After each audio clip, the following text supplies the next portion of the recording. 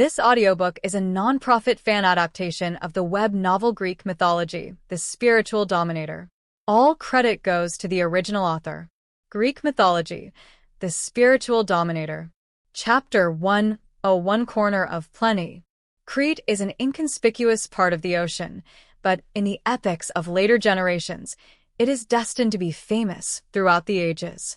The infant Zeus was thrown here. He did not fall to the ground, but was hung among the branches together with his swaddling clothes. This is neither the sky, nor the earth, nor the sea, so the authority of the god-king cannot give his master a warning and let him sense his own bloodline. On this isolated island, young Zeus spent his most vulnerable period. When the baby cries, thunder will sound to cover up his voice. When the baby is hungry, the goat Amoni will feed him his own milk, allowing him to draw the power left by the goddess of wisdom. This small island is protected by the power of Oceanus. Sea monsters cannot get close to it, and birds will avoid it. No one can find Zeus who grew up on the island. In this way, time passes day by day, and decades fly by. Although the power belonging to the god has not yet been fully mastered, Zeus appears to be an adult in appearance. He had shoulder-length hair that shone like gold. With his tall and heroic figure and dark eyes, it is difficult for anyone to describe him as handsome. But on this day, the goat that raised Zeus came to the end of his life. It has wisdom due to the divine power that Métis inadvertently left behind, but it has not been given divinity. Perhaps it was fate that it fell to the ground on the 5th day of Zeus' adult life, facing the end of his life. So before it died, it told Zeus that he was sent here by Oceanus and Theseus, the couple who dominate the ocean. At the same time, it also told Zeus about the importance of wisdom and his views on his previous foolish life after gaining wisdom. Strength can do many things, Zeus, but wisdom can also do it. This is the last thing I can teach you. I am very grateful to the goddess Métis, who made me understand the meaning of life. If possible, please give me peel off the skin and give it as a gift to the goddess. As for my horn, please cut it off and keep it with you. Carry it with you, as if I were still with you. I will, Armani, and I will always remember you. Half kneeling in front of the goat Amoni, Zeus solemnly promised, "Your horn will become my most cherished treasure. It will bring abundance and prosperity to all lives just like you bring milk to me." The goat died, and Zeus peeled off the skin as promised and tied the horns around his waist. He injected the divine power of thunder into the horns and let the raw side come into play. From then on, this horn will be able to continuously produce food. After organizing his things, Zeus glanced at the place where he grew up. Zeus learned about the world and the gods from the stories the goat told him. He knew that he, who was born to be able to control the wind and rain and control the thunder, was also a member of the god clan, but for some unknown reason, he appeared here alone. Amoni told me that I was sent here by Oceanus and his wife.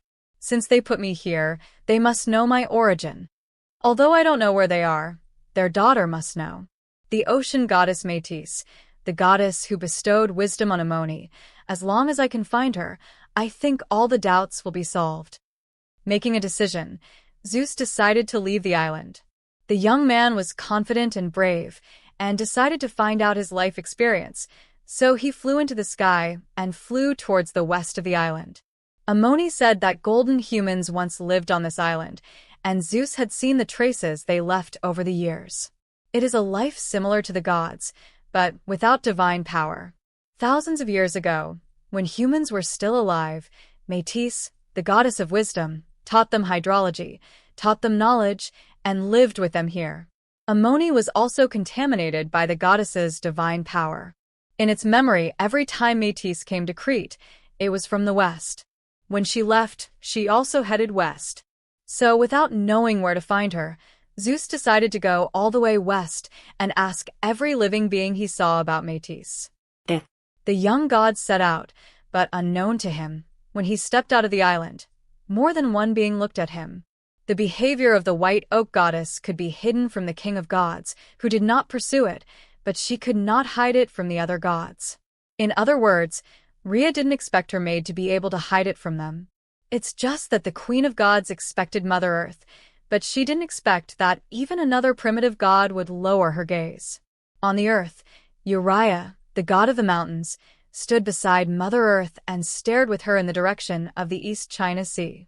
He could already feel the oppression of the god-king getting closer and closer. Although he didn't know when Cronus would take action against him, this did not prevent him from secretly praying that fate would punish him as soon as possible. As for Gaia, she doesn't care about the position of god-king. She just looks forward to a god who can open the abyss. Even in her heart, she actually didn't want to overthrow her youngest son. She just wanted him to suffer more and learn how to respect his mother goddess. In addition, in the underworld, Erebus, the Lord of Darkness who does not care about foreign affairs, also pays attention to Zeus. Although the power Cronus had exploded before was powerful, it was not enough for him to take seriously. But the outbreak of the divine war means that the creatures on the earth will die in large numbers again. He has been looking forward to the silver human soul entering the spiritual world for a long time. In addition to the two primitive gods, the Oceanus couple who were entrusted by Rhea to take care of Zeus also noticed that Zeus had left Crete and were preparing to go to find their daughter. The two Titan gods had different opinions on this, but in the end they both chose to ignore it. They are waiting for Zeus to show his abilities. As long as he can make Cronus fail once with his weak strength, then they are willing to believe that Zeus is the destined new king. At the same time, in the seventh-level spiritual world, Ryan felt the divine power that was increasing every minute and every second after the arrival of the Silver Age. He could not help but follow the fluctuations of fate and looked at the small island in the East Sea of Khaos. There were some differences from what was recorded in the myth, but Ryan was not surprised by this. Many of the records of later generations are contradictory, not to mention that his changes in destiny may also affect some side details. There are some differences, but not much. Sure enough, as long as I don't directly intervene, my current influence on destiny is not enough to shake the fate of the replacement of the God King. But is the direction he is going a coincidence? Knocking lightly on the armrest of the seat, Ryan felt no trace of fate. He raised the angle of view, and when he looked down at the East China Sea, he could clearly find that on Zeus's way to find Métis, there were two other goddesses who would meet him unexpectedly. In the original trajectory, the three generations of god kings all had different relationships with them. But now, the result may not be like this. The gods respected by Zeus, the wise Métis, and the fate of being avoided. That's it. Also, in the myths of later generations, she can actually be regarded as a goddess who symbolizes uncertain destiny. If pure power is not enough to make the god king bend, then Hercules and her can make Zeus look at him differently. If you wait, there must be a reason. Smiling slightly, it was probably a real coincidence. After all, no matter how you looked at it, this encounter probably wouldn't have a good outcome. In the original mythical trajectory, Zeus actually took the long Outyen template. Powerful talent, extraordinary life experience, terrible enemy. Zeus first gained the favor of his wise wife and rescued his brothers and sisters. Then, under the guidance of the ancient gods, he found the blacksmith who cast the artifact and built powerful equipment for himself. Then he relied on his appearance, words, and his power to open up a harem and give birth to a group of children with extraordinary talents. The only time he failed was when he fought against Typhon, but it was only for one day. Soon, Zeus regained his strength and defeated the king of demons who dared to challenge him. In short, in his divine life, victory and success always accompanied him, and it seemed that he rarely encountered failures and setbacks. But for some reason, Ryan always felt that the Zeus of this world might have to change his template. Perhaps being invincible along the way will turn into getting more and more courageous with every setback. Unless he can change his personality, he is likely to suffer a lot. However, the situation is easy to change, and the nature is hard to change.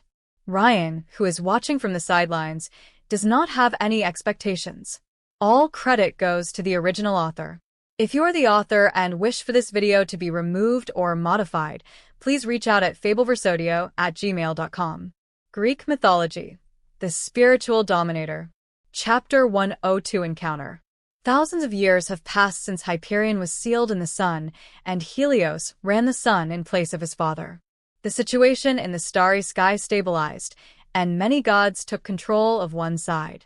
In this vast and empty star field, the situation is not as turbulent as on the Earth. However, unlike other gods who control the starry sky, there is a goddess who has always had no sense of presence, but she has taken some time off. Moon goddess Selene, the eldest daughter of Hyperion and the sister of Helios, was originally the master of many star fields in the lunar orbit and the White Realm, but now she is somewhat idle. Because Thea, the mother goddess of light, who originally lived on the sun with her father, moved to the moon, the star gods of the White Realms naturally obeyed the orders of the Titan Lord. As for Selene, it has been nearly 10,000 years since she was born, but she has yet to gain access to even weak divine powers. She didn't need to worry about the movement of the moon. After all, this celestial body was far inferior to the sun. Even if the priesthood was not suitable, Thea could easily control it. So Selene had free time and often walked between the sky and the sea. She didn't dare to go to the earth. After all, the terrible god king lived there. Over the years, she had also hoped to find a powerful enough god to rely on, but if she thought about it carefully, such a god would probably not fall in love with a moon goddess who wanted nothing. So Selene simply relaxed her mood and enjoyed the different beautiful scenery in different places. Today is like this: the morning light shines on the sea, and there are golden lights. Selene looked up and saw that her brother was driving the sun chariot through the sky, bringing light and hope to all things. Sometimes she couldn't help but wonder, if the concept of the moon had not been taken away by the master of the spiritual world, would she, like her brother, have to build a moon chariot under the command of the god king, and then work conscientiously every night? Fulfill your responsibilities. Maybe it's not so bad now.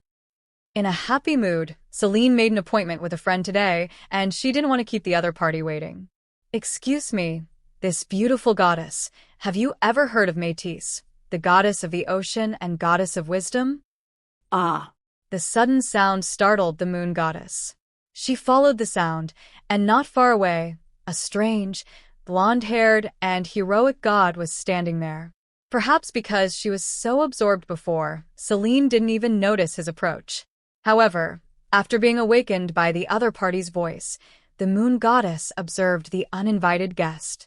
Judging from appearance alone, even among the gods, the appearance of the god in front of him is outstanding. But the other party's divine aura was very weak, no different from his own. And more importantly, the fiery gaze the other party looked at her made Selene feel a little scared. I know that as the daughter of ocean god and the goddess of wisdom famous in the sea, your highness Métis naturally stays with other goddesses. Just to the west, fly 3 more sunrises and sunsets, and when you see an island with rich vegetation, that's where she is. She lives there with her sister, Eurynomé of the Waterweed pasture. You yourself go find it. If there's nothing else, I'm leaving. Frowning slightly, Selene didn't want to stay any longer. The other party is just like himself. Although he is good-looking, he does not have the corresponding strength. But unlike himself, this god doesn't look like a law-abiding type. As for whether the other party is a newly born god, that is even more impossible. Except for the god king, there has been no sign of the birth of a new god in the past 1,000 years. Okay, thank you for your answer. Strange goddess, my name is Zeus. I wonder if I can get your name? Although he was a little disappointed with the alienation of the goddess in front of him, the current Zeus was not the same person who would later sit on the throne. Without the power to do whatever he wanted, he not only did not pester, but asked politely. My name is Selene, not a god of the ocean. Just don't. Wait, what's your name? Suddenly reacting, the moon goddess was in disbelief. The scope of the visions during the birth of a god depends on the strength of the god's own priesthood. As the world becomes larger and larger, there are many unknown births of new gods, but this does not include Zeus. The youngest son of the god king was born with silver snakes all over the sky. There was no way Selene could not remember this name. Somewhat panicked, the moon goddess subconsciously wanted to escape. She didn't know why the son of God, who was supposed to be swallowed by the God King, appeared here, but there was definitely a secret that she didn't know about. The past years have taught her that if you don't have enough strength, don't get involved. With a move of divine power, Selene transformed into a seagull and flew quickly towards the starry sky. But her sudden move obviously aroused Zeus's suspicion. "Ma'am, wait, you seem to know about my existence?" While asking the question, Zeus also transformed into an eagle surrounded by thunder. He flapped his wings and flew high, and soon caught up with the moon goddess. "I don't know, and I don't want to know. Please leave. I am the daughter of Thea, the mother of light. Now I am going back to the stars." Selene flatly refused and tried to use Thea's name to frighten the other party. But what she didn't know was that this made Zeus more determined to stop her. He had heard the name of the Mother of Light from the god Amoni. The powerful Titan Lord God and the God King treat each other with courtesy. If the goddess in front of him is allowed to leave, what will happen next will be out of Zeus's control. So he sped up. Selene tried her best to fly, but she still couldn't escape Zeus' pursuit. Even the original moon priesthood in mythology is not as good as Zeus's thunder, let alone now. Even though Selene's divine power is similar to that of Zeus today, her strength is far inferior. She was trapped on the sea by the giant eagle transformed by Zeus. Whenever she tried to fly high, she would be forced back by the thunder. Fortunately, Zeus didn't intend to hurt her. He just wanted to know what he wanted from the mouth of the goddess in front of him. "I have no intention of hurting you, madam, but I can't let you go. If possible, I would like to hear you tell me about me. Judging from your previous reaction, my life experience seems unusual." Although he had the advantage, Zeus remained cautious. While he was patrolling the surroundings, he was persuading with his words. In this regard, Selene remained silent. She thought of her father, who was trapped in the sun. He was so powerful, but he was locked there by the God King and could not move. But the god in front of him was an existence that the God King could never tolerate. Anyway, he won't die. Even if he catches him, it would be better than being sealed in the moon forever, like his father. So Selene remained silent and confronted Zeus in the sky. Time passed by, and Zeus used all kinds of words, but the moon goddess still didn't respond. Eventually, he got a little impatient. "It seems words can't move you, madam. Then I have to knock you down first and let you leave with me." Although he didn't know why the other party was so stubborn, Zeus didn't plan to wait any longer. On the empty sea, no one knew whether their fight would be noticed by the passing gods. The power of thunder was fully mobilized by Zeus. Although he was not very powerful when he was just born, he was still obscured by dark clouds and lightning within 1,000 miles. Zeus transformed into a human again, holding the silver and purple lightning in his hand. "The clouds are sinking, just like the sky is collapsing here." He looked at the white gull transformed by Selene on the sea and issued an ultimatum. "Ma'am, if you're willing to tell the truth, I'd still appreciate it." But the result still disappointed him. Selene wrapped her wings around her head, shrouding herself with her meager divine power. So Zeus stretched out his hand, and the silver snake in the sky also pressed down. The thunder fell and struck hard at the lonely white gull on the sea. In this blow, Zeus had used all his strength. However, right in front of his eyes, a spherical barrier glowing with 7-color light appeared out of thin air in an instant, blocking out the thunder that crashed down. The next moment, along with a burst of space fluctuations, a red figure slowly emerged. All credit goes to the original author. If you are the author and wish for this video to be removed or modified, please reach out at fableversodio@gmail.com. Greek Mythology, the Spiritual Dominator. Chapter 103, Psychic Witchcraft. "Stop, where are you from? Why are you attacking my friends?" Along with the crisp and somewhat childish voice, an invisible wave swept across the entire place. For a moment, the silver snakes all over the sky seemed a little languid. Zeus tensed up and looked intently. It was a red-haired girl about 15 or 16 years old. In her body, Zeus did not feel the strong fluctuations of divine power, but seeing that she could easily block his attack and weaken the power of his thunder in some way, it can be seen that she is by no means a simple existence. But Zeus wasn't about to give up. Who knows what the secret is about his identity, and whether he will get into big trouble.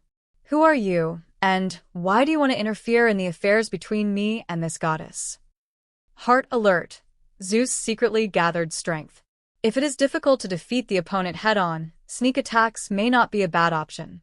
As long as he can achieve his goal, he doesn't care what method he uses. Unfortunately, Zeus didn't know that his method might be useful in front of other gods, but it had no effect on the enemy in front of him.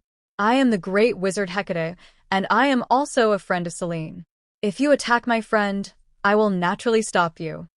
Lifted in the air by the wind, Hecate watched Zeus' futile efforts. When Selene missed her appointment before, she thought she had something to do and couldn't come. But what she didn't expect was that she was actually being attacked by a strange god. And the other party still has no idea of stopping. Under her extraordinary mental perception, Zeus's poor concealment skills were meaningless. Hecate could see at a glance that the other party was gathering strength. It's you. Aren't you going to give up now? In that case, I will teach you a lesson first. Shurban once taught her, strike first to gain advantage, strike later and suffer disaster. Since the other party is dishonest, she should conquer him first. Boom. Just as he was about to take action, Hecate was taught a lesson. She obviously didn't learn the essence from Shurban. After all, if you really want to strike first, you won't have to say a few words to the other party. Opposite her, Zeus had already taken action decisively when he saw that he was about to be discovered. With an explosion, thunder and lightning passed directly through Hecate's position. But to his surprise, his attack just passed through without any feeling of hitting the target. Oh, you ignorant barbarians, do you gods only know how to go straight? With a mocking smile, Hecate's true form slowly emerged on the left side. Gods who only know how to sense divine power are like this. A small illusion makes them unable to distinguish between true and false. He stretched out his hand unhurriedly, and opposite Hecate, Zeus instantly felt a sense of crisis. Mind blast. In the past years of traveling on the sea, Hecate had never fought with gods. She found that with her current level of magic power, it was difficult to compare with the power of the true god who held power. The baptism of simple contact with the law is not enough to completely sublimate the magic power, but she doesn't know how to complete the second half of the step. Simply, Hecate gave up using elements and magic to harm the gods. Compared with gods, her powerful spiritual power is her real advantage, and her essence is the same as that of gods, and there is no spiritual quality gap. On this basis, she created a large number of spiritual witchcraft with the help of stone tablets. This ethereal and direct spiritual power has been tried and tested by the gods. Well, with a muffled groan, he turned into thunder and lightning and left the place in an instant, but Zeus was still hit hard the next moment. Obviously, he didn't feel any power approaching him, but he felt as if he was hit on the head with a giant hammer, which directly shook the young god to pieces. Chaos mind. He raised his fingers lightly and used another witchcraft. Zeus, who had not yet recovered, felt that the world around him seemed to be in chaos, upside down, left and right out of position, and he could no longer determine his direction. Damn it, do you think this little trick can do anything to me? Feeling a little angry under the repeated blows, the fledgling new god encountered his first setback in his life as a god. But Zeus is obviously not the kind of person who will shrink from this, which will only further stimulate his will to fight. So he released all his power and returned to Thunder's true form. Boom! The silver light exploded, and Zeus no longer maintained his human form. He integrated himself into the thunder and lightning in the sky, which was the authority given to him by the priesthood.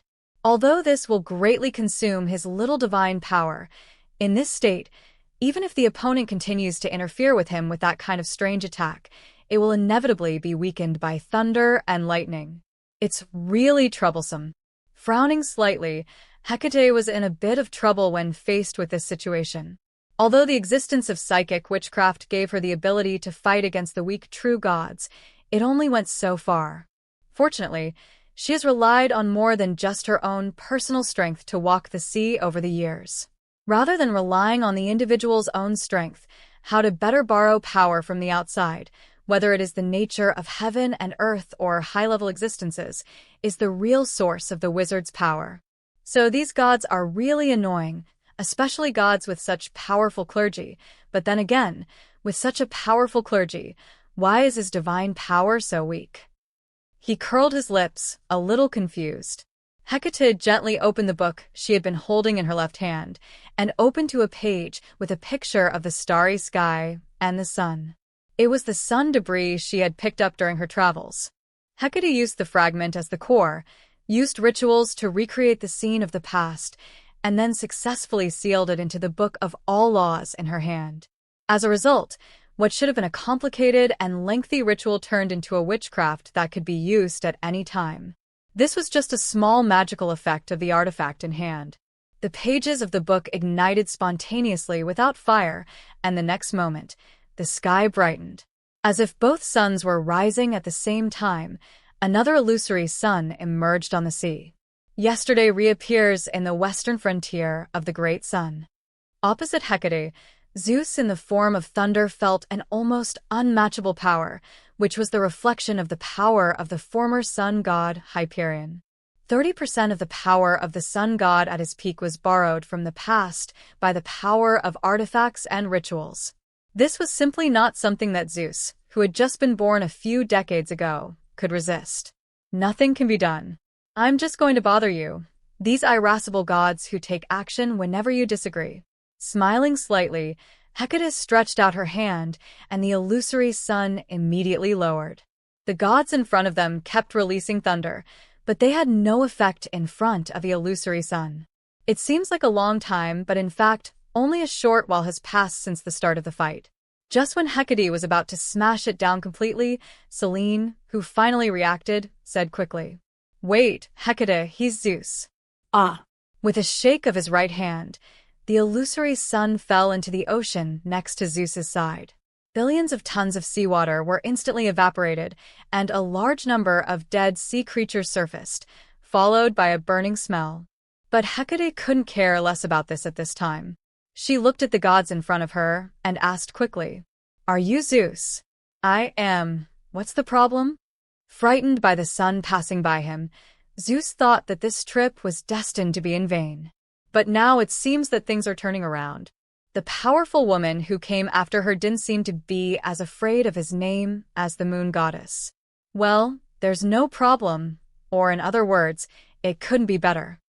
With a strange smile, Hecate looked at Zeus and said slowly, "I've long disliked a certain guy.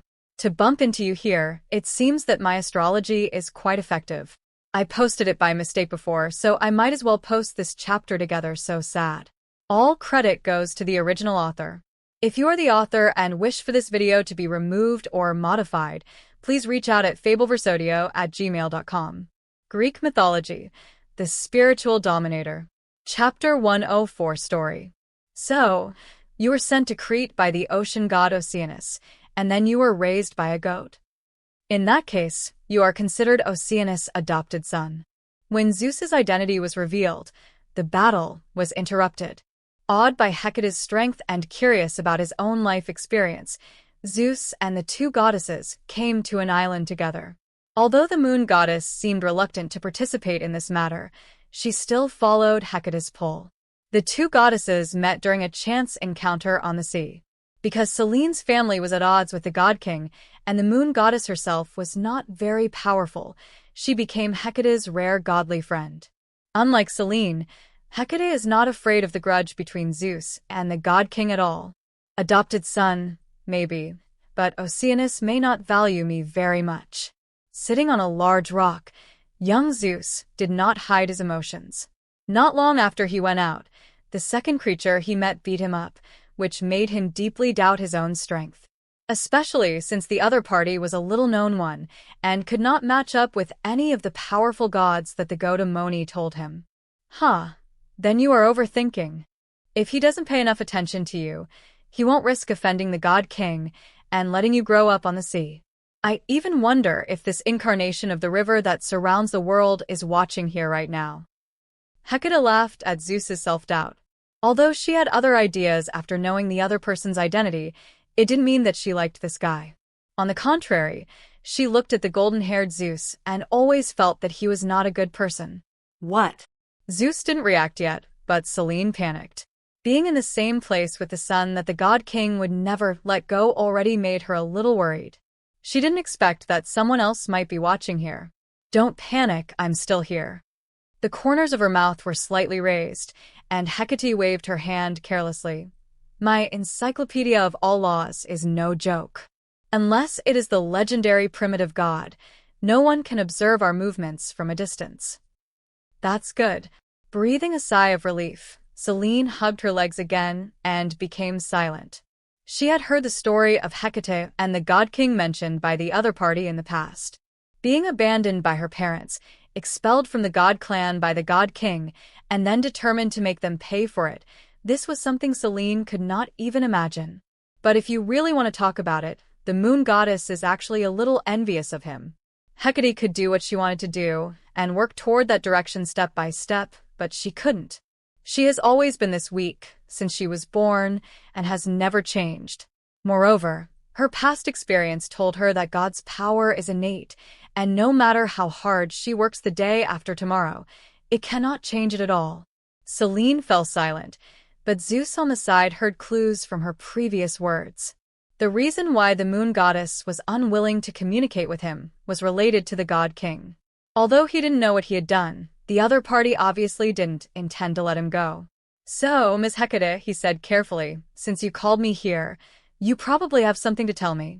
I thought maybe we could talk, for example, about my life experience. With a beautiful eyebrow raised, Hecate took Selene's hand to calm the little sister's emotions and looked at Zeus with an inquiring look in her eyes. She wanted to know whether there was any difference between the other party and his father in certain things. Zeus, right?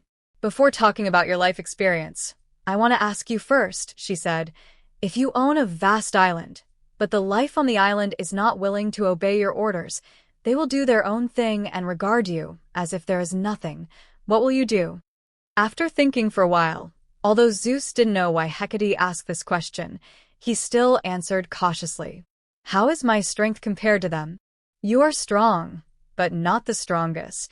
Then I will try to increase my strength first, using every conceivable method. Zeus replied. Then what?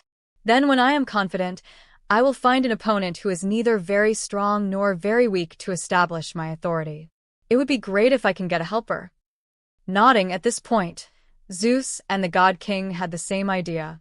It's just that the God King is even more unlucky. The helper he brought in left halfway. Then what will you do after you have worked hard to defeat this opponent and become stronger? Then I will naturally take back control of the island, Zeus said matter-of-factly. You also said that this is my island. Yes, Hecate said with a smile. Then if you successfully subdue the vast majority of dissenting beings, but at this time, a few weak new beings are born. As long as they grow up, they will definitely replace you. What will you do? Replace me? Somewhat puzzled, Zeus asked. Why must they be able to replace me? Who stipulated this? Of course, Hecate nodded. Just treat it as someone stipulating it, and it's still the kind of existence that you can't resist. If that's the case, I will take action in advance so that they have no chance to replace me. Of course, it would be great if the existence that stipulates all this can be solved. There was a thoughtful look on his face, but Zeus still answered. It's a reasonable idea. Somewhat non-committal, Hecate smiled and said. But I don't know if it will work. After all, ideas are just ideas. When they are implemented, there will be many surprises. For example, you don't know what happened, and those weak lives accidentally escaped your control. But you said, Zeus retorted, I am strong, but they are weak. Yes, but that doesn't affect the final result. Why? Zeus had a hard time understanding this. I also want to know why. Why don't you tell me why you, who should be in the God King's belly, suddenly appeared on the distant sea? Hecate laughed happily and looked at Zeus's changing expression. Hecate found it very interesting. It seems that you have understood what I mean, Zeus. You are the son of the God King, and you are also the person who he regards as a threat and who may overthrow his throne. So now you tell me, facing such a powerful person, the person who controls the entire island, what are you going to do? Should I surrender and wait for death and face eternal prison, or should I rise up and try to give myself a chance? I don't care what you choose, but since the God King once made me very unhappy, if you choose the latter, I can provide you with a little help. All credit goes to the original author. If you are the author and wish for this video to be removed or modified, please reach out at fableversodio@gmail.com. Greek Mythology, the Spiritual Dominator. Chapter 1. 5 Eurynomy. Hecate. Can he really succeed? In the early morning of the next day, Selene was a little unsure as she looked at Zeus's back walking away to the southwest. How could I know? Sitting on a tree branch and swinging on a swing, Hecate said casually, "If he succeeds, he will teach the God King a lesson for me. If he fails to succeed, it has nothing to do with me. I am not the being who is prophesied to overthrow the God King. If I am unlucky, it will be his unlucky one. The worst I can do is stay away from him and not run to the land. Anyway, depending on the situation, the God King won't be able to do anything against the ocean god system for a while." I thought Hecate was determined to confront the God King head-on, and Selene was about to persuade her. But I didn't expect that she just did it casually and had no intention of being overly involved. But this kind of thing can be decided casually. Selene really admires the other party's courage. She thought Hecate had thought it through carefully. There's nothing surprising. He's going to find Métis anyway. I don't like that woman. She looks approachable, but in fact she doesn't look down on anyone in her heart. Let him go on his own and see what advice the wise Métis can give him. Anyway, the ocean god department should be on his side, so there won't be any accidents. He sat on the branch and swayed, then jumped down from the highest point. Hecate dropped to the ground and dusted off the non-existent dust. "Let's go," she greeted. "Let's go see the west together." My previous horoscope results told me that if I go west, I can meet a little surprise. I thought it was Zeus before, but now that I think about it, it probably isn't him. The horoscopes I performed casually should not be able to predict the fate of the God King. On the other side of the sea, after leaving Hecate, Zeus flew straight to the southwest. Before, the two goddesses didn't actually give him any advice. They just told Zeus about the prophecy, the curse, and the story of the God King Tunzi. These things are widely circulated in Khaos, but few gods dare to say it openly, but Hecate does not shy away from it. At the end, Hecate told Zeus that she was a wizard who is good at witchcraft, but did not understand conspiracy. If he doesn't want to live in the shadow of the God King forever, he needs to find a suitable person to advise him and defeat the strong with the weak. On the sea, Wisdom Métis is undoubtedly recognized as the most wise goddess. Everything seems to have been arranged. Even if this chance encounter hadn't happened, I would have gone to find the goddess of wisdom because of the last words of the Godamoni before she died. Perhaps, like she said, Oceanus has been paying attention to me. He was just testing my abilities. He said this, but he didn't know if it was due to nature, but Zeus didn't like this kind of test. But the reality forced him to accept it. After all, relying on his own abilities alone, he simply couldn't figure out how to deal with his almost unmatched father, the God King who sat high on Odil's mountain. I hope the rumors are true. Métis is indeed very smart, and she is willing to help me. After flying for 2 more days, Zeus arrived at a small island at sunset. Selene probably underestimated the speed of his flight. In short, it didn't take as long as she said, and Zeus found this island with lush plants. Looking around, it is different from other places. The island in front of you is full of flowers of various colors, green grass and green shade, and many kinds of land animals live on it. These were things that Zeus had never seen before, and even the goat Amoni had not told him. After all, even a wise goat cannot cross the ocean. It knows nothing about the silver beings created by the Earth Mother and the god of speech. Seeing this scene, Zeus couldn't help but look forward to it even more. A goddess who lives in such a beautiful place is naturally beautiful, and she should have a very good personality. Although goddesses like Hecate were also very beautiful, every time Zeus recalled the illusory sun that passed by him, he had no idea at all. Who are you, and what are you doing here? While Zeus was immersed in his thoughts, a soft female voice came from the sparse trees on the island. Looking at the reputation, she was a beautiful goddess with smooth black hair and a slender figure.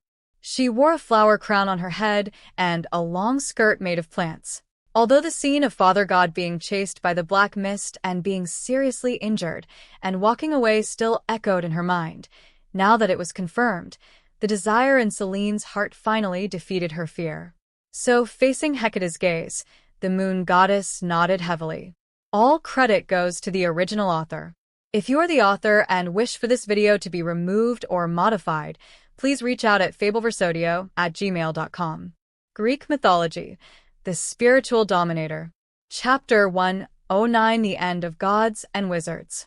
The little surprise predicted by astrology was obtained. Selene finally made a decision, and Hecate was in a good mood. She cooked the strange sea monster casually, extracted its flesh and blood essence, and then took the moon goddess to an island not far away. There, she cooked a dinner for the two of them, along with drinks prepared from various plant fruits. Although Hecate had learned how to make wine, and she admitted that many fruit wines tasted good, she still didn't like drinking them.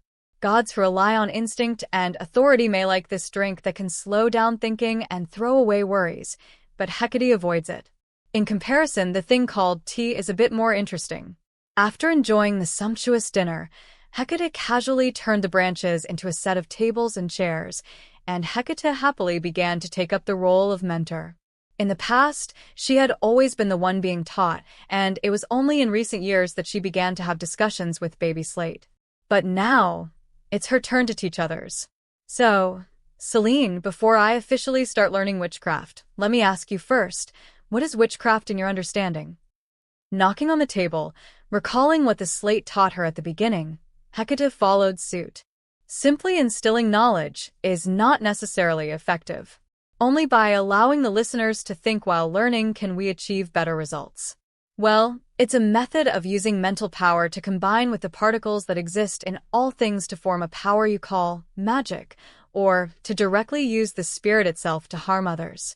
After thinking for a while, Selene said hesitantly, "Divine vision can directly observe the flow of elements, but the moon goddess knows that witchcraft should not be that simple. She can also use her divine power to directly drive the elemental particles scattered throughout the space. But Hecate can use a method called witchcraft to make them release more powerful power.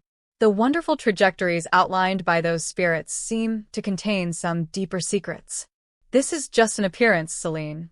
Using the spirit to influence the elements is the simplest and crudest way. As long as the spirit is strong enough, without learning any witchcraft or mastering the method of refining magic power, you can also influence the elements for your own use. Just like directly exerting divine power and using authority, the gods amplify their power thousands of times through the laws of the world. Therefore, whether or not they have authority is the key to distinguishing true gods from regional gods. The same is true for witchcraft. With a rare look of seriousness on her face, Hecate finally concluded. The essence of witchcraft is to borrow power from mysterious sources, to borrow power from great beings, to borrow power from the past and the future, and of course, the simplest thing is to borrow power from the world itself. By understanding the rules of how the world works, imitating and learning, and then making the world's rules think that you are a part of it, it will naturally give you feedback. It allows you to use one point of force to leverage thousands of times of feedback. And unlike those beings with autonomous consciousness, the world itself will never reject you as long as you comply with the rules. It suddenly dawned on her that although Selene heard it was witchcraft, she was comparing it with her own divine power. Although his moon priesthood is weak, it is also part of the laws of the world. Before, she only knew that under the influence of the priesthood, the effect of divine power would become stronger and come with different characteristics. She didn't know why, and neither did most of the gods, but they didn't care. Just like mortals don't know why exercise makes them stronger, they don't understand the inherent logic of this behavior, but that doesn't stop them from taking advantage of it. I see. Witchcraft or priesthood, it's actually about how close you are to the source. The closer you are to the rules themselves, the more powerful the impact a bit of energy can have on the world. Somewhat excited, Celine felt for the first time that the secrets of the world were revealed before her eyes. Yes, even this is the direction for the promotion of gods. Nodding slightly, Hecate remembered what the tablet had once told her. Even the gods only use their authority to control the rules, rather than becoming the rules themselves. Only the great divine power in legends can be directly integrated with the power behind authority and the origin of all things. This is also the reason why they are powerful, because they themselves are part of the root. However, a normal spirit and will cannot maintain the integrity of one's personality while maintaining this fusion. Therefore, even the primitive gods, when they appear in personified form, can no longer fully demonstrate their power. In Slate's speculation, creating something out of nothing is a higher realm that is changing from the rules themselves to the definers of the rules. This is something that the world of Khaos itself can do. Just like the original chaos is nothing, the existence of the world is due to the hazy instinct of the world, which defines concepts such as earth, darkness, and abyss. The spirit, or the ultimate of all power, is to become identical with the world, to be the source of all things, the first one, rearranging all things by its own will. The practice of wizards is to imitate the gods first, so that they can control the rules and finally return to the same path. According to Sherban, this is called, there are thousands of avenues, but different paths lead to the same destination. But how to make wizards become like gods and have the ability to control the rules, this is something Sherban doesn't know. It can only guide Hecate to become a god by weaving magic webs, but it cannot let her do this in other ways than being a god. Regarding this, it hopes that future generations of humans can complete this step with wisdom. Although the red-haired witch didn't think humans had this ability, since Slate said it, she tentatively agreed. After talking about witchcraft, it's time to get to the most fundamental power of a wizard, meditation and magic. Her thoughts lasted only a moment before Hecate came back to her senses and continued to explain to her friend. Do you know the source of magic? A mix of spirits and elements? This time she answered quickly. After all, she had seen Hecate refining magic power more than once. Although it was her first time to come into contact with witchcraft, the weak moon goddess became more and more interested in it. These contents related to gods and the nature of the world cannot directly give her power, but it seems to open a door for her.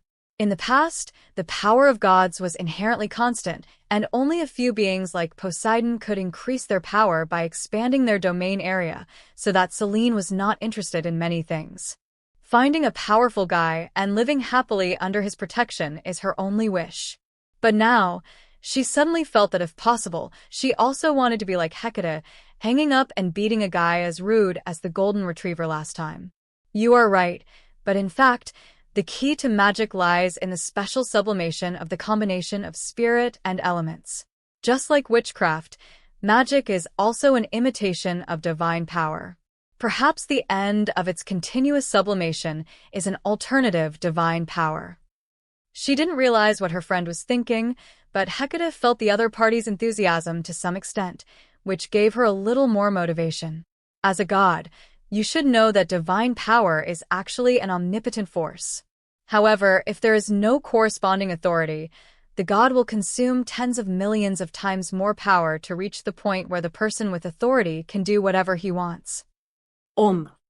Nodding, Celine knew that divine power was indeed like this. Just like in the myths of later generations, many gods can make mortals age or rejuvenate, give dead objects living characteristics, or turn people into other monsters. This all reflects that divine power itself is actually omnipotent. It's just that this omnipotence is based on ignoring losses. Aphrodite, the love and beauty, can use her divine power to turn a sculpture into a living person, but she does not have the authority to live. She can only do a few more at most, which is the limit of what she can do at one time. Many gods can make a city, have a good harvest, or a drought. But to stop all plants in the world from growing, that is the power that only Demeter can exercise, and even Zeus cannot stop her. If he wanted to rejuvenate the earth, he could only negotiate a compromise with his sister, who was in charge of harvest and growth, but could not forcibly terminate her will. I understand, those particles that you call elements that are scattered among all things, each of them has its own characteristics. But the magic power you use to supplement it by mixing it with the spirit can show different properties. If you want it to burn, it will show the fire side. If you want to make water flow, it will show the water side. This is a kind of omnipotence in the elemental realm. Shocked again by the magic of witchcraft, the moon goddess's eyes sparkled. Yes. Use magic to imitate divine power, and witchcraft to imitate priesthood. The original witchcraft was an imitation of the innate sanctity. Unfortunately, it can only go so far. What can be imitated cannot be compared with the source. Divine power comes from authority, but magic comes from oneself. How can the power of an individual compare with the laws of the world? Shaking her head, Hecate said, "Okay, let's not talk about this anymore. The next step is meditation, which is also the most useful part at the moment. After all, without the help of the complete book of 10,000 methods, my most powerful method is also the mind. Witchcraft. As a god with authority, you don't actually need to use the celestial bodies in the spiritual world as the source of meditation like me. On the contrary, mortals can actually use you as the object to create a Selene meditation method or something, huh?" He smiled, but Hecate turned around and said incomprehensively, "But your moon seems a bit strange, and its presence in the mysterious realm is surprisingly weak. If it is the same as the sun, you only need to meditate on your own divine symbol. That's it." After a moment of silence, Selene knew the reason. It was a promise made by her father and the god king. One of them was generous to others, and the other did not expect that the moon would become his daughter, which ultimately led to today's result. Due to a certain psychology, few gods mention this matter, so it was normal for Hecate, who was not very friendly with other gods, not to know. But after so many years, Selene is actually a little lucky now. If she is a moon goddess with medium power, then she is probably either like her brother, riding a silver chariot to work for the god king, or like her father, being sealed in the moon and unable to come out. Then she would have no chance to travel the world, let alone make a good friend like Hecate. Okay, let's not talk about this anymore. As the moon goddess, although the moon in the spiritual world is not under your control, it will definitely be very close to you. Looking at her silent best friend, Hecate thought the other person was secretly sad, so she quickly changed the topic. Take out a special incense from the small bag, light it with fire, and a special aroma comes from it. Mixing acacia gum and sandalwood in equal proportions can help relax your consciousness during meditation. This is also a very useful knowledge point for novices. Let me take you to see July in the spiritual world first. This is also one of the largest sources of spirituality in the world. As for the rest, I will tell you later. After thinking about it, I feel that there is a lot to be written about Zeus, but it is inevitable that the priority will not be prioritized. If I don't write it, I don't know if many people will understand it. However, since Zeus is most famous after he became the god king, the growth story should not have much presence, so I will skip a few flashy chapters. Moreover, there are a lot of bugs and timeline conflicts in the mythology about the Titan War. For example, in some versions, he was fighting while still having time to give birth to a child, causing family conflicts. It is not known whether the war was violent or not. Therefore, in order to be reasonable, many events have to be carried out a little later. For example, a bunch of sons of Zeus will be regenerated after they are hammered by the protagonist. All credit goes to the original author. If you're the author and wish for this video to be removed or modified, please reach out at fableversodio@gmail.com. Greek Mythology, the Spiritual Dominator. Chapter 110 Request. In the special area supported by the Encyclopedia of All Laws, smelling the aroma of incense, Selene quickly fell into meditation. There was no thrill as expected. No figure in black suddenly appeared to lock her up, Selene's first trip to the spirit world in her divine life was so ordinary. Under the leadership of his good friend, the spirit body of the moon goddess observed the crescent moon in the first spiritual world. And like Hecate, Selene, who is essentially a god, has potential far beyond that of mortal beings. Almost as soon as she truly mastered the meditation method, a moon phase was engraved on her spiritual body. Even unlike Hecate, as the moon goddess, Selene vaguely felt a sense of completion. Her intuition told her that if she could completely engrave the 7 phases of the moon on her spiritual body, she would follow some mysterious connection and resonate with the 7 phases of the moon in the spiritual world. As for the consequences of this resonance, she didn't know. Look, Hecate, I did it. Turning in a circle in the open space, the water flow turned into ribbons flying in the air, wrapping around the arms and waist of the moon goddess. This is the first time Selene has used means other than divine power to influence nature. Although her power is still very weak, she can see the direction of progress. Humming slightly in understanding, Hecate remembered that she was even happier than she was when she cast the spell for the first time. After all, the other party still had divine power to use before, but he didn't. No, strictly speaking, it's almost none, but actually there is still a little bit. This is just a small application. I'll give it to you later, Dash. He was preparing to set off a small tsunami to show his little sisters. But suddenly, Hecate looked to the southeast, with a smile on her lips. That's so fast. Are you here now? Slate, how do you know that Golden Retriever can handle Métis? It was somewhat surprising that although Hecate did not like the famous goddess of wisdom, she still recognized her intelligence. Unexpectedly, it only took a few months for Zeus to defeat the other party and then come to the door. Maybe it's because Zeus is better at dealing with goddesses. This is probably his talent. But you have to be careful. Be careful not to be deceived by his sweet words. Pouting her lips, Hecate didn't think the other party could deceive her. But my little sister really needs to be more vigilant. After all, she was still aware of the other person's previous dream of being a god. Who knows if Selene will have other ideas after Zeus gradually possesses the power equivalent to the priesthood. Although it now seems that the other party has found a new goal in witchcraft, Hecate cannot guarantee that the other party has really given up on the previous idea. Is someone coming? On the side, the moon goddess noticed the change in her friend's demeanor and couldn't help but ask. Well, it's the Golden Retriever who bullied you last time. Judging from his appearance, he probably found someone to find him successfully. Métis gave him some ideas, and now he's found me again. Nodding slightly, a black spot appeared on the horizon in the direction Hecate looked at. Seeing this, Selene stopped practicing the simple witchcraft she had just learned, and hurried to Hecate's side. I have to say that Zeus really left a bad impression on her the last time they met. While waiting quietly, after a while, Zeus, who came from afar, rode thunder and landed in front of the two of them. We meet again, you two. Beautiful moon goddess, I apologize to you again for my recklessness last time. Seemingly not noticing where Selene was standing vaguely hiding behind Hecate, Zeus greeted politely. After all, this position is meaningless. No matter how gentle the moon goddess looks, she is still a bit taller than the red-haired witch. Well, we met the Golden Retriever again, but what are you doing here? Hecate asked knowingly, raising her small chin slightly. I have told you the things that are related to you. Now, it seems that you have probably found your own helper. Is there anything else? It seems that wisdom is not always useful.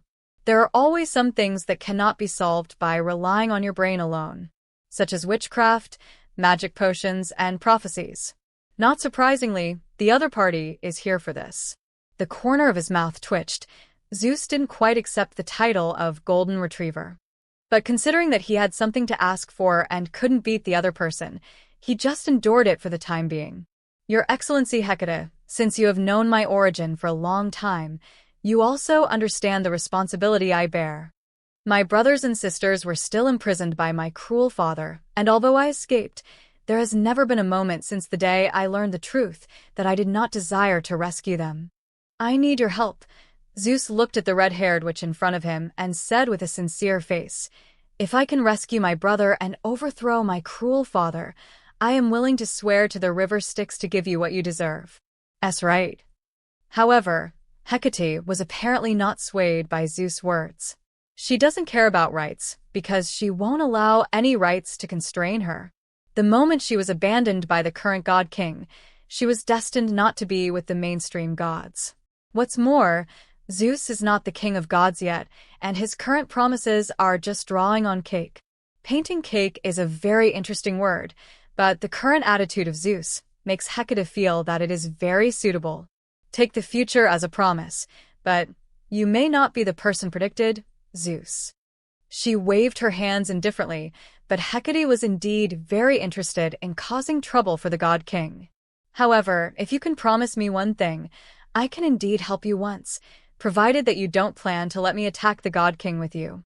Although Hecate felt that Métis would not come up with such a ridiculous method, she still made a statement in advance. After all, she just planned to beat the drum and make that annoying god king suffer. It didn't mean that she wanted to face him directly for this. Her strength was still too weak. Even though the Encyclopedia of 10,000 Methods had various magical functions, it was still not enough for her to survive a few moves in front of that king. Of course, I'm not that arrogant. My father's power is well known to all the gods. Shaking his head, Zeus asked, I don't know. What is your request? I want the moon in the sky. From now on, she belongs to me and has nothing to do with you. I want you to swear an oath to the river Styx and the spirit world. No matter what the reason is, you will not take back your promise to me. Somewhat stunned, Zeus glanced at the moon goddess hiding beside Hecate. There is no doubt that Hecate doesn't care about a weak celestial body. She just asks for this right for her friends. So, under the gaze of the two goddesses, Zeus solemnly promised, No problem, Miss Hecate. If I can defeat my father and become the new master of the earth and sky, then the moon in the night sky and the realm around it will belong to you from now on. All credit goes to the original author. If you are the author and wish for this video to be removed or modified, please reach out at fableversodio@gmail.com. Greek Mythology, the Spiritual Dominator. Chapter 111 Preparation. Spiritual World, 4th Level. Chaos and order overlapped, and the boundaries between life and death were blurred. Only 3 light cocoons emitted shimmering light around them, stabilizing their surrounding environment. This is the embryo formed by the blood of Themis mixed with the power of the spiritual world, symbolizing the gods of spring, summer, and autumn, respectively. In this special environment, they absorb the power of the interface and grow slowly and steadily. In front of them, Ryan closed his eyes slightly, feeling the mysteries of the birth of the gods. Sure enough, it still doesn't work. Their immortal nature belonging to the gods seems to appear out of thin air. I can't understand the principle of their birth at all. I don't know how long it took before Ryan opened his eyes. A failed attempt, but completely expected. If he could really see something, that would be something to be wary of. Maybe he can wait until he has fully entered the realm of great divine power before he can try to analyze the mysteries. However, Ryan did not give birth to the 3 gods for the purpose of decrypting the secrets, but for other purposes. Of course, fulfilling his previous promise and preventing Zeus from harming his aunt was somewhat part of the purpose. But if Themis had chosen to refuse before, he would still find other ways to use the 4th spiritual world as the placenta to give birth to new gods at the turn of the era. It's just that in comparison, the other gods are far less desirable than spring, summer, and autumn. The gods of chaos are really interesting. If they are unprepared, wine can make them drunk, and potions can make the god king spit out his own children. No wonder there will always be mortals in later generations who try to fool the gods. After all, people will be afraid of objects that are completely out of reach, have faith, and accept the gap between the two parties. But they can easily have other thoughts about existences that are similar to themselves. Distance creates beauty. When God and man stand together, God ceases to be God. Ryan sighed softly, but had to admit that perhaps only such a person could create all kinds of incredible miracles. Existences like golden humans are certainly beautiful, but they are like precious calligraphy and paintings, which are of great ornamental value, but have no practical significance. On the other hand, the only human being left on the earth may have been infected by the aura of the spirit world. Ryan discovered that the soul of the guy named Cohen showed signs of self-replenishment. Although it is very slow, and even if he completes it, he will not move from good to evil. But there are more possibilities for changes, but after all, this is a change worth observing. The most important thing is that with the soul complete, the other party finally has the ability to create new things. On his body, traces of energy originating from the flesh and blood infected by divine power began to flow unconsciously. The soul is the foundation of the spirit. Meditation is to tap into the soul's potential while subtly strengthening the soul with the help of high-level influence. And his energy seems to be another kind of existence that has evolved based on flesh and blood. But it's still very primitive and rough. Compared with meditation, which can strengthen the soul, how to strengthen the essence of the body is also a problem. Let's check again after a while. The changes should not be obvious in a short period of time. Shaking his head slightly, Ryan turned to look at the outside world. The world is getting bigger and bigger, both on Earth and in the underworld. But except for the domain of the original God, there is still nothing that can block his vision. He just stood here, across the gap of time and space, watching a series of changes in the sea. Under Hecate's deliberate instruction, Zeus went to various sea areas to collect precious medicinal materials. Many of them grow in dangerous places. They are plants created by Mother Earth in the First Age. In the process, the young god suffered a lot, but he also honed his skills. Except for the shortcomings in his divine power, he has gradually become a qualified god of thunder. And during the adventure, the relationship between him and the two ocean goddesses became closer and closer. With their introduction, many gods from the oceanic god system knew about the existence of Zeus.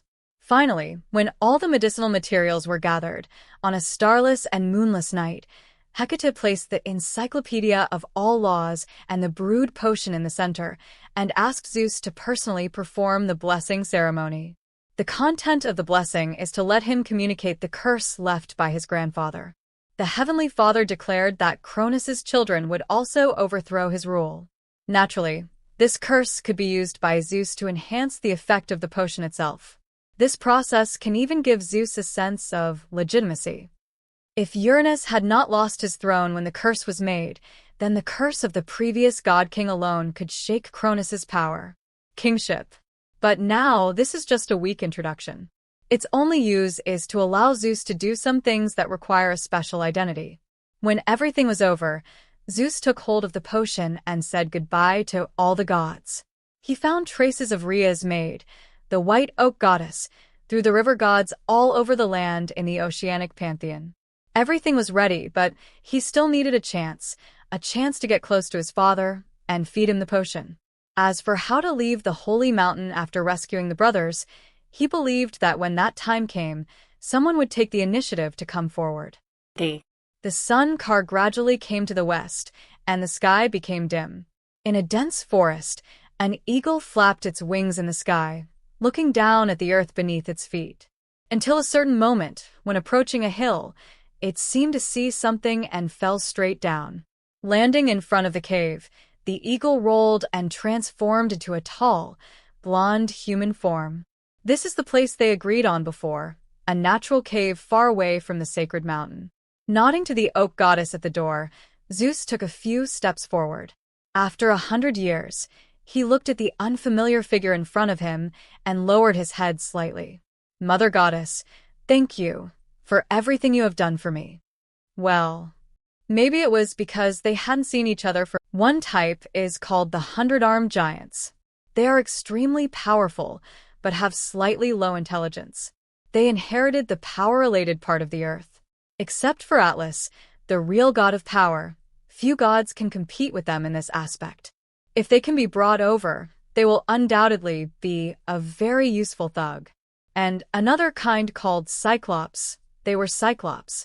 Compared with their monster brothers, they look more like gods and have wisdom similar to gods. What they inherited from Mother Earth were abilities related to artifacts. An artifact is another thing that can increase one's power in a short period of time.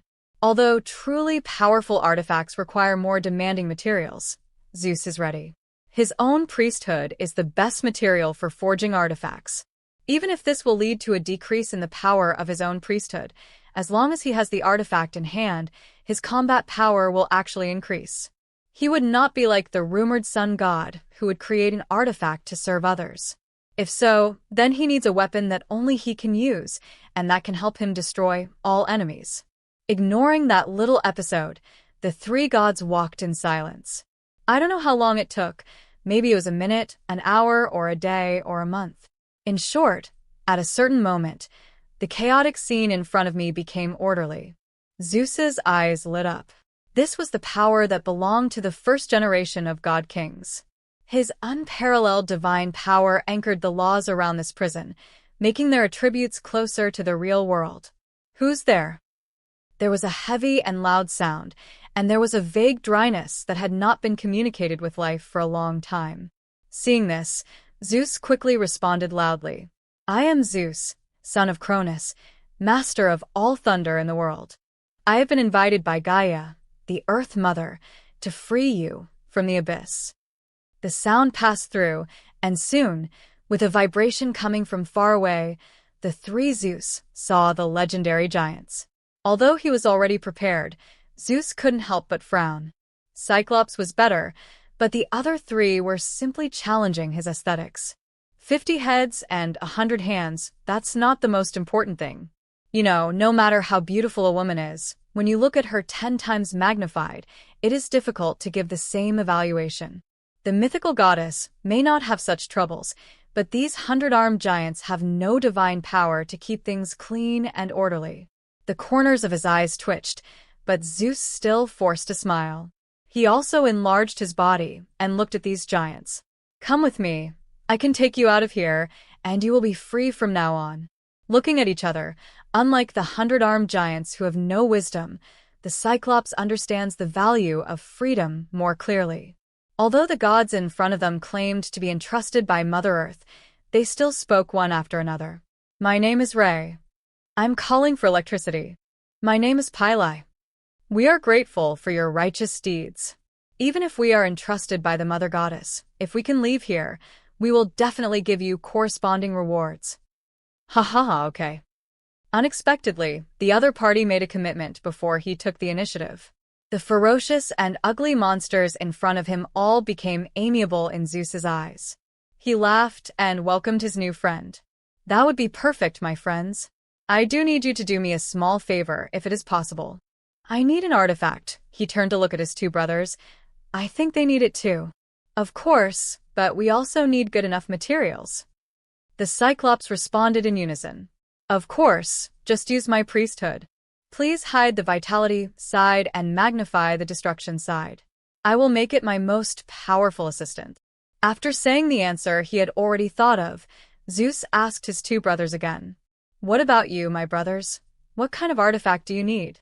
They did not expect that there would be additional gains from this trip, and Hades and Poseidon were inevitably a little surprised. But if the condition for casting the artifact is their own priesthood, that makes them hesitate. Just use my tsunami priesthood as raw material. After hesitating, Poseidon finally made the decision. Erase the mild part and enlarge the areas related to the ocean. One day, I want it to become a treasure that rules the sea. After taking a deep look at Poseidon, Zeus turned to look at his eldest brother.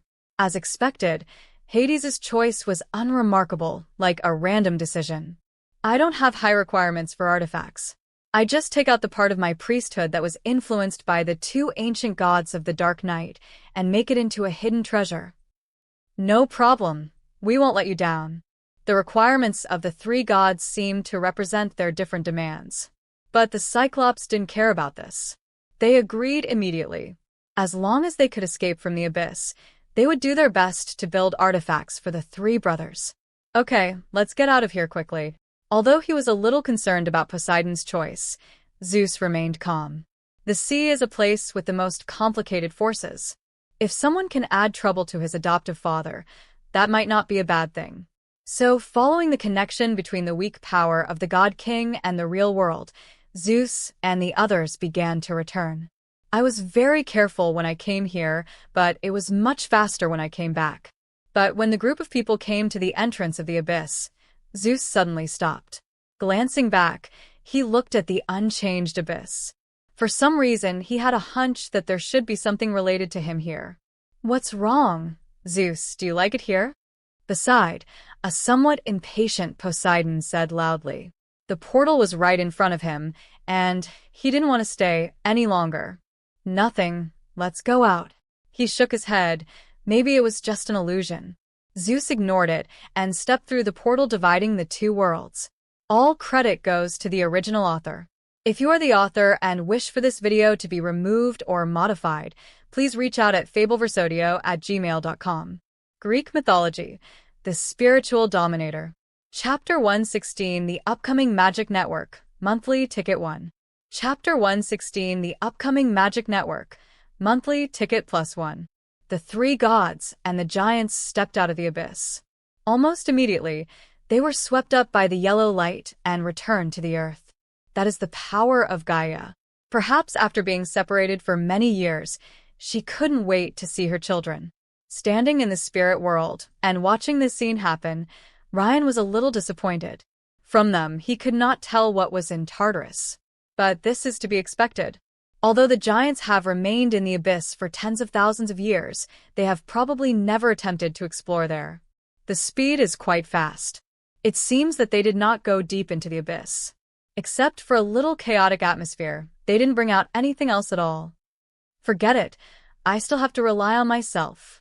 Shaking his head slightly, as the realm of the original god, the abyss is like the land of eternal night and the realm of lightlessness, which isolates the intrusion of the power of the spiritual world. So even though he saw the three gods entering and exiting before and after, Ryan still knew nothing about what was inside Tartarus. However, with the memories of later generations as reference, he could probably guess the process. It was nothing more than recruiting 3 thugs and bringing 3 weapons. Especially looking at the 3 auras that stirred up the wind and clouds shortly after leaving the abyss, there is no doubt that they are the 3 legendary artifacts of later generations: the Thunder Arrow, also known as Lightning, and the 3 crosses of the Sea Emperor that can calm the sea waves and shake the earth. Halberd and the insignificant Pluto Invisibility Helmet were successively born in the hands of the Cyclops.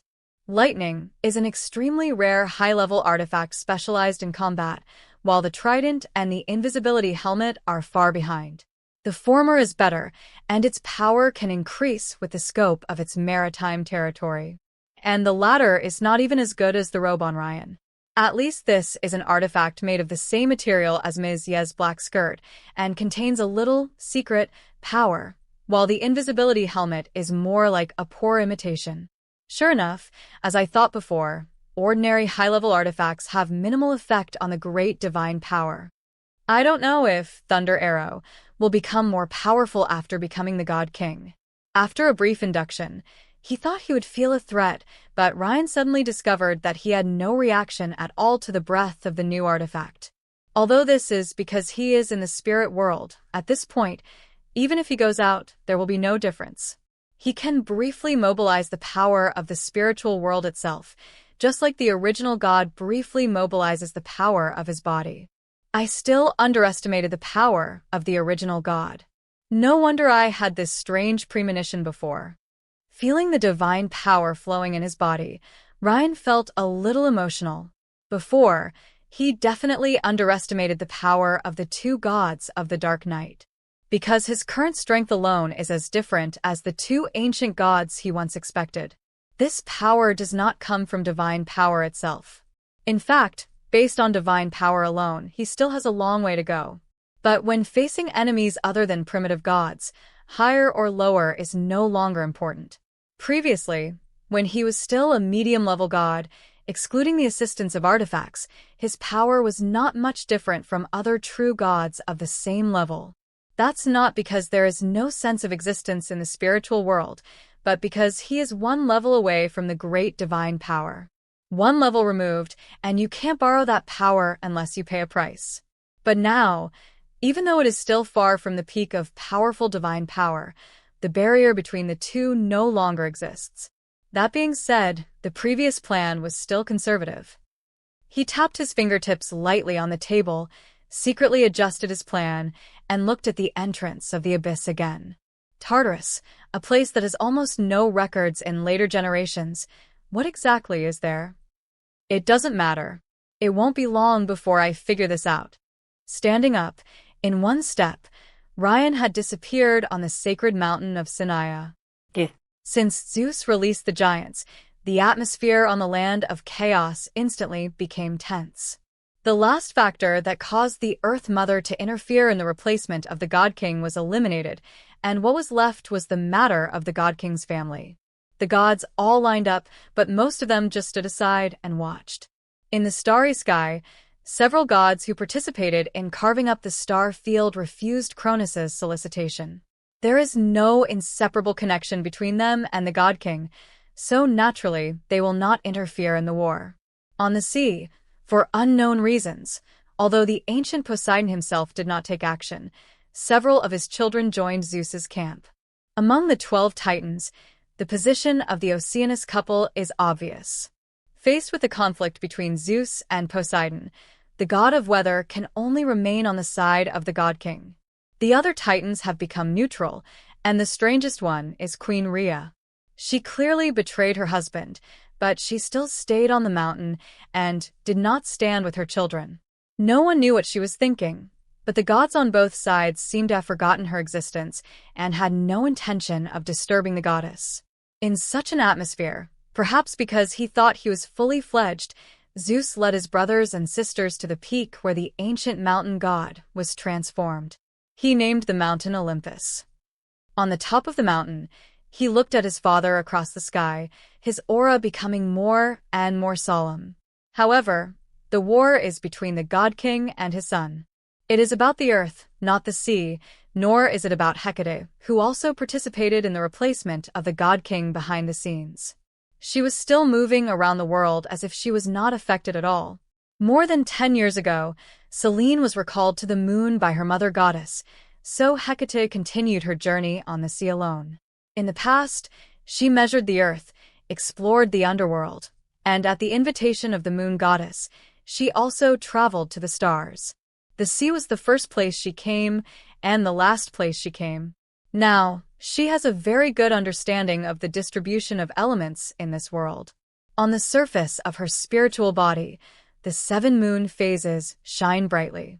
In her body, a small magic net used for experiments has also been formed.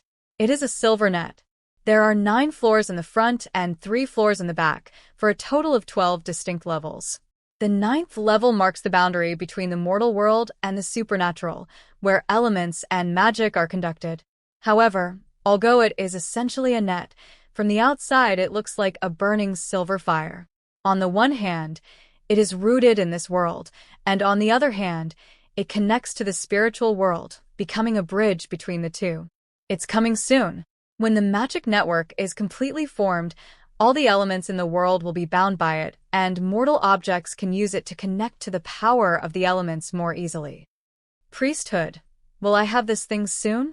A smile appeared on her face, but then disappeared immediately. Hecate took out the Book of All Laws and poked at it. So, Shurban, tell me how to change my appearance back. Reflected on the sea, I don't know when. The 15-year-old girl with red hair and red dress has changed drastically. With her silky blue hair hanging down on a light blue dress, the original little girl has turned into a girl of 18 or 19 years old. Just looking at the appearance, the girl in the blue dress is gentle and quiet, but also as knowledgeable as the sea. Anyone who takes one look will be attracted by the temperament of the person in front of him. However, it seemed that Hecate was not satisfied with the change in her appearance. I have already said that soon, once you have completely built the magic network, you will be able to adjust it freely between the two states. You should be happy. Your current changes are a unique talent and a manifestation of your potential. The last person to have this ability was the Lord of Eternal Night, the ancient god with great divine power. Some of them curled their lips and looked at their changed appearance. Although they had learned from the stone slab that this was a special talent called 3 phases and 3 bodies, Hecate was still a little unhappy. If she were still at the foot of the sacred mountain, she might have longed to look like other goddesses, but after so many years, she felt that this small appearance was what made her unique. Just like a god without a priesthood, she is the only one so far. What about you? Do you also have the ability of 3 phases and 3 bodies? Seemingly thinking of something, Hecate asked. It depends on how you understand it. Yes, there are, but my 3 phases may be different from yours. There is no hiding it. In fact, whether it is from the perspective of the 3 artifacts or from its own perspective, this kind of 3 phases does exist. It's just like Hecate, who only shows 2 phases now. This unique 3 phase is still only a semi-finished product. As for how to complete it, that will happen a long time later. Hurry up, when the gods and kings alternate, maybe the laws of the world will change suddenly. Before then, make all preparations. I know, I'll be ready. Not only his appearance, but also his voice has become much softer, so that the same words will give the listener a slightly different feeling. Hecate looked at her reflection on the water and decided not to see anyone else for a while. Just kidding. How could Hecate, the great wizard, become as weak as Selene? As the days passed, all the gods were making their own preparations before the final change. On the 2 sacred mountains, gods belonging to different camps began to gather. Until one day, the 10-year agreement expired. So the war between the gods began between Olympus and Odeals, and the war burned on the earth. All credit goes to the original author. If you are the author and wish for this video to be removed or modified, please reach out at fableversodio@gmail.com. Greek Mythology, the Spiritual Dominator. Chapter 117 Discussion. Eastern part of the continent, near Delphi. Unlike other places, it has been peaceful for thousands of years without any external disturbance. As a sacred place in the eastern part of the continent, under the unconscious influence of the Earth Mother and the Golden Apple Tree, no harm can come close to it, and no bad things can happen here. Human beings in the Golden Age spent their wonderful lives here. From birth to death, they have no worries. Except for sacrifices to gods, nothing in life can trouble them. But as the golden humans passed away, their successors did not enjoy the same treatment. Silver humans were born out of the Earth Mother's resentment towards the God King and out of the Dark Lord's coveting of the spiritual world. They are born with all kinds of negative emotions, and even the gods cannot get their respect and belief. Therefore, these inherently evil humans were only briefly noticed when they were first created, and then they were quickly rejected by all the gods. In the hearts of the gods, their existence is not even comparable to that of their unintelligent contemporaries. All kinds of beasts were taken to various parts of the continent by many gods and gradually multiplied and multiplied, but only the silver humans were left behind. No god is interested in these human beings who exude negative vibes, and Mother Earth kicked them out the day she created them. Even Prometheus, who felt pity, abandoned the silver humans after spending some time with them. What makes people feel ridiculous is that the Illuminati god who taught them some knowledge has a bad reputation among humans. This is probably a manifestation of the other side of human nature, greed, ungratefulness, and those who dare not rebuke the strong, but criticize those who show kindness. In short, the silver humans were expelled from Delphi. More than once, they looked at the place where they were born, recalled the beauty there, and then competed with each other for a little benefit. Lies, fraud, conspiracy, and killing. In the process, a special class system was gradually born among silver humans. Superiors have absolute power over subordinates, but it is not uncommon for subordinates to dominate superiors.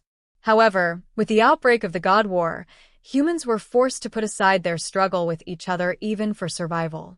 They cooperated to reduce the time for individual outings and prayed that there would be no unforeseen disasters.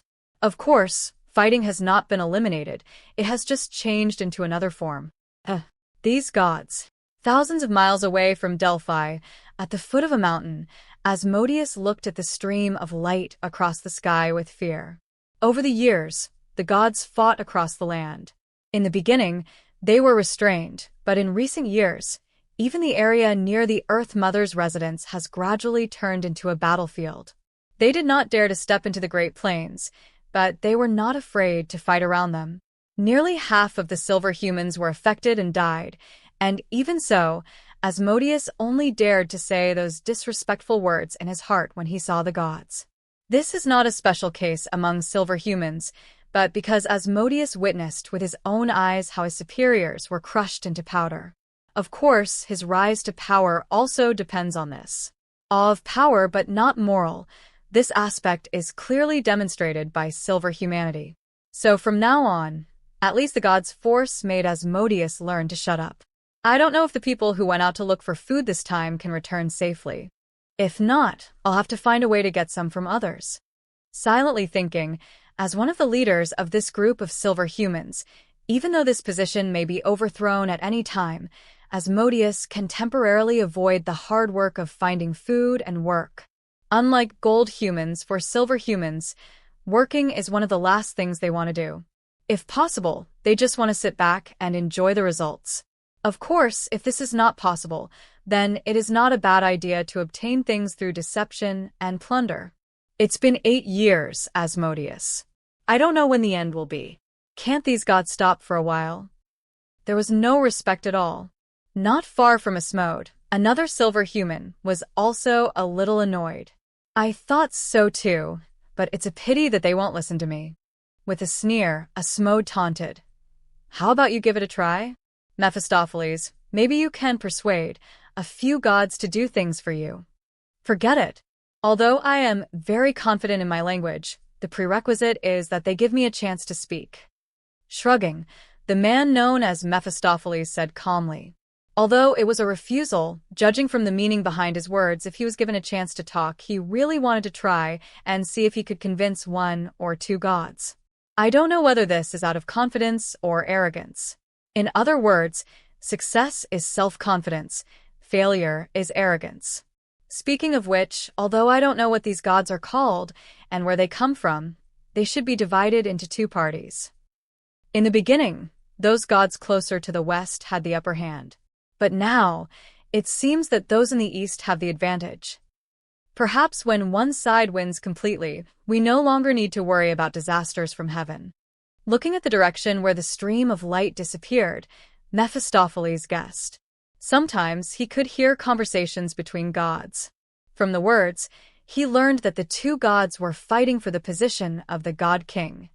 One of them is the original God King, and the other is called Olympus. Maybe, but maybe a worse ending. Unlike Mephistopheles, Asmodeus has a pessimistic attitude towards this. Maybe when one of them wins, they will think of us and kill us directly. After all, we don't meet their requirements at all, right? Damn it. I want to at least act like a believer, but I don't know why, but I just can't do it. Somewhat annoyed, Asmodeus felt that there was always something in his spirit that was affecting him. Evil does not mean stupidity. He still knows how to remain humble in front of the strong. Unfortunately, under the influence of this unknown force, it is always difficult for him to control his emotions. I have stopped trying for a long time. Haha, we were created by God, but then abandoned. I guess we must have some other uses that are different from golden humans. Mephistopheles shook his head. He understood the other party very well. He also knew how it felt to be affected by such emotions, but he believed that this was probably due to the influence of gods. Prometheus once told them the story of the Golden Man. The gods originally hoped that this would make the silver humans change, but Mephistopheles heard other meanings in it. Human characters can be shaped, and since golden humans have been shaped, there is no reason why they can't. Furthermore, since the gods have the ability to shape characters, but their silver humans are still the same as they are now, there must be some reason. If you are valuable, you will not be killed easily. This is the conclusion that Mephisto came to by stabbing his boss in the back all the way. So for a moment, he wasn't worried about humans being slaughtered by the gods. At least, he can know the purpose of his creation, and then see if there is a chance to resist. Jean. A clear cry instantly interrupted the conversation between the 2. There was no communication, and almost immediately, The two silver human leaders lay on the ground together. The next moment, the ground shook. A wave of air came from a distance, swept through half of the camp, and then hit a high mountain not far away, shaking down gravel and dust all over the sky. Fortunately, the mountain did not collapse. Ahem. In the smoke and dust, Asmode coughed twice, then hurriedly stopped. He rolled on the spot and pressed his right hand to his waist. The next moment, where he was standing before, a stone knife was inserted there. The response was pretty quick.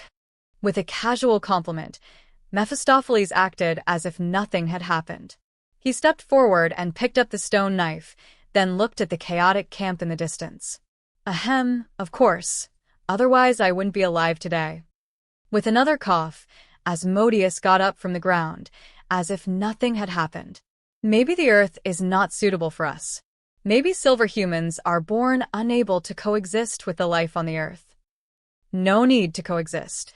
Shaking his head, Mephistopheles opened his arms, as if embracing the world. What a wonderful world! Why should we share it with others? Let us all die, or let them all listen to us. That's enough, isn't it? All credit goes to the original author. If you are the author and wish for this video to be removed or modified, please reach out at fableversodio@gmail.com. Greek Mythology, the Spiritual Dominator. Chapter 118, The Arrival of the Army. Another 3 months of confrontation. One-on-one, no one is his opponent. But working together, he felt powerless. What's more, what really puts pressure on him is never just pure power. When Cronus returned to Mount Odeals and looked at the empty hall, his body was still strong, but his spirit was full of exhaustion. Brothers, wives, children, they all stood opposite him. From the day he seized the throne, no one really stood with him. He had thought Rhea would, but the reality woke him up. However, the God King did not do anything to his God Queen. He just let her stay alone in the palace behind the God Mountain and never saw her again. He was a little confused. He had lost so much for the position of God King, but in the end, it seemed that the royal power was still leaving him. Will I win? Whispering to himself, Cronus failed to get an answer. But in fact, he had already given himself the answer thousands of years ago. If he really thought he could succeed, he would not be so eager to conquer the stars, let alone swallow his own children. The more he did, the more he proved his inner panic. And in the end, everything he does tells him that you are just doing useless work. Regardless of the power of the God King or his own priesthood, how can he fight against himself with the power given by this world? The previous struggle was just self-deception. Your Majesty, you called me? A powerful call awakened Cronus from his memories. He turned his head. It was the second-generation Titan god he valued most, Atlas, the god of strength. His father lived in seclusion under the protection of Mother Earth, and his brother defected to the Olympus gods. Only he remained on his side. Atlas. Chang cheered up, and the God King behaved as usual. Thank you for your hard work. Those monsters with hundreds of arms must have given you a headache. Easy, Your Majesty, they are not my opponents yet. The god of strength lowered his head slightly. Although the fight was actually very difficult, he was never one to be afraid of difficulties. After all, they have strength in numbers. It's already good that you can hold them back. After complimenting him, the confident look of the god in front of him reminded Cronus of himself a long time ago. The less you experience, the more fearless you are, that's probably it. Atlas, the God King asked hesitantly after considering his words, have you ever thought about the outcome of this war? Of course you will win, Your Majesty. The Titans are the masters of this world, not the so-called Olympus, established by those rebels. Without hesitation, the God of Power's reply was as confident as ever. Really? Well, Atlas, but you have to remember. Maybe sometimes, temporary concessions are not an option. The God of Power was a little confused. He didn't know why the God King said such things, but in the end, he still obeyed. I will, Your Majesty. You are always so far-sighted. He laughed a little, and Cronus didn't know what Atlas in front of him was thinking. In fact, he always felt that his wisdom was no more than this. But it doesn't matter anymore. Among the few gods on her side, Rhea released her child. Even if she still stays here, she will be respected by the Olympus gods after the war, and she does not need to worry about her fate.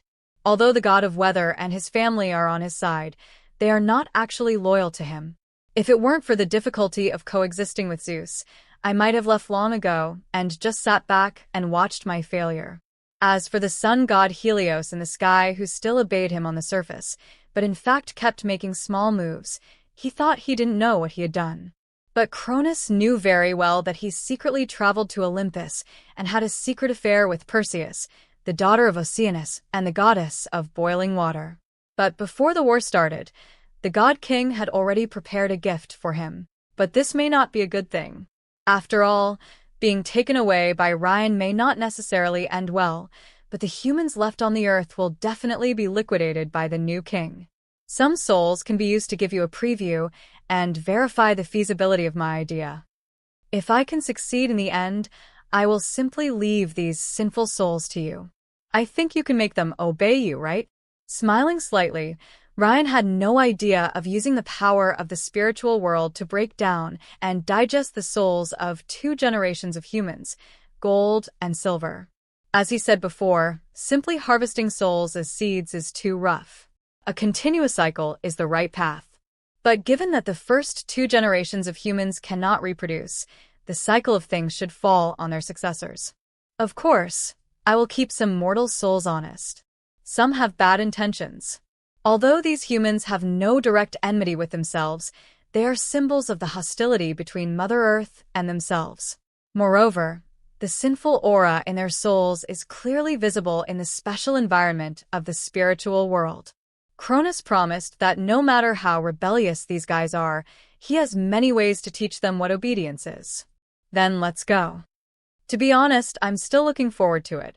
If it weren't for the fact that as the master of spirituality, the main body of consciousness in me is unified, I really wouldn't dare to go there with you. Taking a piece of water from the well of origin, Ryan stepped out and disappeared into the 4th spiritual world together with the illusory Cronus. So this level of the spiritual world became quiet again, with only the 3 light cocoons of the pregnant god and death, which had reached a powerful divine power, still swaying slowly in the void. Just when Ryan was absorbing the silver human soul, Erebus, the Lord of Darkness, standing at the border of the lightless realm, changed his expression. Lifting his right foot, he was almost ready to step out. The entire lightless realm is turbulent with his actions. As long as he is willing, the entire underworld will separate in front of the original god, and he will personally try the depth of the God King. But the next moment, Erebus stopped again, because he found that the part of the power he left in the silver human soul had not been touched. They are still staying well in the soul, neither being discovered nor coming into contact with the roots of the spiritual world. Phew, there's no rush. I have waited for tens of thousands of years, let alone such a short time. Let him do some useless work first. What's the point of showing strength in front of some weak people? His eyes changed for a moment, then returned to normal, and he continued to sit back and observe the changes.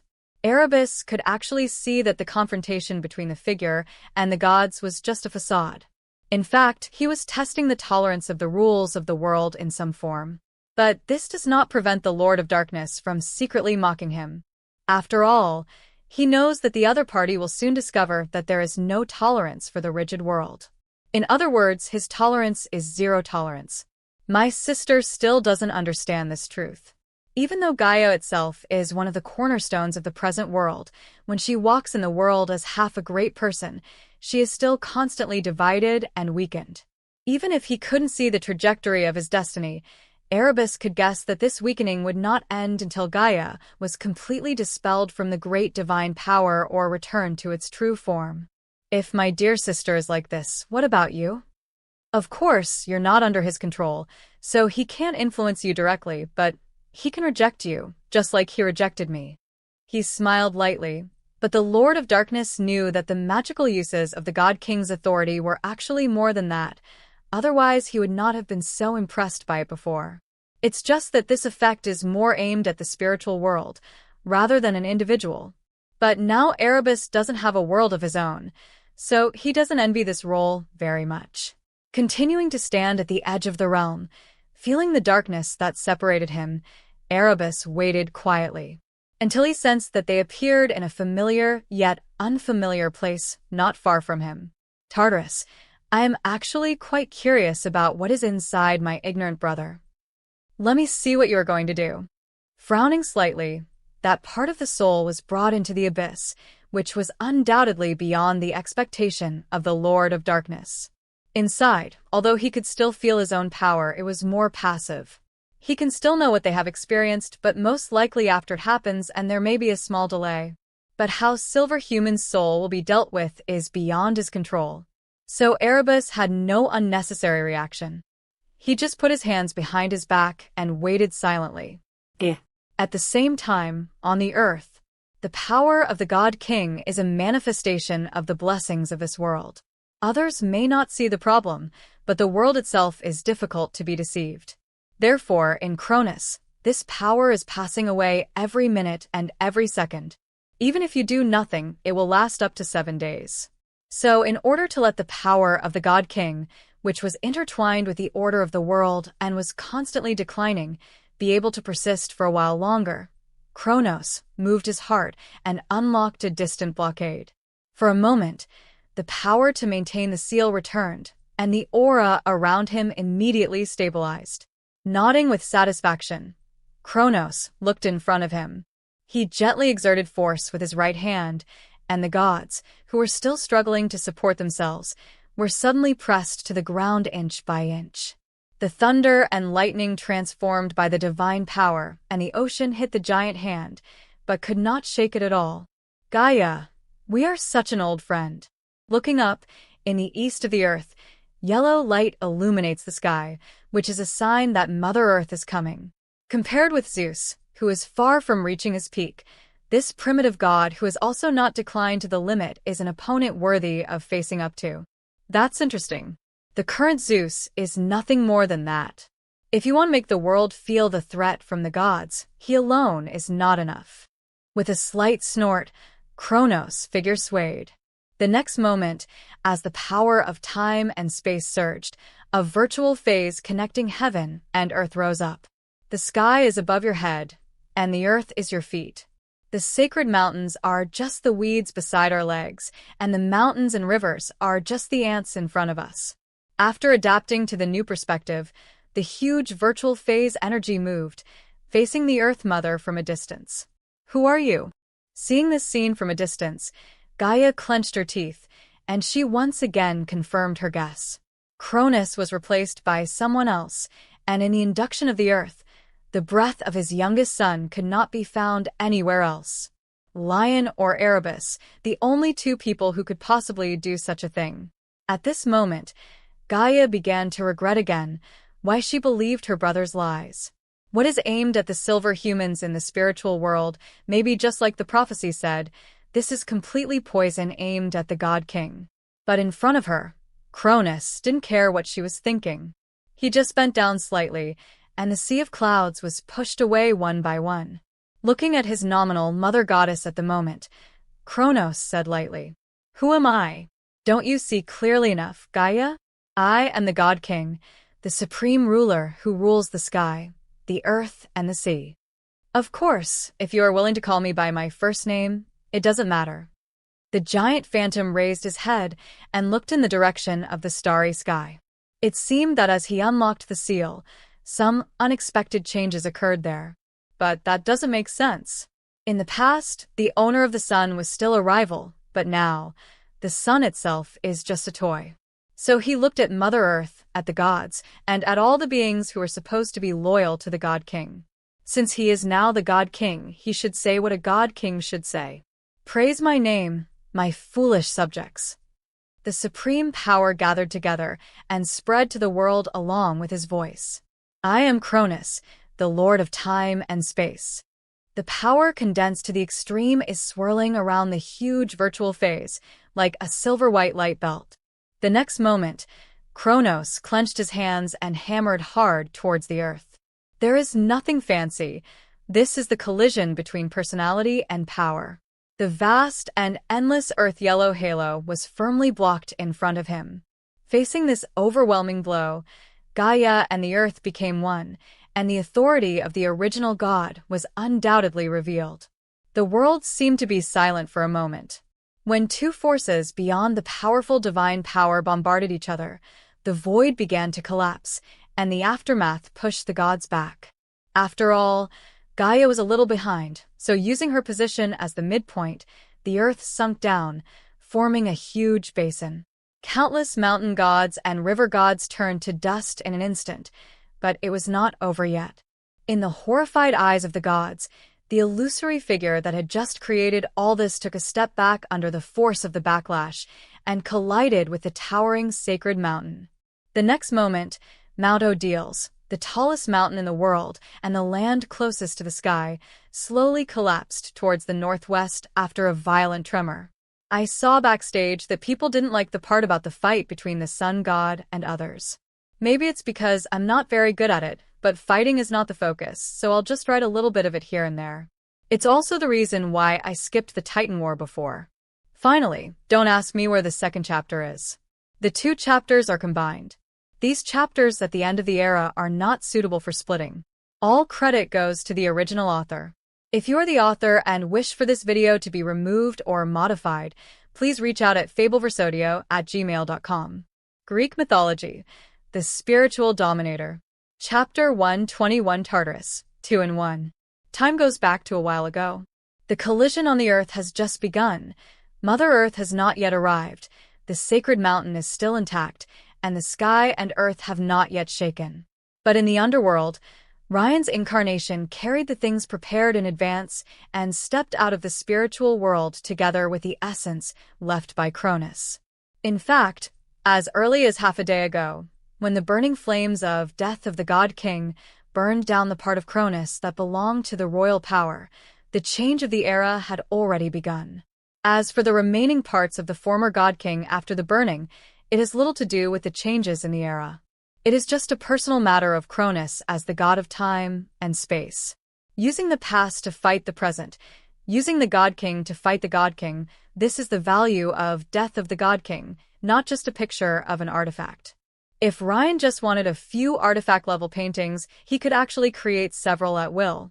However, only this masterpiece, which was also born at the turn of the era, has the same special symbol after recording special content. With its assistance, the power of the God King was stripped away and transferred to Ryan's body. However, even if the law has been deceived as much as possible, it is still difficult for this power to remain in the outside body for too long. Of course, Ryan doesn't need it to exist for too long. This time is enough for him to finish what he wants to do. Testing the rules of this world, increasing the restrictions on the power of the gods in the next era, and granting the spirit world legal rights open to the world. These things that are difficult to do as the master of the spirit world can be done. He accomplished it easily in the name of the God King. In comparison, things like endorsing the demonic network's roots in this world can only be regarded as side effects. After all, even without the authority of the God King, there is a high probability that the rules of this world will not reject the magic network. Sorting out energy and sorting out chaos is exactly what this world prefers. If it weren't for the fact that the source of the magic network comes from the spiritual world, and in the past thousands of years, it has gradually become confused with the power of the spiritual world, I am afraid that Hecate would still be rewarded by the law like Themis in the past. Of course, she probably doesn't have this chance now. Apart from that, aside from business matters, Ryan actually wanted to take this opportunity to experience the fun of suppressing the gods with force. Otherwise, he could have done all this secretly instead of fighting against the gods on his own like now. In fact, everyone who uses their brains has always had the idea of using force to solve all problems deep in their hearts. As his thoughts turned over and over again, Ryan never stopped for a moment. The ontology has the things of the body, and the incarnation also has the tasks of the incarnation. In one step, he found Cronus in a familiar place. The boundary between the underworld and the abyss, the gateway between the present world and the outside world. The chaotic rules are revealed here, upside down, left and right. Everything seems incomprehensible. This is the most terrifying interface in the outer realms, the collection left over from the beginning of creation, the source of all chaos, the bottomless abyss, Tartarus.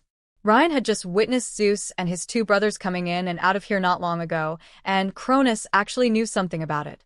After all, as an eternal prison, even if it has not been used so far, the God King will inevitably want to know about it. In particular, the curse of Heavenly Father before his death also foreshadowed what should have been his destined ending. Your future new home looks pretty good. Ryan made a casual joke, but he didn't object to the chaotic rules here. Unlike the gods in this world, chaos and order coexist in the spiritual world. Although Lane himself prefers the latter, he also accepts the former. Therefore, the spiritual world becomes more and more chaotic from the outside to the inside, but the sacred mountain of Sinai at the core is the support that anchors everything. If it were before, I definitely wouldn't be able to accept it. After all, my divine body and priesthood are incompatible with this place. But now, with only the innate immortal essence left, I no longer feel disgusted with this place. Comparing his feelings before and now, Cronus had to admit that the influence of this world on the gods has never ceased. Even if they don't realize it themselves, the priesthood is actually changing their minds subtly. However, after stripping away everything that this world had given him, this influence was also isolated. If chaos is a whole, then the present world is only the most important part of him, not all of it. So standing here now, the former God King doesn't have any unnecessary feeling of rejection. From the creation of the world to the present, the will of chaos in the true sense has only been manifested in 3 places. The first time was the warning that affected the world when the spiritual world was opened. The second time was the birth of the immortal essence of the gods, and the last time is suspected to have occurred at the beginning of creation before the original gods were born. In addition, be it the visions of gods, the authority of god kings, or even the priesthood and body of gods, they are all products that follow the order of this world. Outside of this world, like in Ryan's spiritual world, although the multifaceted crystal that symbolizes authority is also called a priesthood, it is not strictly a structure, so sometimes it is also called a godhead by its creator. Let's go, don't waste time. The turn of the era, just for a while.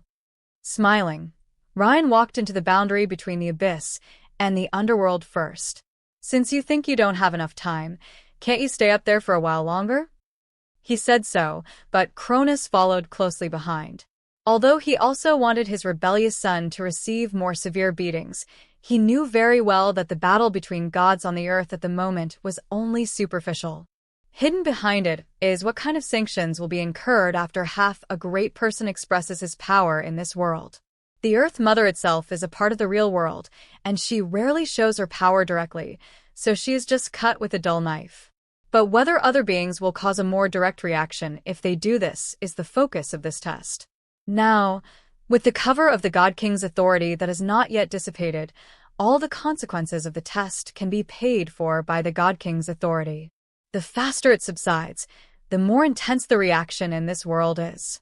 And when this power completely disappears, Ryan's body must leave. After all, there is no existence in chaos today that can compete with the world itself.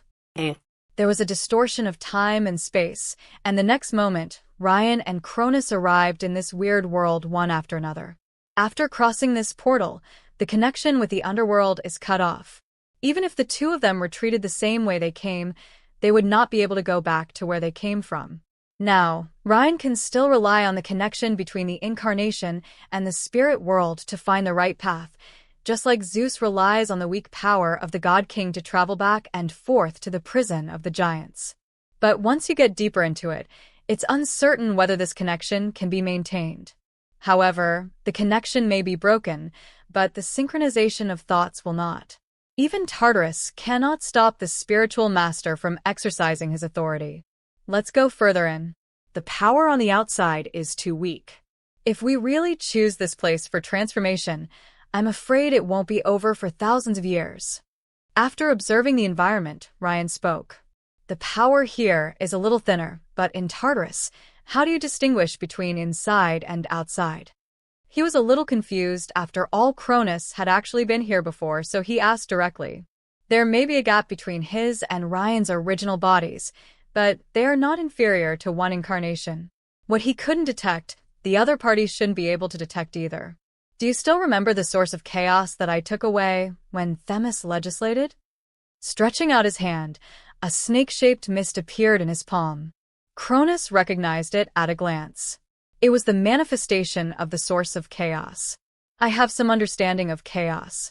One of my preparations for this trip is to take some of the roots that turned into this incarnation. Therefore, it is indeed difficult for me to detect the subtle changes in the abyss, but if it is a large scale, I can still tell the difference between strength and weakness. After figuring out the direction, Ryan took the lead in leading the way. Follow me. Once the distance is widened, I'm not sure I can find you again. By then, you can only rely on luck. There was no sound, but the former god king followed Ryan as he was told. Now that only his immortal essence is left, once he leaves Ryan's surroundings, he cannot even affect the surrounding environment. Strictly speaking, his current state is only one step away from eternal sleep. Just because of the previous agreement, the spiritual power has been keeping him awake. In the abyss, the two people moved forward slowly. Either they advance in a curve, or they walk sideways, or they circle in circles. There is no logic in their behavior.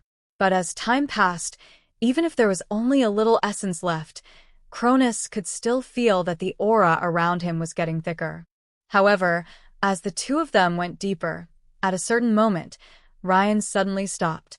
What's wrong? Although judging from the surrounding aura, this place is already very deep into Tartarus's body, Cronus is certain that this place is still far from the center. Nothing. I just found something strange. Frowning slightly, Ryan stretched out his hand and made a slight move amid the chaos around him. The next moment, the space fluctuated and a strangely changing rune appeared in his hand. On the surface, this rune looks a bit like the one Ryan once left in Delphi. They both have a sense of ever-changing, uncertain reality. But if you distinguish carefully, you can realize the huge difference between the two. The path left behind by Ryan is not only much higher in nature and closer to the source of words, but it is also more similar to the gap between order and disorder. By observing it, you can gain a lot of conceptual knowledge in itself. Even from a witchcraft perspective, this rune representing the Lord of the spirit world can be used as an object of meditation. But the one in his hand now was different. Perhaps because it was born in the abyss, Ryan felt that the only meaning of its existence was that it was meaningless. Of course, if name can be considered a meaning, then it does. Just because there is no other life or object in Tartarus at all, the only value of naming has been deprived of it. Words? Are there such things in the abyss?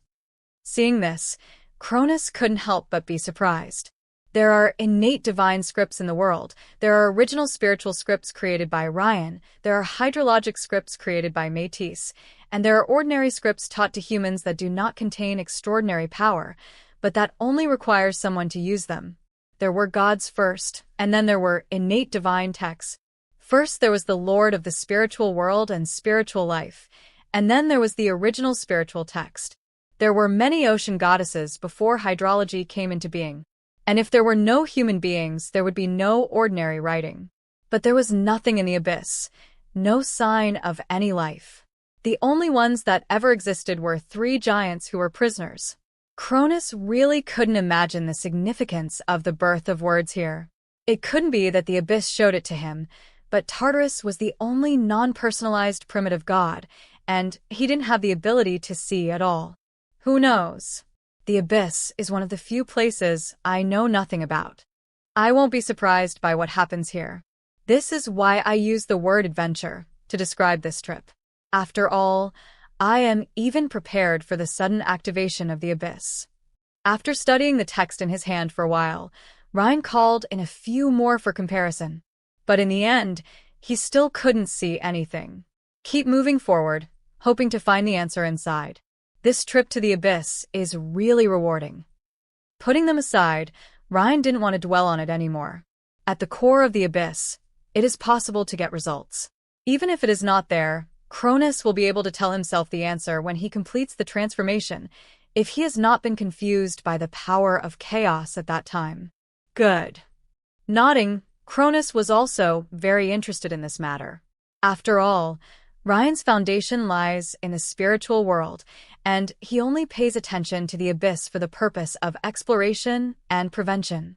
But for the former God King, every unknown point here needs to be understood clearly, so as not to inadvertently cause greater trouble in the future. Throwing away the words in their hands, the two continued to set off. As it continues to deepen, the surrounding void becomes darker and darker, and sometimes even appears chaotic. Wisps of chaotic source power were wandering around. Ryan tried to contact them, but finally gave up. It is difficult to utilize these residual sources of power that are freely escaping in the hinterland of the abyss. They are the residue from the beginning of creation and the debris after the disintegration of the chaotic void. If you take them out and digest them with the entire spirit world, you can indeed do it, but it doesn't mean much. On the one hand, it is difficult to collect, and on the other hand, it is too time-consuming. Ryan can probably tell that even if it takes 10,000 years, the power gained from it will be very little. Even Khaos himself, who is even larger than the spirit world, chose to expel them into Tartarus' body and let it wear away bit by bit over the long years. Ryan had time to spend his energy on them. Body, it is better to think more about how to enhance the internal circulation of the spiritual world. Continuing to go deeper, the surrounding chaotic colors and airflow mixed with traces of source power become more and more dense. Under such circumstances, Ryan had to release his power to resist the surrounding environment. At a certain moment, when the two of them once again avoided a wave of airflow, Ryan stopped again. Standing here, he could already see the core of the abyss. Ryan's expression was a little surprised and enlightened. All his previous doubts had been answered, but now he also didn't know whether to be disappointed or surprised. What happened again? He had been impatient for a long time, but was interrupted again. Cronus also appeared a little impatient, but he still calmed down. After hesitating for a moment, Ryan organized his words. He was also thinking about how to deal with it, but in the end, he slowly spoke. Although this is an abyss, I can still perceive a certain range, with the help of the source of chaos that makes up this incarnation. I have already said this before. Yeah, so we're almost there, and you've seen the core of Tartarus? Cronus asked as his expression relaxed. Yes, but now I have good news and bad news to tell you. Which one do you want to listen to first? The tone was a little regretful, but Ryan didn't intend to deceive the other party. After all, without Cronus, he himself would not have been able to obtain this benefit unless he gave up everything, accepted the transformation of the abyss, and became his dependent. But this is impossible. Even if Cronus gets it, he can still get some of it. After all, this is not part of the previous agreement, and the other party also needs his help. Bad news. On the side, Cronus's expression froze, and he obviously misunderstood something. He has abandoned everything now. Just like Ryan's previous evaluation of him, the former God King bet everything on the gambling table, waiting for the moment of comeback. At this moment, he never wanted to hear any bad news. Let's talk about the bad news first. Taking a deep breath, the former God King spoke. No matter what, he had no room for regret. No matter what the outcome was, he had no choice but to accept it. The bad news is that our previous plans may not be realized. I originally thought that there was no life in the abyss. As long as you can come here and accept the assimilation of the abyss as a god who has lost all the gifts of the world, then you can become the first god here. You are to the abyss what the original god is to the world. But now there is an outsider taking your place. Without the concept of first, even if you continue to execute, your gains will be greatly reduced. After observing more carefully, Ryan's expression became even more regretful. It's a pity that what he comes in now is just an incarnation, but no one knows what is in the abyss, so it is reasonable to fail to prepare in advance. As for waiting for the main body to come in and investigate later, there is no point in that. The opportunity was fleeting, and now it seemed that he had no choice but to be a dividend-paying shareholder. What about the good news? After a long silence, Cronus thought that Ryan was feeling sorry for himself. He tried hard to accept this result. After all, his luck never seemed to be very good. Now, it's just another blow. However, even if he loses the concept of number 1, he can still become the demon god of the abyss, but the result is really far from what he expected. However, in front of him, Ryan gave an answer beyond his expectation. The good news I'm talking about is Dash.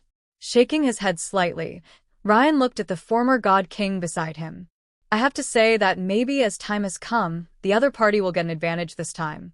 Of course, along with cheap, there is also a powerful enough enemy. I opened up the spiritual world. You know that, right? Yeah, so what? So, have you ever thought about creating a world that may be smaller and weaker, but one that is not affected by the current world and can grow and prosper? I was afraid of explaining too many words before, but after reading the last chapter, although many people understood it, many people did not understand it, which means that I did not explain enough. After all, the novel is for most people to read. I might as well write more details in the next few chapters. In fact, as an author, I am not very averse to writing explanations, and many authors are eager to write more. If you still don't understand, a book friend's comment at the end of the previous chapter made it clearer. I pinned it so you can read it. Finally, don't think too much about the collapse of the sacred mountain. How can this mountain compare with Joshan? It is not the one in the protagonist's spiritual world. If it collapses, it will have an impact, but it will not be too big. It is just to add some legends to future generations and to rationalize the myth. Little foreshadowing. I feel like one of the troubles in writing mythology is that I have to find explanations for a lot of contradictions. All credit goes to the original author. If you are the author and wish for this video to be removed or modified, please reach out at fableversodio@gmail.com. Greek Mythology, the Spiritual Dominator. Chapter 122, The Forgotten Goddess. At the core of the abyss, Ryan's tone was calm, but the content set off a storm in Cronus' heart. To open up a world. In the previous era, no god knew what this meant, but now, no god does not desire this. Even though most of the gods don't know the deeper secret behind this, Ryan hides away from the world like the original god. The two replacements of god kings can't do anything to him, and the two gods of the Dark Night can't do anything to him, but all this is a fact known to the world. For the former god king and the original gods, what they saw was naturally deeper. Following the manual to seal the true god, they jumped out of the legal framework of this world. Although they failed to recognize the most essential mysteries, what was revealed now is enough to make their hearts beat. The complete will of the world of Khaos rarely interferes with the gods. In other words, except for the time when Ryan opened up the world, no god has ever felt his presence. But his part in this world is different. He reminds the gods all the time that you seem to be eternal, but there is still a knife hanging above your head. This was unbearable for them, so the mood of rebellion naturally emerged, and their desire to open up the world became more intense. This is especially true of Cronus. Even if he does not have the authority of uncertain destiny, once the world is opened, the influence of fate on him will be greatly reduced, and he knows this very well. Just like the abyss, his connection with the present world is only an interconnected channel, so in the past years, he has never changed due to fate. But it was precisely because he knew so well that Cronus couldn't believe that Ryan would give him such an opportunity to be equal. If it were him, he would never let the second god gain this ability. Don't get me wrong, Cronus. Our world is probably a little different. Although I'm not very clear, I can be sure that even if you succeed, there will be some gap between you and my spiritual world at first. Shaking his head slightly, Ryan saw what Cronus was thinking. But just like he thought, if it would really cause a big trouble for himself, then he would rather not do it. In fact, not only the beginning but also the upper limit of a new world is the real difference between the two sides. Over the years, Ryan has gradually discovered that the root of time and space in the spiritual world is not Cronus's time and space power, but the weak time and space divinity he once possessed. He didn't pay much attention to it at the time, but now Ryan realized how powerful it was. Those were the things left over after undergoing the baptism of the Khaos void together with his own spirit body. Not even Khaos could take them away. This is the foundation of the spiritual world, and those space-time source powers are secondary. I don't really care about that. Tell me what you found. Of course he cares, but Cronus doesn't expect to be able to create a world stronger than the spirit world right away. Now, he is more concerned about the harvest he is about to gain. And what do you have to pay for it? Do you remember Mnemosyne? Looking into the distance, Ryan felt a little emotional. He didn't expect that such an accident would happen. Before, he was still wondering who influenced the second of the two wives Zeus lacked. He considered the twin gods of the dark night, the Mother Earth, and even the Heavenly Father who is still hanging in the sky, but he never expected that there was an abyss without personification. Also, compared to the others, the power of the abyss is stronger, and his isolation from fate is naturally more effective. Mnemosyne?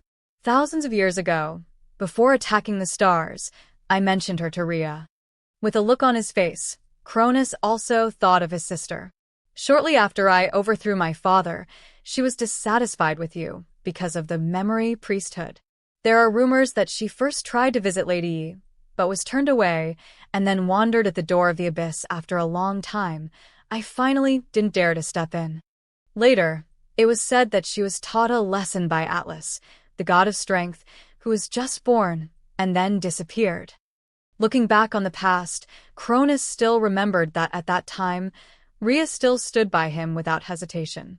Maybe a goddess who loves and protects children is a good wife and mother, but she is definitely not a good queen. However, the former god-king does not blame her.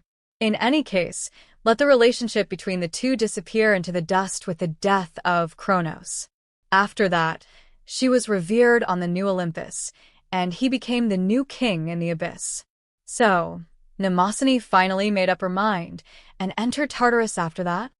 But didn't you say before that it is difficult to be transformed by the power of the abyss when you have a priesthood and a divine body, so you want me to wash away all the past?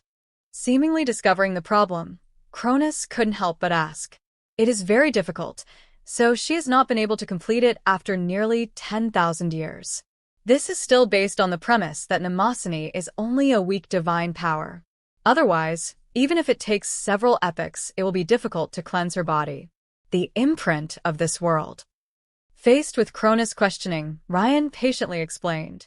I don't know how she got in or how she came to the core of the abyss, but there is no doubt that she is being transformed. This sister of yours voluntarily gave up her identity as a living Titan god and chose to become part of the abyss. Her priesthood of language and innate writing were stripped away over tens of thousands of years, and now she has almost completely become a part of the abyss. The moment she wakes up, she will be the first innate god born in the abyss. She will completely get rid of her past weakness, and of course, she will also shoulder some responsibilities. Ryan could guess some of the responsibilities. What other responsibilities could a goddess have? I see. Then you're going to be in trouble. On the side, after accepting Ryan's explanation, Cronus couldn't help but smile. She has always never forgotten you. Then let her come. If she is a male god, it will be a bit troublesome. She will replace the path I originally envisioned for you, but it is a pity that she is a goddess. I don't know why, but even the chaotic abyss does not recognize female gods as holding the highest authority. I don't really care. For Ryan now, existence that does not involve great divine power is no longer in his eyes. There is a saying in the East in later generations that all saints are like ants, and the same is true of Khaos today. Those who don't have access to this step are just chess pieces. As for what this has to do with the goddesses, let's go back to Ryan's method of persuading Cronus in the first place. For this former god-king, if he could no longer have authority and strength, it would be better to sleep forever like the Heavenly Father. Therefore, in order to use the power of the God King in him, as well as for the remaining origin of time and space, and for the things that will be perfected in the near future, Ryan also considered it with all his heart.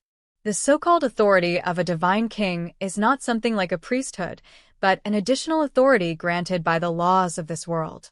Therefore, it will rise and fall according to changes in the power of the God King, and will become stronger due to events such as legislation and creation of humans under its rule, because it is a manifestation of the blessings of this world. All credit goes to the original author.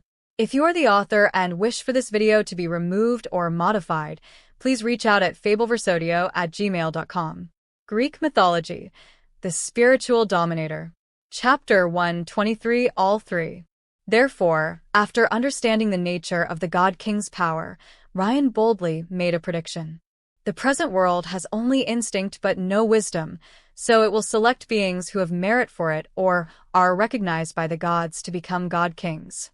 So, what about the only abyss that has no personality? Among the gods, the first few primitive gods were the most powerful. If it were in an abyss without traces of life, the firstborn saint would never be weak there. Strip away everything in the past, step into the abyss in its most essential form, embrace chaos and disorder, and become the first god here. Cronus will gain new power as a result, and become the king of Tartarus with the great cause of bringing life and change to the abyss, just like our heavenly father Uranus, who was not given by man, but God. Teach. It was under such words that Lion's plan finally moved Kronos.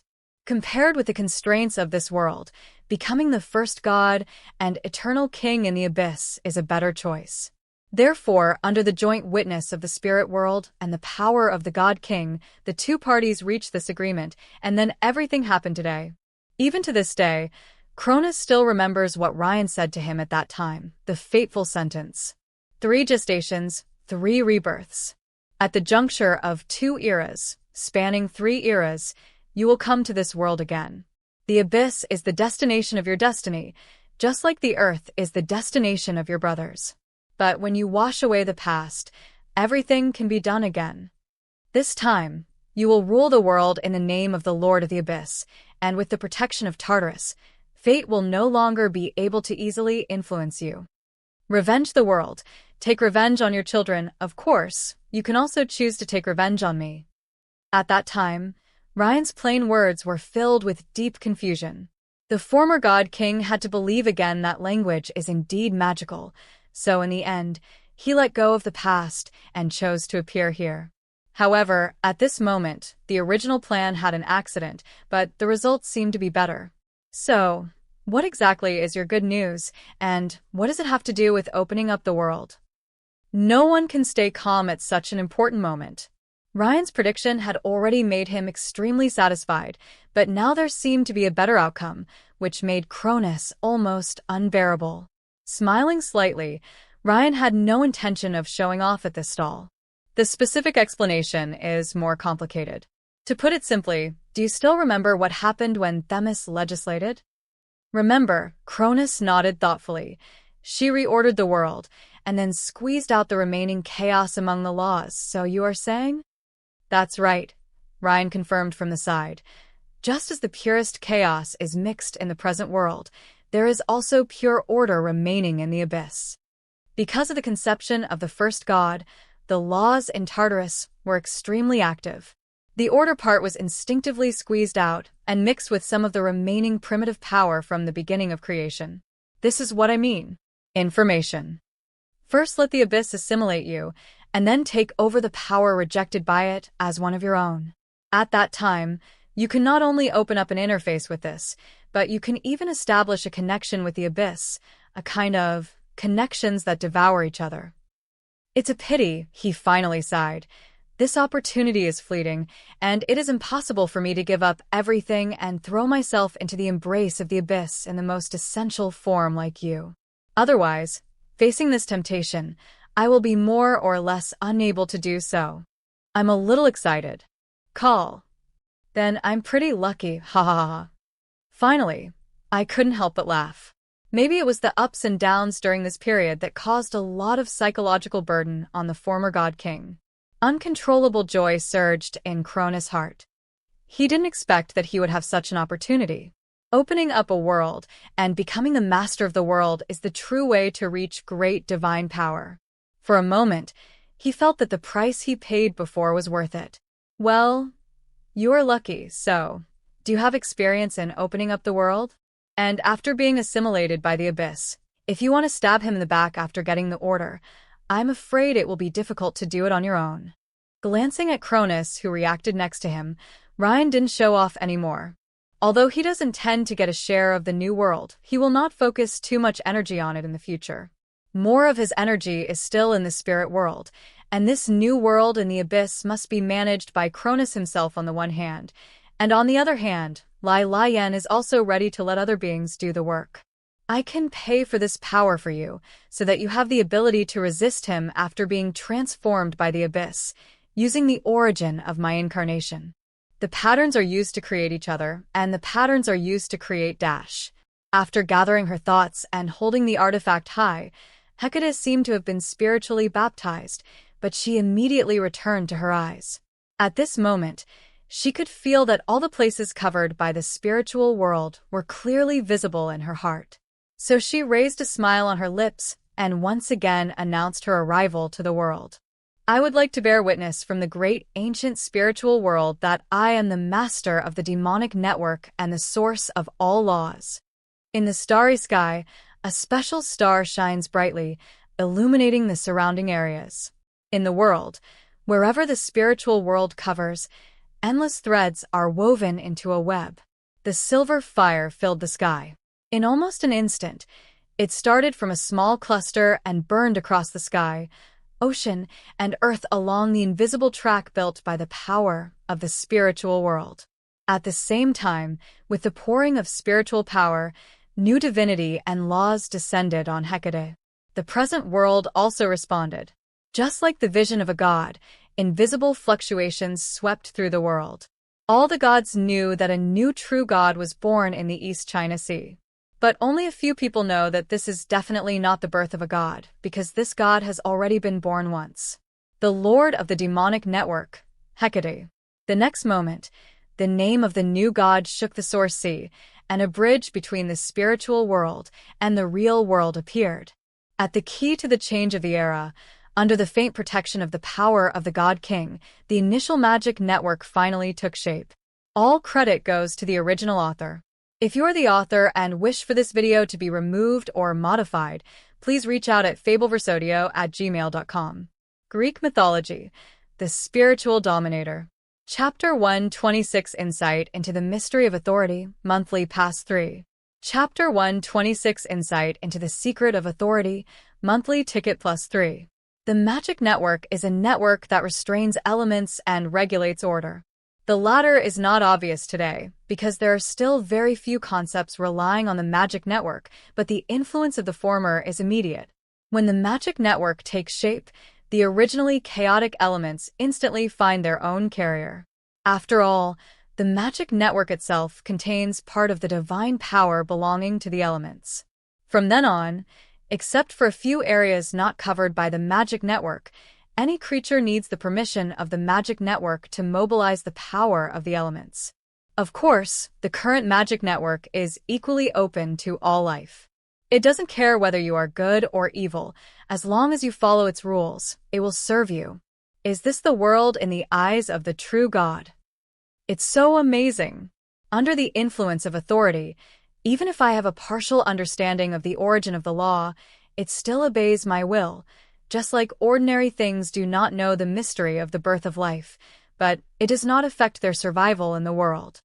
In the East China Sea, the silver fire has disappeared into the void without knowing when. On Hecate's thin body, the meager divine power began to flow. Every moment that passes, they are several times stronger than the last moment. Along with this jump, after about a few breaths, the power fluctuations gradually broke through to the realm of medium divine power, and then the growth rate began to slow down. This is the credit accumulated by the newly born magic network goddess over the past thousands of years, but it has been exhausted at this point. After all, the current magic network is just a tool to restrain elements and communicate spirituality and matter. Its own power is not strong. Only by having enough users and even broadening its own concept can it be possible to support Hecate to go further. After all, this is not a power that should appear in Destiny, and the world will not devote additional resources to this. This is how the gods are favored by the world. You have more or less your own understanding of the magic network itself. In addition, you personally weaved the prototype of the magic network and observed the flow of elements in the world. Therefore, although you have a half understanding of your own authority, it is actually quite good. The gods are not even comparable to you. They know the operation of their own powers, but don't know why. They rely entirely on instinct to use them, without understanding the inner mechanism at all. The reason why they are gods is just because they were born well enough. Next to Hecate, with the birth of the magic net, the aura of the Book of All Laws also changed strangely, and lines of writing appeared one after another, half a beat too slow. Different from last time. The last time the slate got stuck, it was simply because Hecate complained about the God King, and he didn't know what to say, but this time he was really too busy. While fighting the most powerful gods walking in the world, while watching the sky from the abyss, on the other hand, when the magic network is born, the God King's authority must be used to tacitly approve, so that the surface of the spiritual world can be opened to the world. Qualifications. It's really difficult to multitask and still have time to answer questions. I understand. But after experiencing it myself, I discovered that it is impossible for a pure mortal to become a god on its own. The clergy of the world itself is not their turn. And it is difficult to create new things like I created Magic Network by my own strength. The birth of Magic Network is supported by the spiritual world, but ordinary people, where are the people? They don't have a source of power. Complaining casually, referring to the fact that she became a god by creating the Magic Network, Hecate guessed that the real focus of becoming a god for mortal things may also be creation. But this kind of creation is not just about creating an invention, and then saying, I made XXX, the world will witness it, and then it's over. That is meaningless. Creating a material does not mean that you can get a priesthood. Material is just an appearance. Whether you are willing to give this priesthood to you in this world is the key. Because strictly speaking, it is not because you created this thing that the corresponding laws were born in the world, but the other way around. The world first produces the corresponding source power and extends the laws, and then you can create this thing. For example, Ryan tried to create fire at the beginning of the creation of the world, but to no avail. Because at that time, the world did not have the origin corresponding to fire, so the existence of fire did not exist in the world at that time. If the world is a program, then the source is like the underlying code. When the code doesn't support it, no matter how logical what you do is failure. Creating new concepts can only be done in the complete world. In theory, it is possible in the spiritual world, but due to the current strength of the master, it can only be done in a roundabout way like a magic net. The same goes for wine. Even though Ryan had obtained the authority of wine in advance when the spiritual world was just born, the world's first bottle of wine he created was actually just a primer. If the origin of wine is still there, if it didn't exist, he wouldn't even be able to create the thing wine. Fortunately, in the original mythology of later generations, before the birth of the god of wine, wine existed in the world. Although Ryan doesn't know when the world was born and the origin related to wine existed, at least it existed when he opened up the spiritual world. This also proves once again that simply creating matter cannot obtain a priesthood. After all, although Ryan does not know who the god who created wine in the original myth is, the god of wine in later generations is not him anyway. As for what determines the granting of priesthood in this world, in fact, it is the same as the division of priesthood when a new god is born. It is completely determined by fate. Destiny thinks you should have it, so you have it. It was originally with others, and it was given to you. If you think you don't have it, then it doesn't exist. Even if you are the first inventor in the world, it still has nothing to do with you. After Ryan was born, this situation has not actually changed, but he is not subject to this restriction. Except for the origin that was taken away by the spirit world, other powers in this world still follow the logic of give it to whomever it belongs to in destiny. If there is no power in destiny, it will be meaningless no matter how much you create. Therefore, there is indeed a reason why the gods hate the present world. After all, only the manifestation of the order aspect of the world can arrange everything in such a rigid and regular manner. Looking back at the abyss, when Mnemosyne, who should not have appeared there in the trajectory of future generations, walked into Tartarus, she accepted her immediately. There is nothing given to the abyss. Except for a few situations that affected himself, he appeared to be laissez-faire about everything. Forget it, it has nothing to do with me.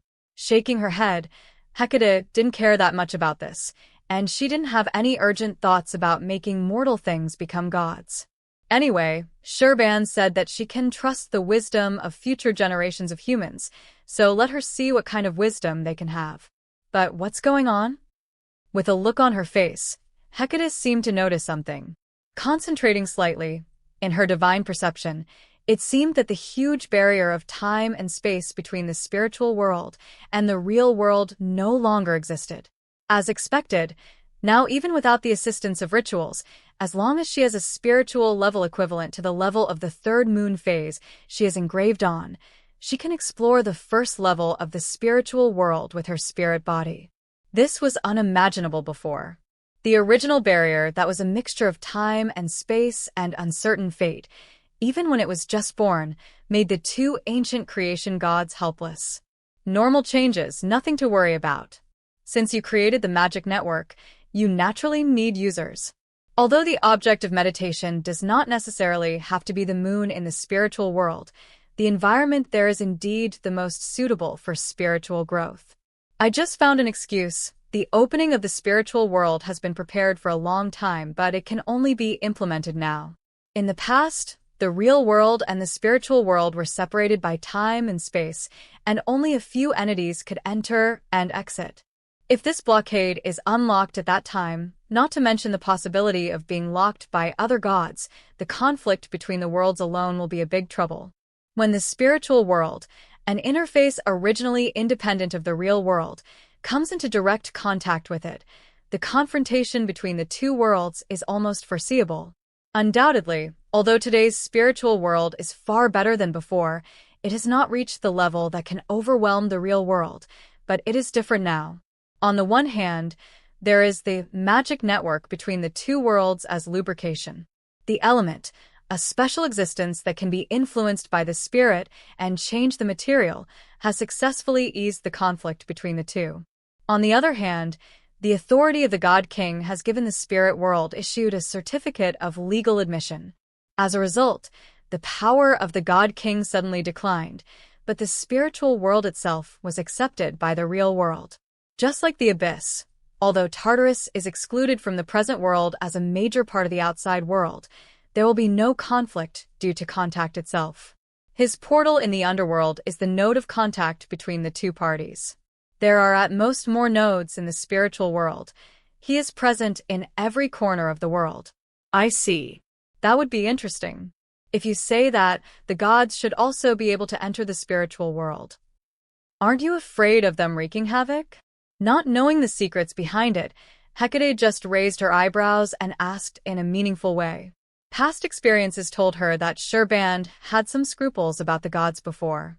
Although they may not be those who often walk in the world, they are by no means fearless. Not afraid. When this era ends, in the spiritual world, no matter how many gods there are outside, there will be no difference. After a while, you can go in and watch. Maybe you can gain some insights. There is still no intention to hide it, and the ink-colored handwriting does not deny his connection with the spirit world, but only gives a hint that at the end of this era, something big will happen there. Okay, I will. Puffing her mouth, Hecate scanned the reflection on the sea with her peripheral vision. As if she remembered something, she turned around, and when she stopped, she had returned to her former red dress appearance. But if you look closely, you can still find that she is somewhat different after becoming a god than before. All credit goes to the original author. If you are the author and wish for this video to be removed or modified, please reach out at fableversodio@gmail.com. Greek Mythology, the Spiritual Dominator. Chapter 127, The Big Sun. It's better to get used to this look. Speaking of which, Slate, you said before that the gods do not understand the secret of their own authority. What about you? Somewhat curious, after all, Hecate can't do it now, and she also feels that it is not ordinary difficult to do it. However, this time, no subsequent content appeared in the One Fa encyclopedia, because in fact, Hecate's idea was right. Even he himself was unable to fully understand all the principles behind the power he controlled. When standing at a high place, although the entire mountain and river can be seen at a glance, the scenery below is never visible. And if you are born at a high place, you will never be able to experience the process of climbing from bottom to top. This is true for all gods, and he is no exception. He also thought about completing this part, but that was not a simple matter. Forget it. Let's go to the theater and watch the show. On the side, although there was no response, the answer was already obvious. So Hecate smiled and paid no more attention to it. As for the centaur who was peeping on the side, she would just wait until today's matter was over before dealing with it.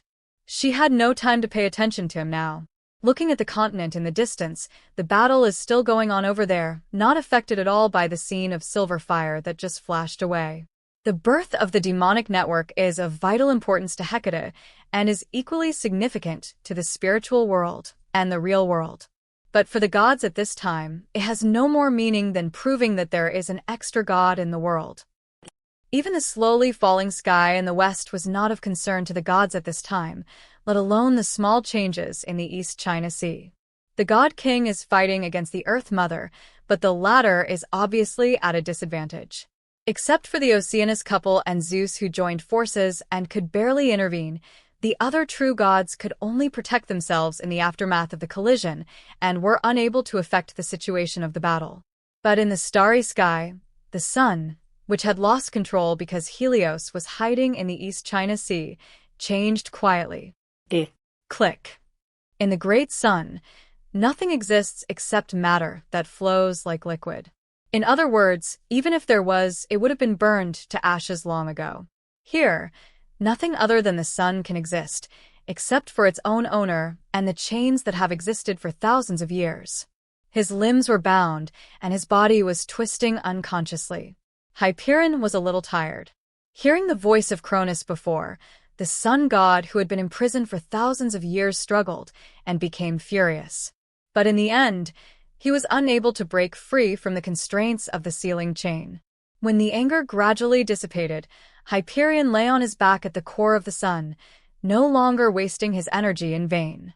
Over the years, he has long understood that this seal cannot be shaken by his power, and his previous resistance was just an emotional impulse.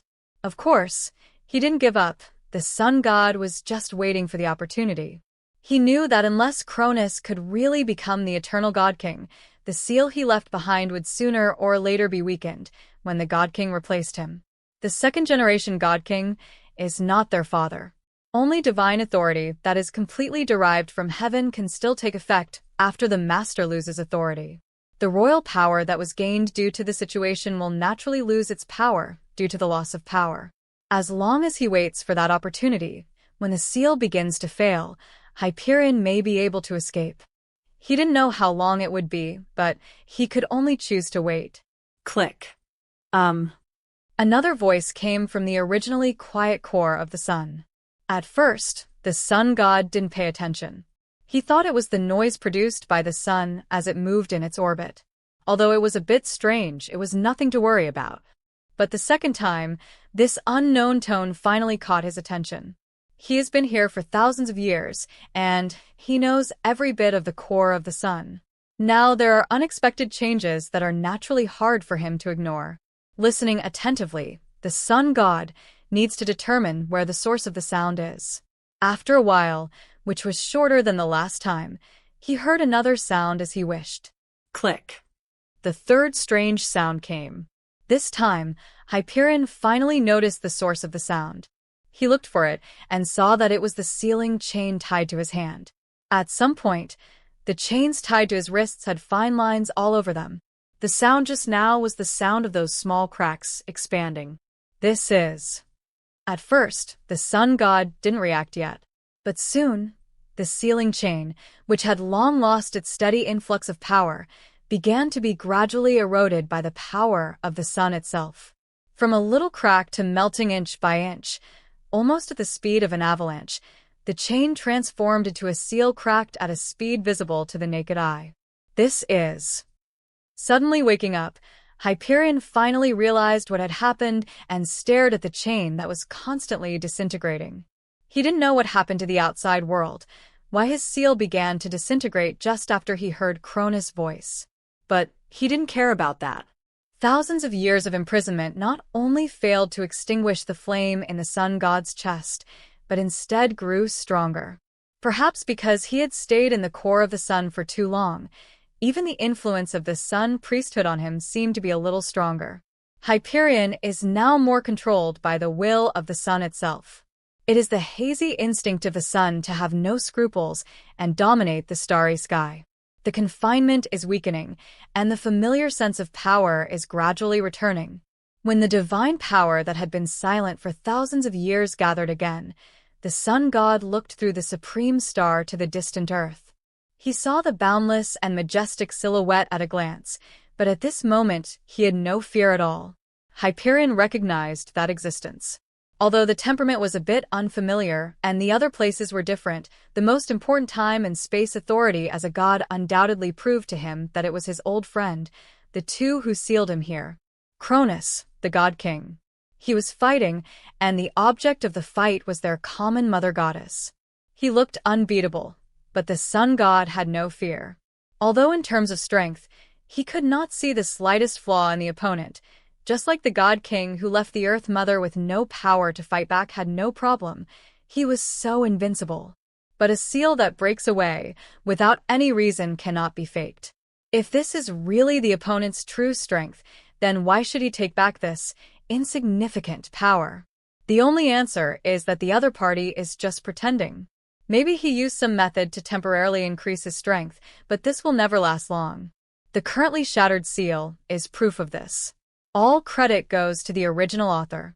If you are the author and wish for this video to be removed or modified, please reach out at fableversodio@gmail.com. Greek Mythology, the Spiritual Dominator. Chapter 128 Linfan. Haha, that's it. It seems that you're in trouble. My dear brother, do you even want to take back this little power? If I hadn't been here, I might have been deceived by you. But don't worry, in order to thank you for your gift, I will come soon to add to your power. The surrounding seals are becoming more and more incomplete, or in other words, their insides have long been hollowed out. Hyperion stretched his body slightly, and with a loud sound, the last chain of seals dispersed. Almost in an instant, when the power of the ancient sun god lost its restraint, the sun changed hands in an instant and returned to the embrace of its previous owner.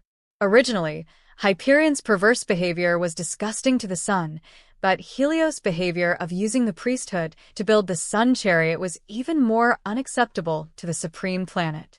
An artifact that controls the sun, the god king likes it, the gods like it, and the laws of the world also like it, but only the sun does not like it.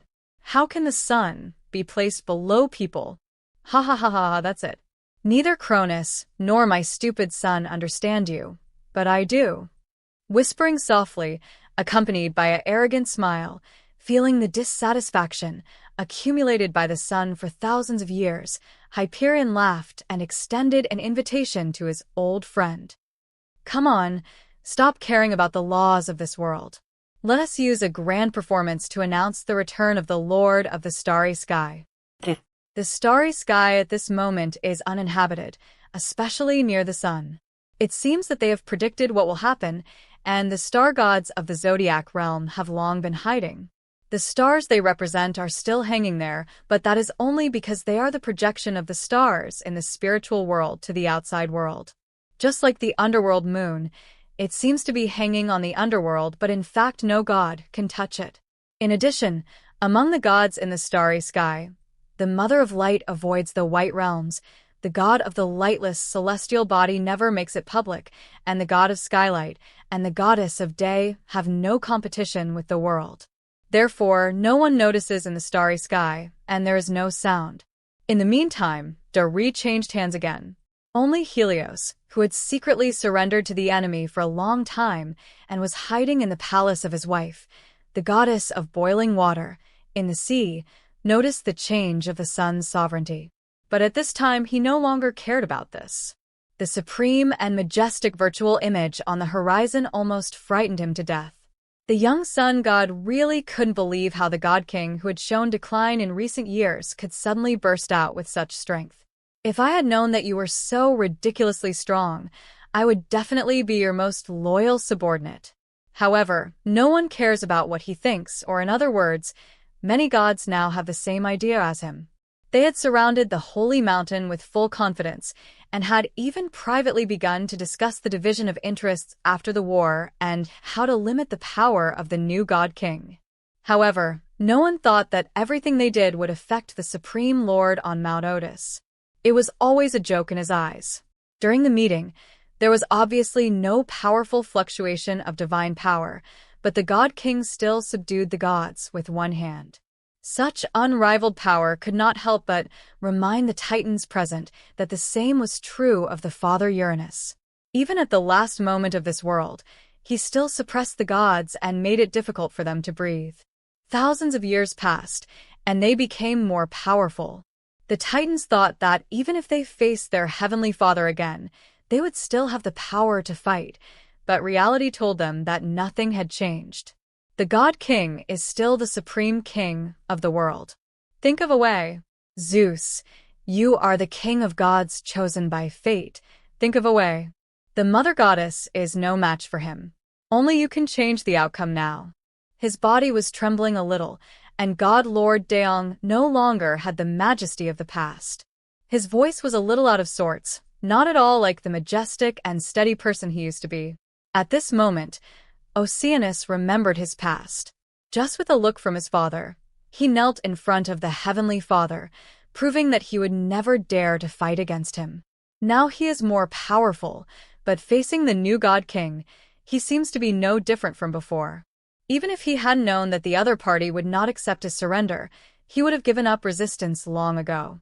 But it doesn't make any sense whether he gives up or not. His impact on Kronos is almost non-existent. Now Zeus is his last straw. Although the opponent's power is not enough to change the situation of the battle, he represents the prophecy of fate and the curse of Heavenly Father. I try my best. The smile was a little forced, and Zeus rushed to recover from his injuries. Perhaps because of the arrival of the Earth Mother, the God King no longer focused on these weak gods, so the gods around the sacred mountain were able to breathe. Feeling that his father-in-law was a little out of control, Zeus recalled the original title of Titan.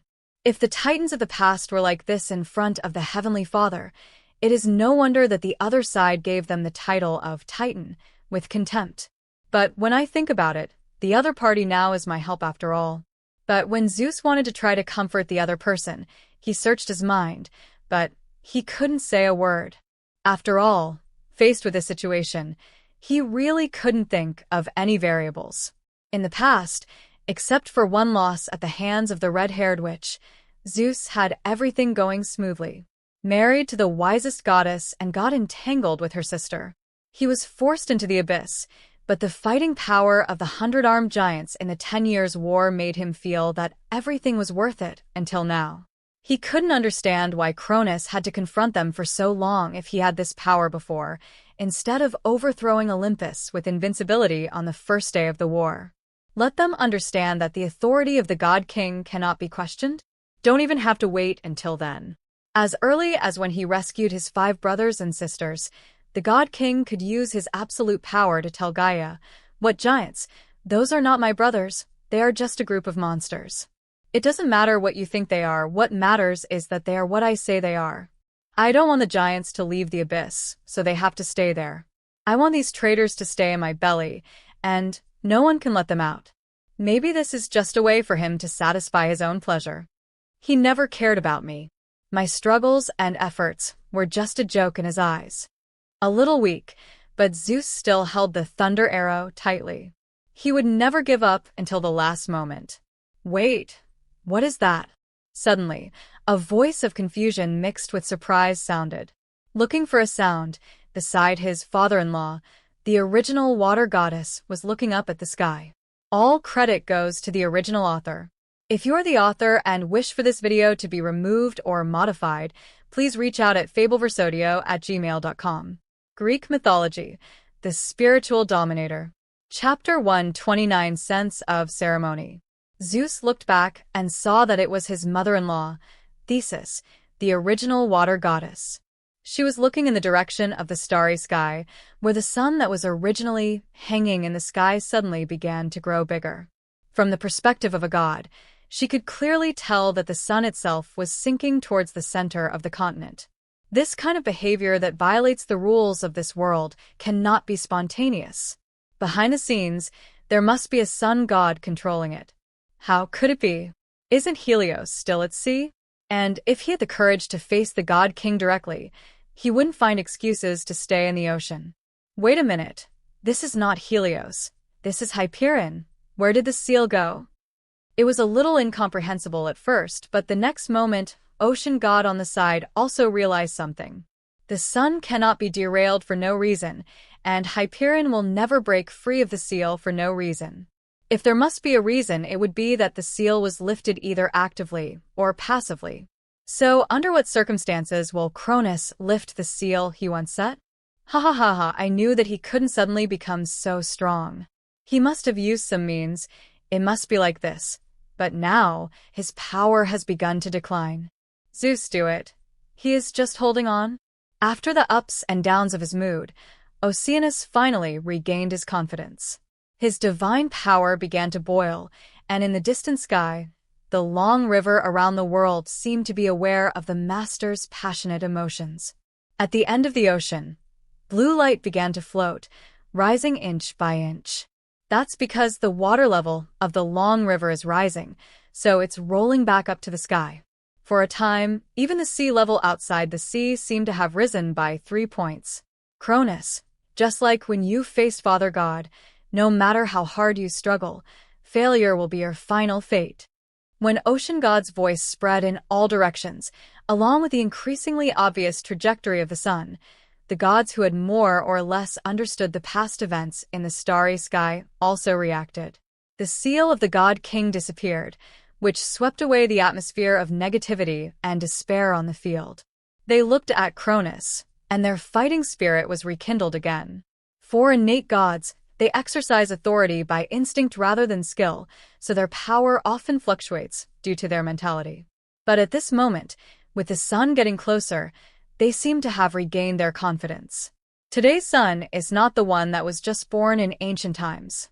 Over the past 10,000 years, as the world itself has continued to improve, its power has also increased. If it weren't for the dichotomy of the sun, I'm afraid Hyperion would have already reached the realm of divine power level 20. At this moment, when its body falls, it is an unimaginable disaster. Taeyong, it's him, every time. I have to say that we are quite destined. It was whispered softly, but it was like wind and thunder in the giant god's mouth. Different from what the gods expected, in the middle of the virtual image connecting the sky and the earth, Kronos did not have any emotional fluctuations. He just pressed the earth with his left hand as if no one else was there, and then raised his eyes to the sky. He did not notice the reactions of the surrounding gods. Whether they are stronger or weaker, except for Zeus and the Oceanus couple holding lightning who are barely threatening, they are just a joke. In comparison, the sun, which is getting closer, is a little more interesting. But only a little. If it weren't for the Earth Mother, and if it wasn't for the fact that most of the power of the God King had been consumed, he wouldn't even have the qualifications to face the great sun now. Compared with the concept of moon he controls, it will take at least another era before the body of the sun can further touch the realm of great divine power as the overall power of Khaos increases. Before that, it had a quantity that was comparable to the current Gaia, but it didn't have a quality that could shake the greatness. In this case, it may be difficult for the God King to destroy the sun itself, but there is more than one way to solve it. After gradually calming down, Ryan was not very angry. After all, what the other party obtained was actually harmless to him. Instead, Erebus did teach him a lesson. The Lord of Darkness, there is nothing I can do against him now. This primitive god who is rarely born does not have any flaws. Facing Cronus's gaze, Ryan shook his head, but Gaia is different.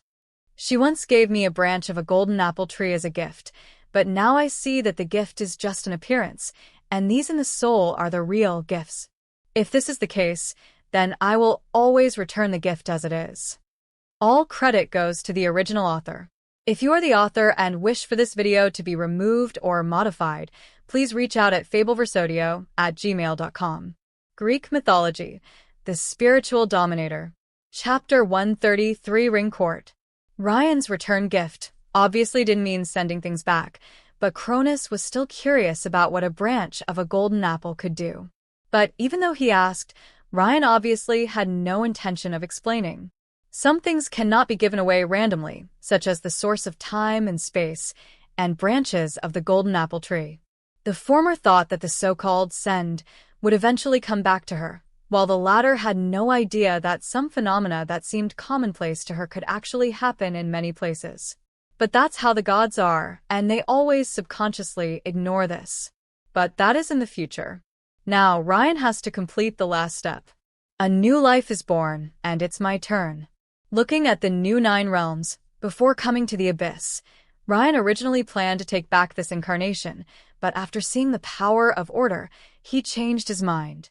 The 3-layer interface that belongs to him still needs to be controlled by him for the time being. He leaned over gently, and the next moment, the illusory shape of Ryan's incarnation instantly collapsed. He transformed into the true form of the source of chaos, a dark mist snake that gathered and dispersed. Then his body swung and crashed directly into his 5th-layer interface. From the outside, the snake looks tiny and unreal. But every time it gets closer to the world, it doubles in size and becomes more real. Finally, when it entered the 5th-layer interface, it was no longer an illusory fog snake, but like Cronus, it shaped a new form under the power of the interface. The snake's body is slightly curled up, its head and tail are facing each other, and it has the world surrounding it. Hiss! The neighing sound was loud, but the next moment, the world understood its meaning. It was its own master naming it. So from then on, the 5th-floor interface had its own name, Atrium. Zhongding, is it a good name? Is it the divine court in the central world? It seems that I have to give my world a sufficiently vivid name. Feeling the force tapping the boundary wall, Ryan let go of the passage, and the figure flashed past, and the new lord of the 9 realms stood in front of him. Have you thought about it?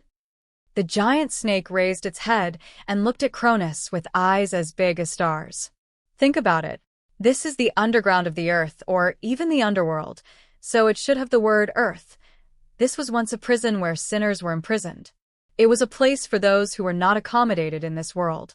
It can be called a prison. In this case, let's call it Hell Bar. There are 9 levels of hell. Since I can't be the king of the abyss, it wouldn't be bad to be the lord of the 9 hells. In thousands of years, Cronus has never been so happy and relaxed as he is now. But maybe now he can no longer call Cronus. After all, everything belonging to the old god has been washed away, and now he is a new god. So he raised his head, looked at the new life in the 9-layer interface with the authority of the Lord of 9 Hells, and issued a declaration that belonged to the world. Come and meet your master, sinful creatures. I am the Lord of the 9 Hells, Asmodeus. The time and space channel runs through the 9 realms, and the sound spreads between the interfaces. No matter what kind of emotions they are feeling, when they feel the power from the world itself, the new creatures step into the passage one after another and go to the 5th-layer interface, where the world lord is at the moment. But when they came to the atrium, the first thing they saw was not the Lord of Hell calling them, but the giant snake surrounding the world. With its head and tail connected, it surrounds the world. The eyes of the snake's head are like 2 big suns, overlooking the lives that have just arrived in the atrium. Tens of thousands of years later, the devils of later generations recorded that day like this. At the beginning of everything, the son of Khaos tore apart the abyss. He created order in nothingness and established a homeland belonging to the devils. From then on, Tartarus was their eternal enemy, and endless wars were staged between the two sides. Because they are originally one body, and they can naturally become one body. In the 9 dark hells, the devil is the darling of the world, the order in chaos, and the civilization in decay. All of this comes from the gift of the Lord of Hell. No devil can challenge the majesty of the Lord, except him. He is the serpent of the ring, the python of the world that swallows all souls, and the king of hell who divides and rules the 9 hells with Asmodeus. The outside world, the underworld. Shortly after the silver human soul was transformed, outside the abyss, the underworld that had been stable for tens of thousands of years suddenly shook. Finally, feeling the information coming, although those origins have been swallowed up by the new world, the Lord of Darkness does not care about this at all. Compared to that little loss, he was more concerned about his long-awaited gain. He looked at the content contained in the message bit by bit. Although it was a little blurry due to Tartarus interference, it was still enough for him to see the most critical part. What the world is made of, and what kind of beings could create it. Is that so? The prerequisite for opening up the world is to strip off everything in the past, and then use power beyond the control of this world as the foundation of the world. Yes, the original foundation of the world is Gaia.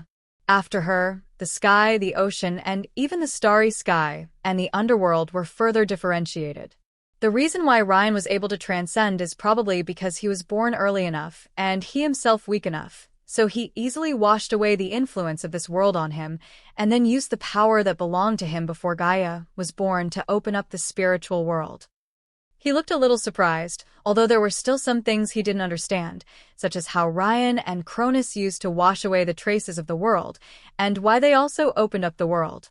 Ryan's spiritual world attracted Khaos wanted, but Cronus, the hell of Asmodeus, was not, but that didn't matter anymore. Maybe the first one requires some hardships, but the subsequent ones will be easier.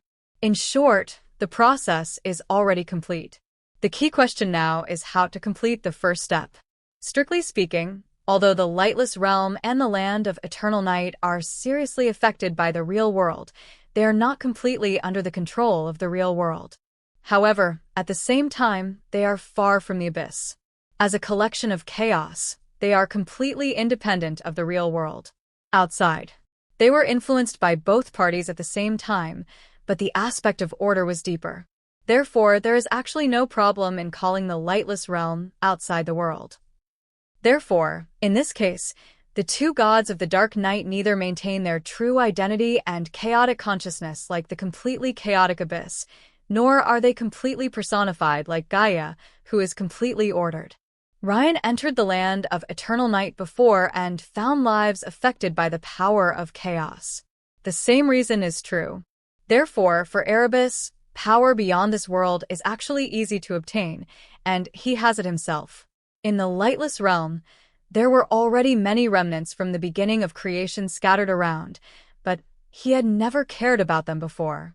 Although these powers are very weak, as long as the world can be opened, Erebus can use the new world to swallow his old body. His own body will not resist him. Once completed, not only will this not affect his power, but he will also be able to break free from the shackles of this world. At that time, the newly born lightless realm will become one of the subjects on the other side of chaos, just like the abyss, but he will be able to maintain his own consciousness. And Erebus has even thought of a further direction, taking control of places outside this world one by one. Even the abyss is one of his goals. If he can succeed, he will become the master of another side of chaos, an existence equal to the will of this world. After all, the will of this world is the only existence he can see that is half a step higher than the great divine power. So, how do you complete the first step? With my size, it would be countless times more difficult than them to strip myself of everything.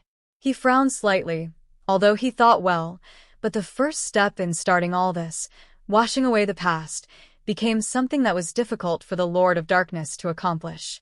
You don't need to think about it to know that the difficulty of stripping away everything about the great divine power is not the same as stripping away the power of the former God King. Even Ryan himself may not have this ability.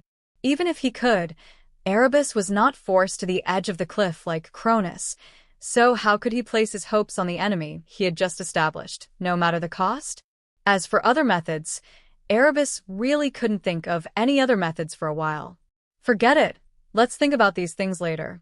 Now, it's time for me to take action. Although the gods in this world are nothing to worry about, it would be good if we could cause him more trouble.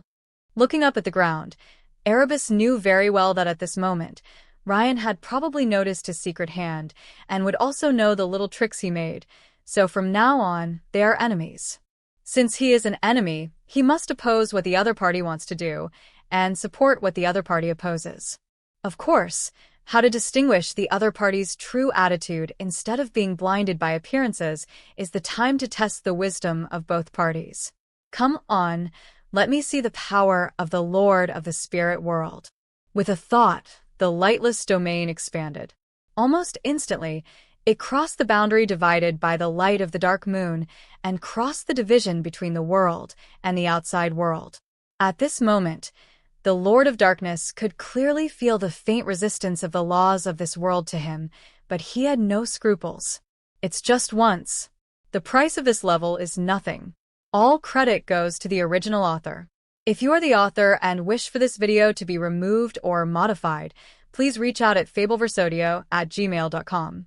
Greek Mythology, the Spiritual Dominator. Chapter 130, For Please Forgive Me.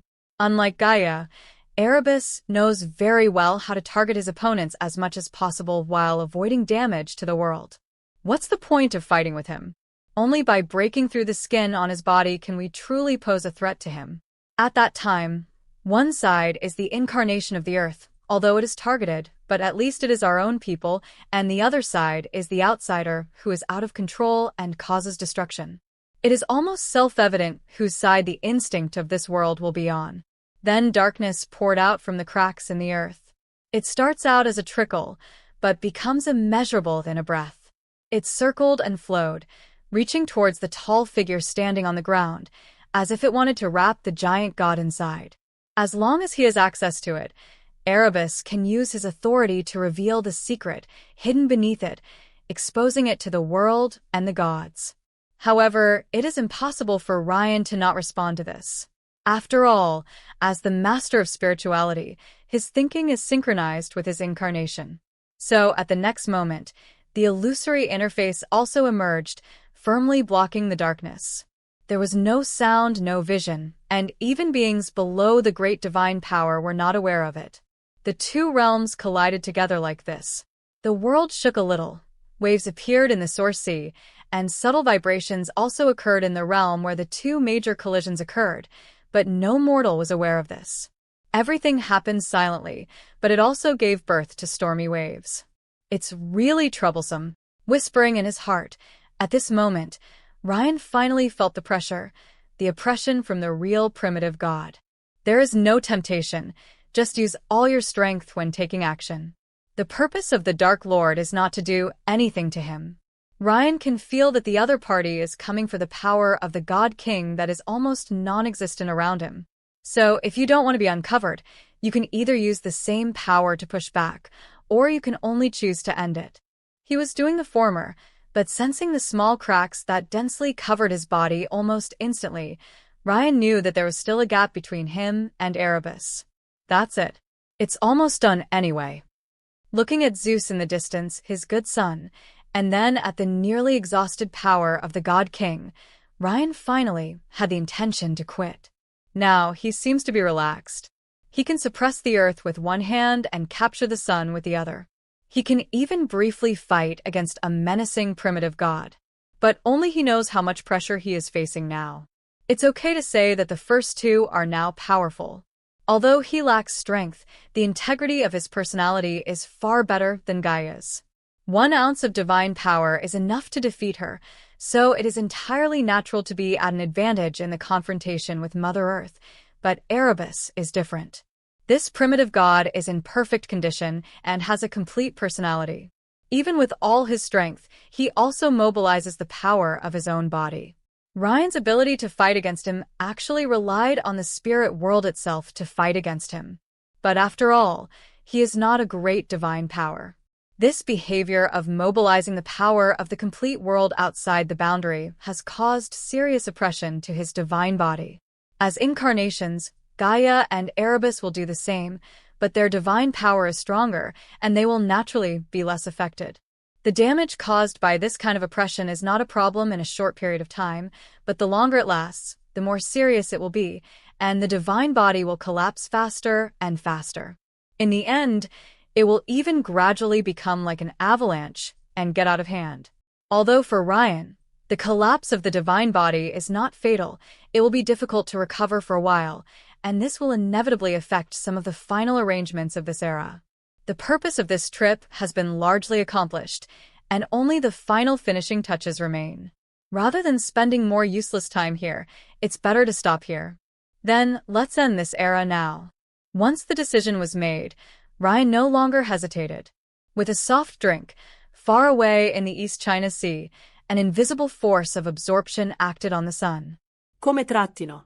The next moment, under his power, the ancient sun god was taken out by the power of time and space without any resistance, and then disappeared without a trace in a wave of fluctuations.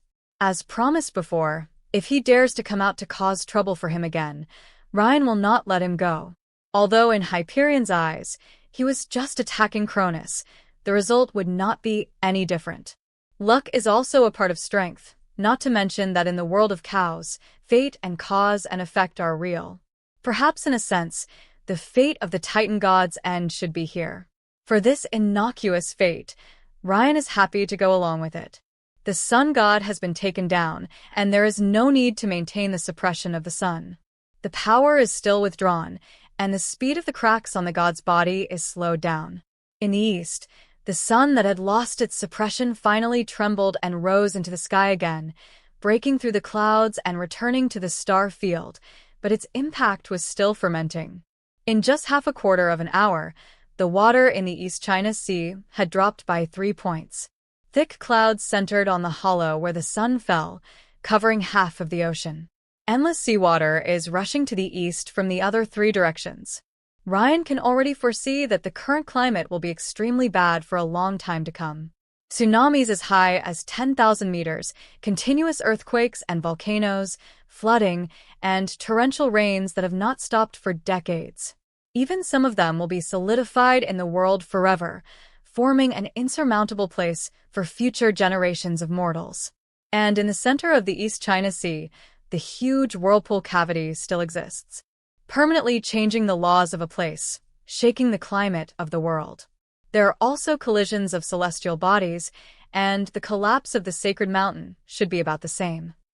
Looking back, Ryan could feel that the rejection in this world was becoming more intense. This is not only directed at himself, but also at Gaia and the gods who also caused all this. After all, Gaia is still supporting us until now. Under the collision of the power of the 2 ancient gods, the Earth's crust is shaking and the plates are shifting. New mountains rise and old mountains crumble. Unlike other gods, Gaia has probably sensed the collision between the spiritual world and the lightless realm, so her actions have become more intense, but she still doesn't know who did all this. Ryan had no intention of solving her doubts. The moment he noticed the problem in the silver human soul, he had already made a plan. Who said that he must be the one who led this matter?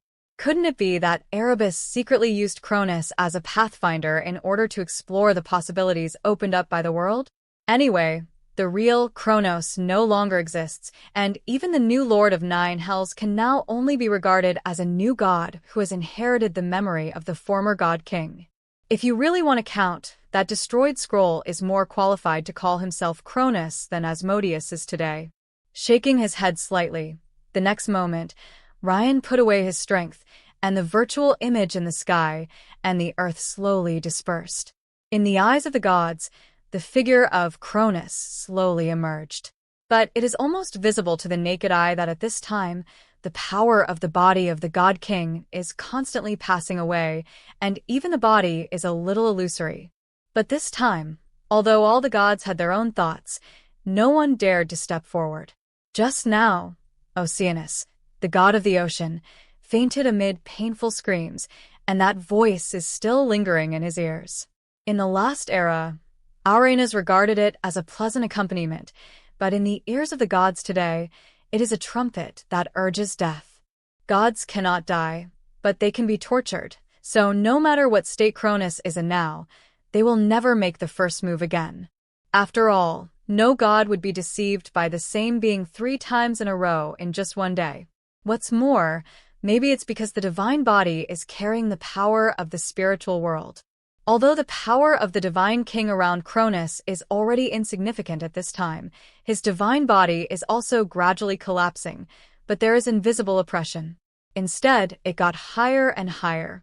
In the eyes of the gods, the feeling that the God King gave them at this moment was even 3/3 similar to the will of this world. Coupled with his illusory figure at the moment, an unfounded suspicion appeared in the minds of a few gods. Could it be that the God King previously sought to become a great divine power, but something unexpected happened, and now he wants to integrate into the world? If you understand it this way, then all the previous unreasonableness seems to have found an explanation. The power of the God King is indeed declining, but his combat power is becoming more and more terrifying. However, he probably did not succeed. Otherwise, the first great divine power in Khaos who was promoted later in life would not be so calm. It also seemed to fit fate that if sheer force could not defeat him, then let him defeat himself. His Majesty. In the strange atmosphere, Zeus's eyes changed uncertainly, and the other gods had their own ideas. But just when Cronus was about to speak, suddenly, beside Zeus, a strong blue-haired goddess knelt on the ground. The God King recognized him. That is Eurybia, the daughter of the ancient sea god Pontos, the wife of the weather god Khaos, a goddess who symbolizes the power of the sea. As the wife of the god of weather, Eurybia should have been on the side of the God King, but obviously, faced with the previous disparity and the legendary fate, the goddess made a choice easily. She betrayed the God King, siding with Olympus, and then regretted it after witnessing the hidden, true power of Kronos. Your Majesty, I apologize to you for my foolish behavior before. It was Zeus's wife, the cunning Métis, who deceived me. I am willing to accept your punishment, but please forgive me for my previous sins for the sake of my husband. Eurybia's voice was a little sharp, and she looked a little embarrassed, but in the hearts of many gods at this moment, they actually wanted to replace her. If possible, they would also like to kneel down in front of the God King and ask for surrender, but compared to Eurybia, who has something to do with Cronus, they can't even find an explanation.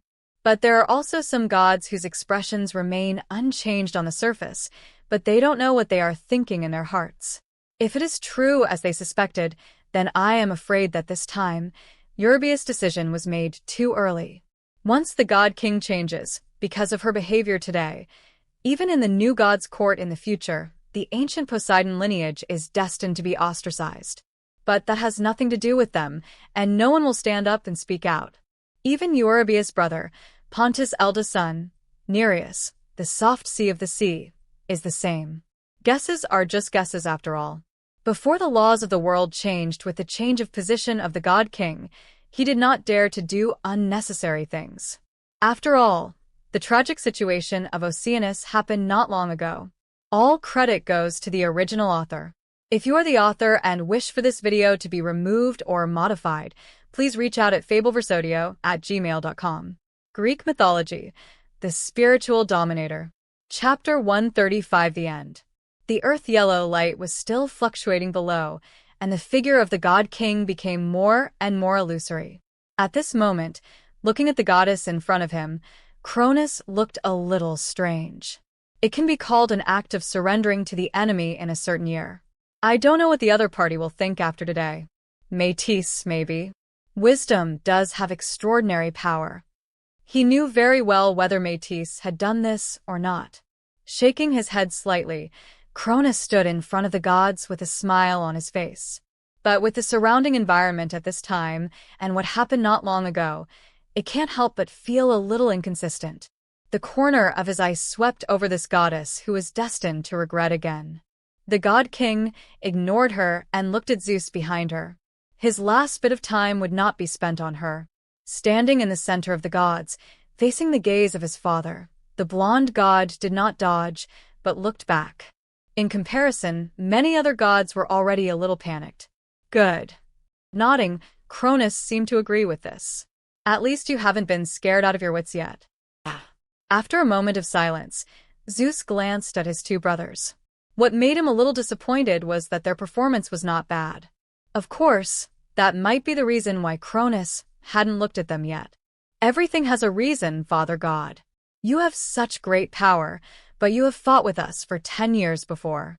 This should not be just for a joke.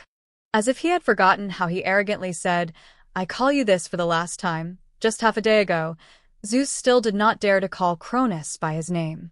But his mood also stabilized. There are only two consequences now. If the power of his father is still there, then even if he kneels down and begs for mercy now, it will be of no use. It is better to show some dignity and then meet his end. And if it is as he guessed, then he will not offend the other party at the last moment. Zeus has always been a pragmatist. Except for the fact that he later became complacent and couldn't control his little hobbies, whether it was an ugly giant, a ferocious-looking heir, or anything else, as long as it was useful, he could tolerate it, and it's the same now. Shaking his head slightly, again to the surprise of the gods present, Cronus did not enumerate the crimes of rebellion like Zeus did before. He just asked him a question. Zeus, my child, the so-called destined person to overthrow me, tell me, what have you learned from today's experience? There was silence again. The destined new king, mentioned by the god king, was simply a great irony, but Zeus still said calmly, I learned the importance of strength, father. As long as you have enough power, nothing else matters. Be it wisdom or power, there just means to gain power. This is not only a way of showing weakness by flattering the god king, but it is also Zeus's truest thought at the moment.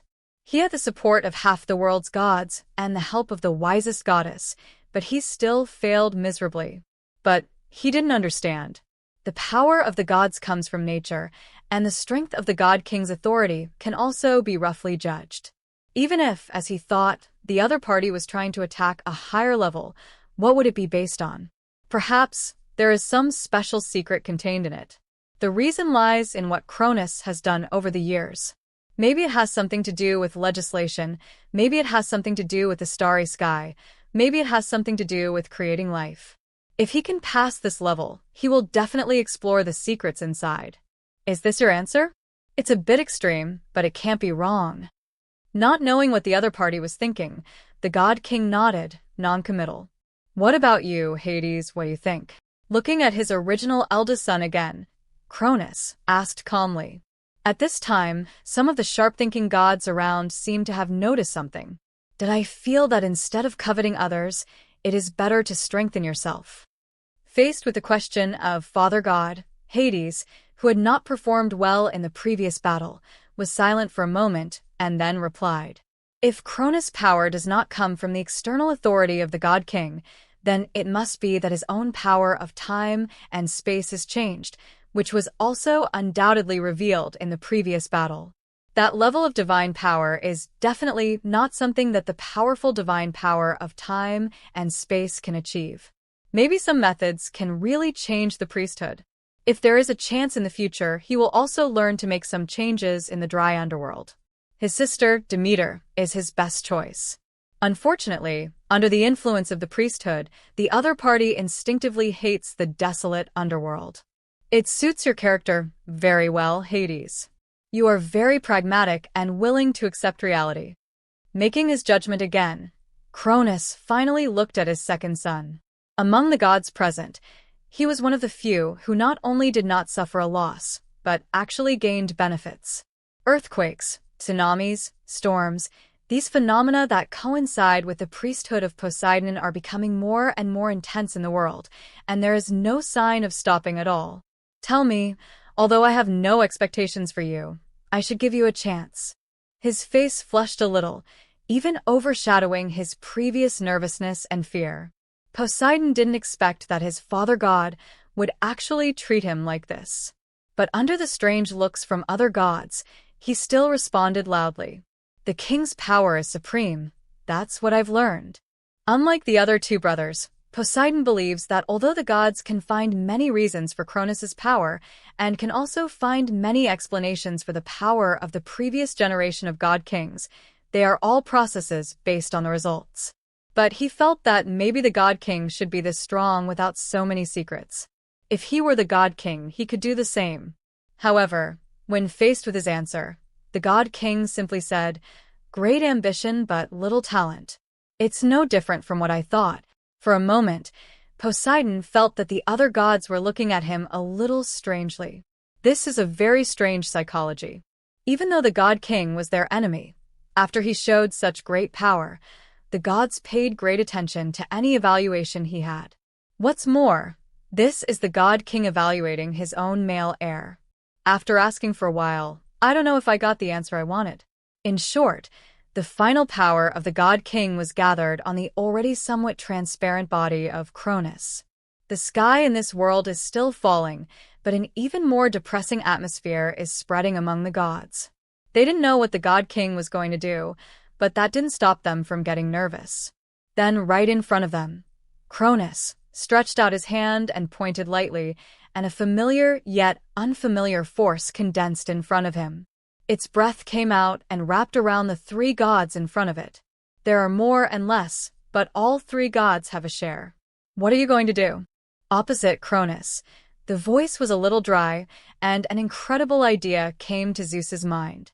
In other words, he actually had a guess, but when it actually happened, he still felt incredible. Didn't you guess it? Smiling slightly, a surge of pressure surged in front of him. The three gods of Zeus were half kneeling on the ground, but at this moment, they had no idea of resistance. Cronus threw the invisible things in front of him. The authority of the god king was intangible, and it only became clearly visible under the constraints of the power of Cronus. When it left its original owner, it instantly became invisible.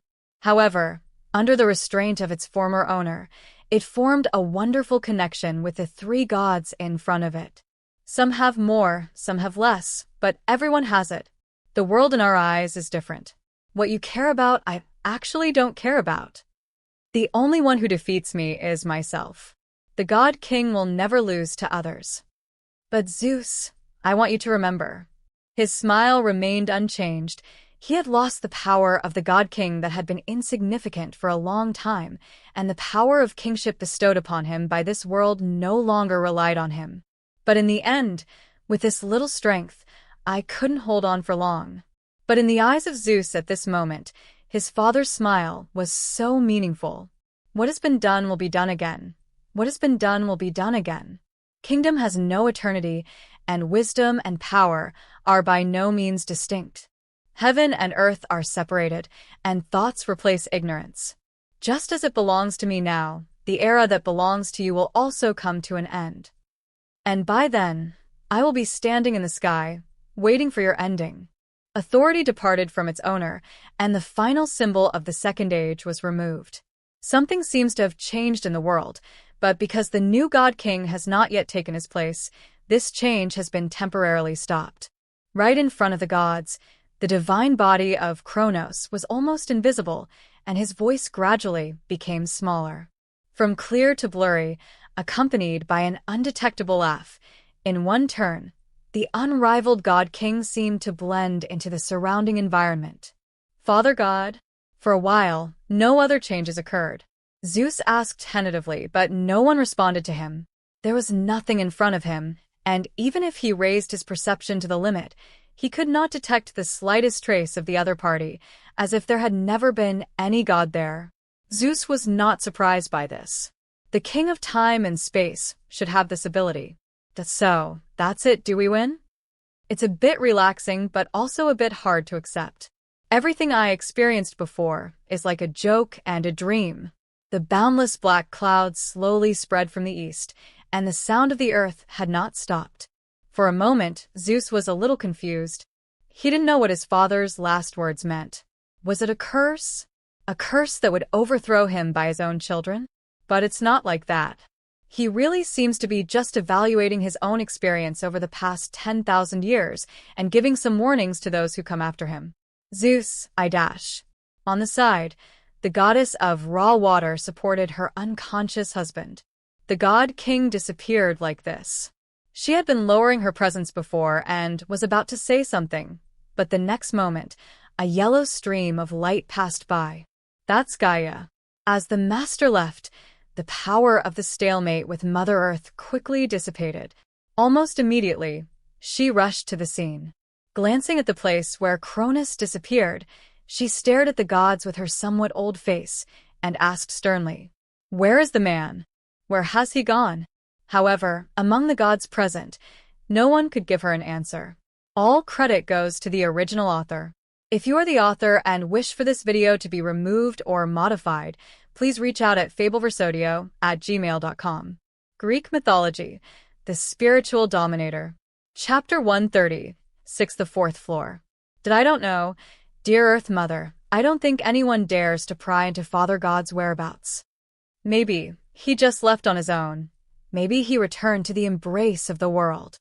Although it was a little hard to accept for a while, how could the situation change like this in just a short moment? But no matter what was hidden behind it, Zeus couldn't help but feel hot in his heart when he felt the faint connection between his body and the position of God-King. Different from the previous era, although the position of the God-King today has become almost non-existent due to extravagant squandering, it was indeed passed down by the previous God-King himself, rather than directly plundered. In contrast, it took Cronus 500 years to become the true king of the gods, but as long as Zeus obtains it, he can become the new king immediately. As for how to make it stronger again, that is another matter. His father has set a good example for him, making him very clear about what kind of things can make the world happy. It's just a pity that not only himself is connected with the authority of the god king, but also Hades and Poseidon. From the corner of his eye, he glanced at Ocean God, who was already unconscious with the support of the original water goddess, and Zeus was secretly thankful. All credit goes to the original author. If you are the author and wish for this video to be removed or modified, please reach out at fableversodio@gmail.com. Greek Mythology, the Spiritual Dominator. End of volume remarks. Ahem, I ended the first sentence with flowers because I also wrote the same in my first volume. There is no other meaning. The ending of Spreading Flowers has a total of 112 chapters and less than 300,000 words.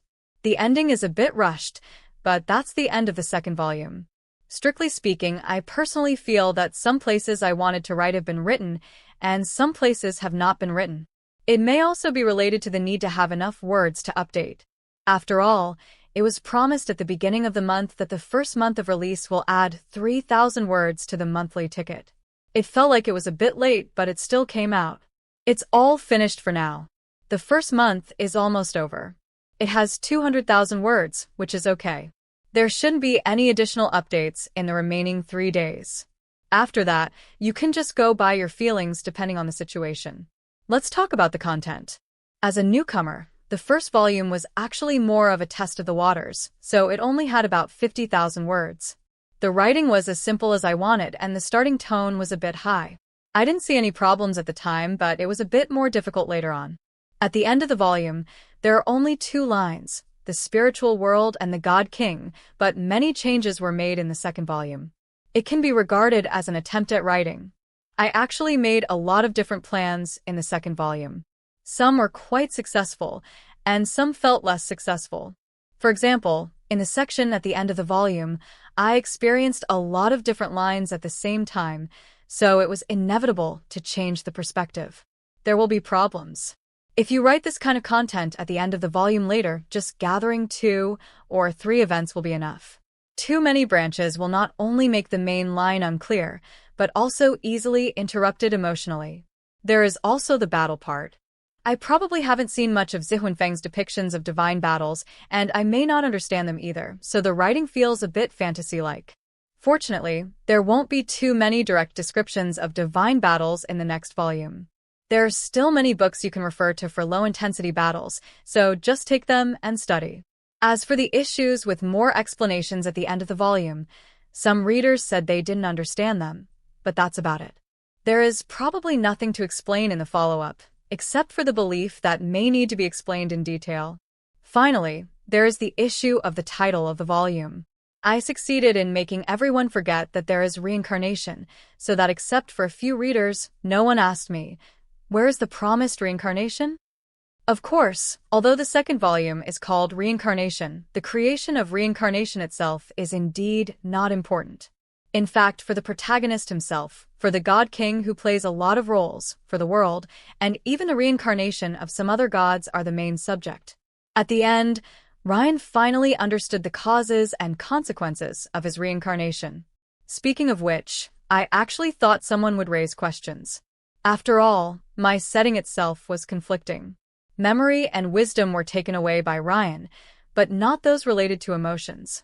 This is typical in the mythical world and is related to spirituality and material relations. Not much authority. But it's okay if you don't see it, so no one will say that the author eats books and is inconsistent before I tell the reasons. That's it for the second volume. In fact, there is still more to write, but some of the side stories will be too long, so I will mention them later at most, such as the birth of the centaur Chiron, what the goddess of lust, the god of destruction, and others are doing, and the Titans, some things that happened during the war, as well as where Hecate's father went after confronting the god king, etc. In short, the second era is over. The third age is the age of Zeus and mortals. There are a lot of stories about gods, and I'm trying to get through the bronze humans as quickly as possible, and then slow down the pace when the age of heroes comes. In addition, if there is content that is inconsistent with the mythological description, there is more or less. Don't ask me why it is not XXX. Yes, let me say the important thing again. If there are changes in the follow-up time of the content of the myth, don't ask me why it is not XXX. On the one hand, the timeline of the myth itself is messy enough, and on the other hand, the change of the protagonist has no sense of existence. Some characters who appear later in theory may be moved forward, and some may be placed later. For example, some famous figures from the Athenian city-state era will be moved forward to a certain extent. If there is a reason, it is the twist of fate. In addition, the system of the mortal kingdom will also change, and the city-state will become a kingdom. In line with the expanding geographical environment, I will try my best to give a change process. In the third volume, the power of the gods on the earth will be limited, which is also related to the myth that the gods were defeated and deceived by mortals. It should go without saying that when writing myths, you must ultimately interpret them reasonably. Finally, I named the third volume Heaven and Earth Divide, which has various meanings. I even didn't think much of it myself, but let's leave it at that. Above. All credit goes to the original author. If you are the author and wish for this video to be removed or modified, please reach out at fableversodio@gmail.com. Greek Mythology, the Spiritual Dominator. Chapter 138 Questioning, Monthly Pass 4. Chapter 138 Questioning, Monthly Ticket +4. Hades, the Lightless Realm. At this moment, the birth of reincarnation has just begun, and the fluctuations in the source sea are still insignificant. In other words, at this point in time, many similar changes can easily be understood as normal phenomena of the change of eras. Unlike Ryan, who was busy opening up reincarnation, Erebus had nothing to do. He had no clue about how to wash away the past, and he had nothing to pay attention to. He simply stood on the edge of the field and looked at the outside world as usual. After all, it probably won't be long before his sister comes to investigate. Are you waiting for me? As expected. After a short while, across the earth, Mother Earth had arrived at the doorway of the lightless realm. Maybe she was in a bad mood, but she barged in without any intention of saying hello. Of course, this was also the reason why Erebus did not refuse. Otherwise, Gaia's power would not be enough to break in. It seems that I overestimated you, Erebus. I thought you could escape unscathed. The voice was filled with anger, and Gaia stepped into the dark realm. She could vaguely sense that this place was different from before. Now, the laws of the world were somewhat repulsive to the owner of this place. This didn't exist before, because his brother rarely left here, but now it appears. Obviously, the previous collision with the spirit world not only made Ryan choose to withdraw early, but as the other party, Erebus also paid the price for this. But thinking about herself, Gaia felt that this price was really insignificant. This is natural, my sister. After all, it is a temporary idea, so it is inevitable that it is not thoughtful enough. Smiling, unfazed by Gaia's attitude, the Dark Lord welcomed his sister. Stop talking nonsense, Erebus. Whether it was a spur-of-the-moment move or a premeditated plan, you should know why I'm here. Gaia frowned slightly, but Gaia didn't expect the other party to admit anything. Her purpose on this trip was to find out the whereabouts of Cronus. After all, the fake God King was gone, and she always wanted to know where he really was. And she believed that regardless of whether the other party did it or not, her brother would definitely know something. Yes, my sister, if I guess correctly, you are here for my youngest nephew. Nodding, facing Gaia's question, the Dark Lord did not deny his knowledge of this. However, in his words, the 5 sea gods and 6 giants born to Gaia and Pontos seemed to be excluded from the category of nephews by default. Although you won't believe it, I still want to say that his affairs have nothing to do with me. Since you know I don't believe it, then don't say it. Gaia was indifferent to Erebus's excuse. As for the other party's disapproval of her other children, she also knew why. Among the gods in the world, only the former Aurenas could make his younger brother take a high look, so the 5 sea gods born to Pontos were naturally ignored by him. Not to mention the giants. Except for Gaia herself, few gods regard them as the same kind. Whether it's relevant or not, I just want to know where is Cronus now. You two won't fight for no reason. Even if you weren't you wouldn't know anything about it. It's a bit helpless, and it's somewhat unpleasant to have things done by others put on one's own head. But considering his sister's level of intelligence, Erebus didn't find it difficult to convince her.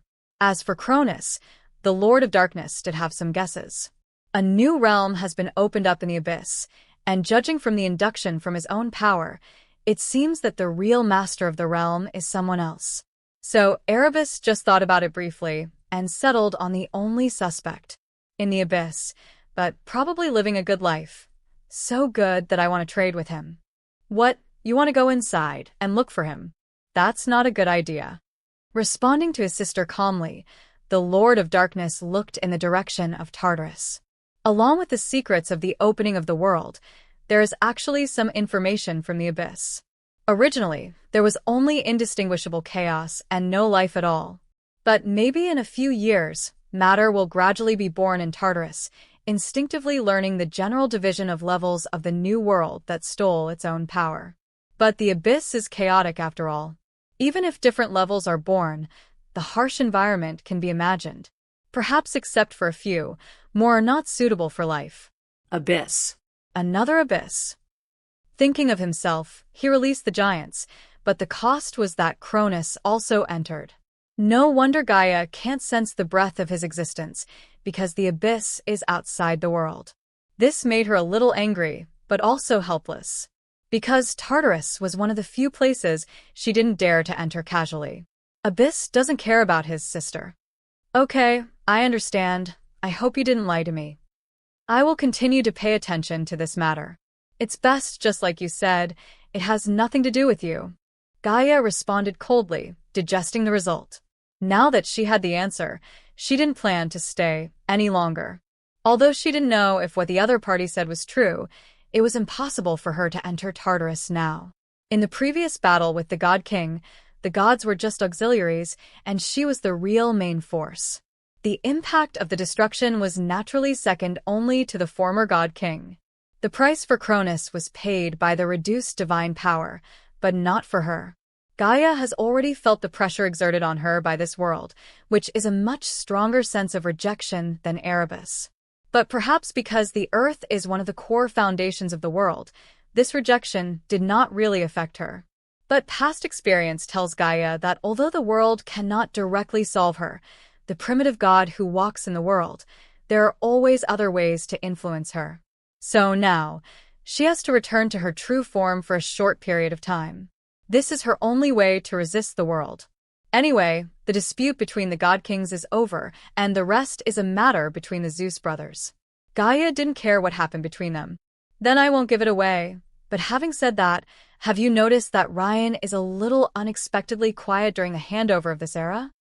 Seemingly sensing Gaia's departure, Erebus suddenly said, "He doesn't look like a peaceful person. If he doesn't do anything, it means his energy is attracted by other things." His expression changed. Although he had told himself before coming not to believe any accusations made by Ryan and Erebus about each other, Gaia was still affected. His brother seems to be right. No matter how you look at it, Ryan doesn't look like a peaceful guy. You have to understand, Gaia, as the original gods, although we are different, it is difficult to have power that you don't understand, but he is different.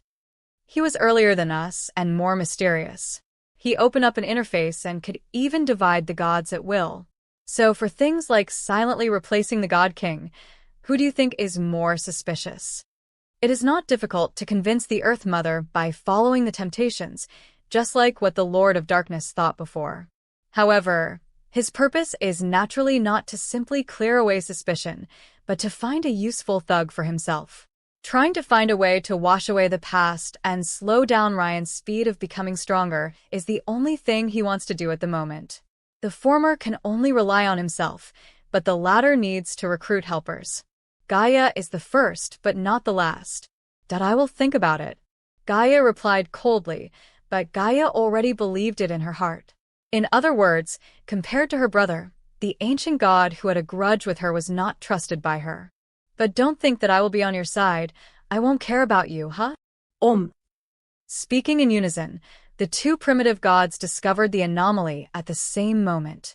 Just now they were discussing Ryan's silence in this era, but the next moment, a strange wave from the spirit world caught their attention. The charm of life and death is reflected in it, but they are sublimated into something higher. Gaia even found that her life face was trembling slightly. It also seems to know that its other half will never come back. It seems that the reality is not very similar to what you said, my brother. He is busy with other things, although it is not a good thing, but it is you. I don't know what you were doing before. Holding the life bottle, Gaia took a deep breath. Although she had not expected to get back the other half of her artifact before, the hope of being completely cut off still made her a little annoyed. Sure enough, I can't believe a word that people like you say. With a double entendre, Gaia snorted again and walked away immediately. Now that we have obtained the whereabouts of Cronus, it doesn't matter who did the rest. She needed to have a good sleep, and when she woke up, it wouldn't be too late to deal with this. What a coincidence. Shaking his head slightly, Erebus also had a headache as he watched Gaia turn into yellow light and escape. Standing at the edge of the realm, the Lord of Darkness watched his sister leave. As her body merged into the earth, her breath gradually became one with her body.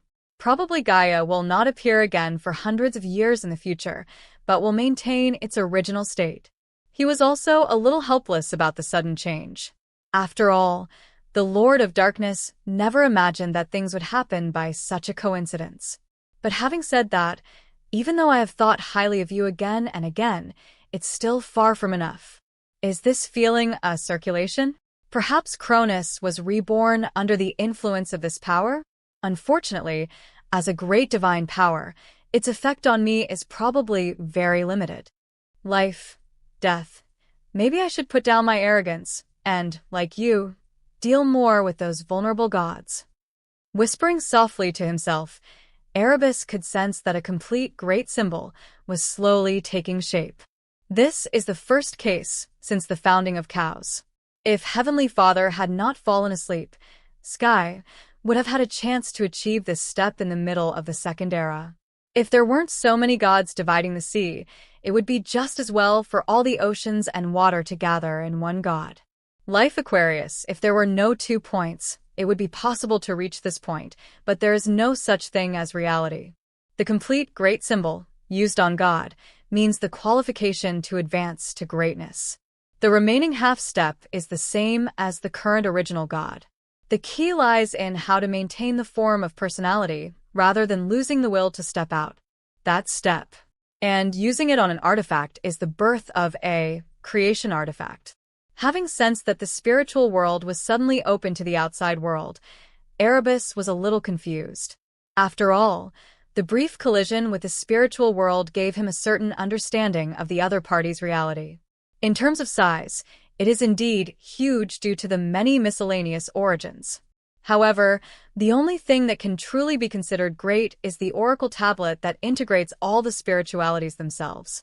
But when this creation artifact that symbolizes reciprocity is born, the power of interface circulation in the spiritual world will be enhanced by an unknown amount. Any being who does not abide by his rules will be suppressed mercilessly if he dares to step inside. He didn't know how strong the spiritual world could suppress him, but he didn't intend to try it. It's really scary. You're moving a little too fast. Frowning his brows, the Lord of Darkness finally thought of a helper who might be of some use. Zeus, the future new king of gods. If you can do as well as your father, then I will reluctantly make friends with you. Looking in the direction of Mount Olympus, Erebus still didn't know whether the other party was valuable, but he planned to try to make contact with it. Of course, the premise is that the other party can really behave like a god king who speaks his truth. All credit goes to the original author. If you are the author and wish for this video to be removed or modified, please reach out at fableversodio@gmail.com. Greek Mythology, the Spiritual Dominator. Chapter 139 Argument. When the disputes on the earth ended, Gaia went to the underworld, and the gods returned to where they came from. Flying in the sky until landing on Mount Olympus, the atmosphere among the gods was a bit strange. There were twists and turns. First, he besieged the god king with great ambition, and then he was suppressed by backhand. Then I thought I was destined to fail, and the sun fell into the mortal world again. In the end, before he could be happy, Dari was pushed into the ocean. To this day, Ocean God is unconscious and the whereabouts of the ancient sun god are unknown. But in the end, the invincible god king left for unknown reasons. Before leaving, he even created a connection between a throne and 3 gods. It is impossible to share the position of the god king, so at least there must be a priority between them. So the atmosphere was so subtle that the gods didn't even have time to notice the surface spiritual world that had just been opened to the world. Everyone, finally, in front of Mount Olympus, Zeus looked around for some reason. The most difficult period is past, and we have achieved the final victory. But before celebrating, I think everyone needs to take a break. I also want to talk to Métis about today's events. I think this is a common thought among all of you. The gods nodded after hearing the words. After experiencing the previous changes, they now felt a little tired from the bottom of their hearts. What's more, they had somewhat guessed that the 3 Zeus brothers would probably negotiate privately regarding the position of the god king. Go, Zeus, I need to take care of your adoptive father too. Supporting Ocean God, who had not yet woken up, the original water goddess emphasized the word, adoptive father. Let's wait until everyone recovers before we celebrate the celebration. I think you brothers must have something to say among themselves. His expression remained unchanged. Zeus nodded, and then said goodbye to the gods present one by one. They all have their own palaces on Mount Olympus, so naturally they don't need to make any arrangements. In the end, the only ones left were the 3 Zeus brothers who participated in the battle, and their sister Hestia. Without much communication, the 4 of them looked at each other and returned directly to the shrine on the top of the mountain. At the door, a spirit is waiting. That was Métis, the wife of Zeus. As for his other 2 sisters, Demeter and Hera, they were not old enough to fight yet, so they stayed on the sea. This god, who was not good at fighting but had a special status, did not participate in the siege of the sacred mountain this time, but she still saw the previous visions between heaven and earth. Zeus, how's it going? Have you become the king of gods? After walking a few steps, the beautiful black-haired goddess was greeted first. She didn't focus on anything else, but asked the most critical question directly. Although Métis was also shocked by the power of Cronus, and even had some secret doubts about it, when the last trace of the power of the god king left the body of the 2nd-generation god king, the laws of the world have changed. It's just that perhaps because the new king has not yet taken office, this change has not yet fully taken effect. Therefore, regardless of whether they participated in the war or not, the gods knew very well that the previous generation of god-kings was no longer around. Not yet. After a moment of silence, Zeus knew that Métis had definitely noticed the awkward atmosphere between their brothers. She still asked at this moment. Naturally, she didn't just want an answer. She was hinting that Zeus had his way, and that the vast majority of the gods still supported him, and reminded him that this kind of matter should be resolved as soon as possible, and not wait until the gods gathered to make a decision. How can a king who is elected by others be more authoritative than one who decides by himself? Métis, Father God has abdicated, but the new king has not been decided yet. Although he knew that this might not be very big, Zeus still said, "But if no one objects to me," etc. Before he finished speaking, as expected, Poseidon on the side interrupted. "Now the position of the God King is connected to the three of us. Zeus, I think there is still room for discussion. Hades, what do you think?" Without replying immediately, Zeus looked at his other brother. Hades had never disagreed with most of his opinions in the past, and Zeus hoped it would be the same this time. But the result disappointed him. Although Hades was not as violent as Poseidon, he still expressed his opinions tactfully. "Let's not talk about the throne for now. But the past of Zeus, Father God, and his brothers really worries me. In fact, the future Pluto does not think that he can become the God King. The status of Hades in the present world is already very embarrassing, or in other words, the existence of Hades itself is very embarrassing. The bodies of the four primitive gods surround it. Although it has a special environment that is almost a world of its own, whether it is Mingyu or River of Oaths, their owners are all powerful gods, no less powerful than him. But I don't think so, but Hades is not opposed to fighting for some benefits for himself. They all saw how Cronus treated the sun god and the two sea gods. Who knows what Zeus will do in the future for his own authority? The god of the underworld is indeed taciturn, but he also knows very well that now is when his brother is at his weakest. If Zeus is unwilling to give his two brothers anything now, then who knows what the future will be like? At least, the other party should give him an attitude that is enough to reassure him. But you all know very well that whether it is my role in overthrowing God the Father's rule or the prophecies Heavenly Father once left, I am the new God King. This is indisputable." Putting aside his luck, Zeus finally became serious. And apart from replacing curse with prophecy, what he said was indeed true. Ahem. Beside him, the eldest sister of Zeus and others, Hestia, the goddess of fire and guardianship, coughed lightly. The previous battle had made her extremely exhausted. After all, although she could not threaten the God King, she had been using her authority to provide more protection for the gods. But now, facing the dispute between her two younger brothers, she still kept her spirits up. At this time, the fight between their brothers was not appropriate. Poseidon, what Zeus said makes sense. In terms of merit, he is indeed more suitable to become the God King. I think there is no need for you to argue about this. Even if he gives up the throne, the sea gods will not accept you as the God King. Snort. With a cold snort, Poseidon still had some respect for his eldest sister. And she was right. Most of the gods in the starry sky were neutral. Those who really sided with Zeus were basically the gods under the two ocean masters. Therefore, it is almost impossible to tell whether they will accept another god who can be regarded as a sea god to become the God King. But he won't give up. Poseidon turned to look at Zeus. Perhaps the position of God King was too tempting. He caught the loophole in Zeus' words with unexpected precision. Yes, prophecy. Let's not say whether it is a prophecy or a curse.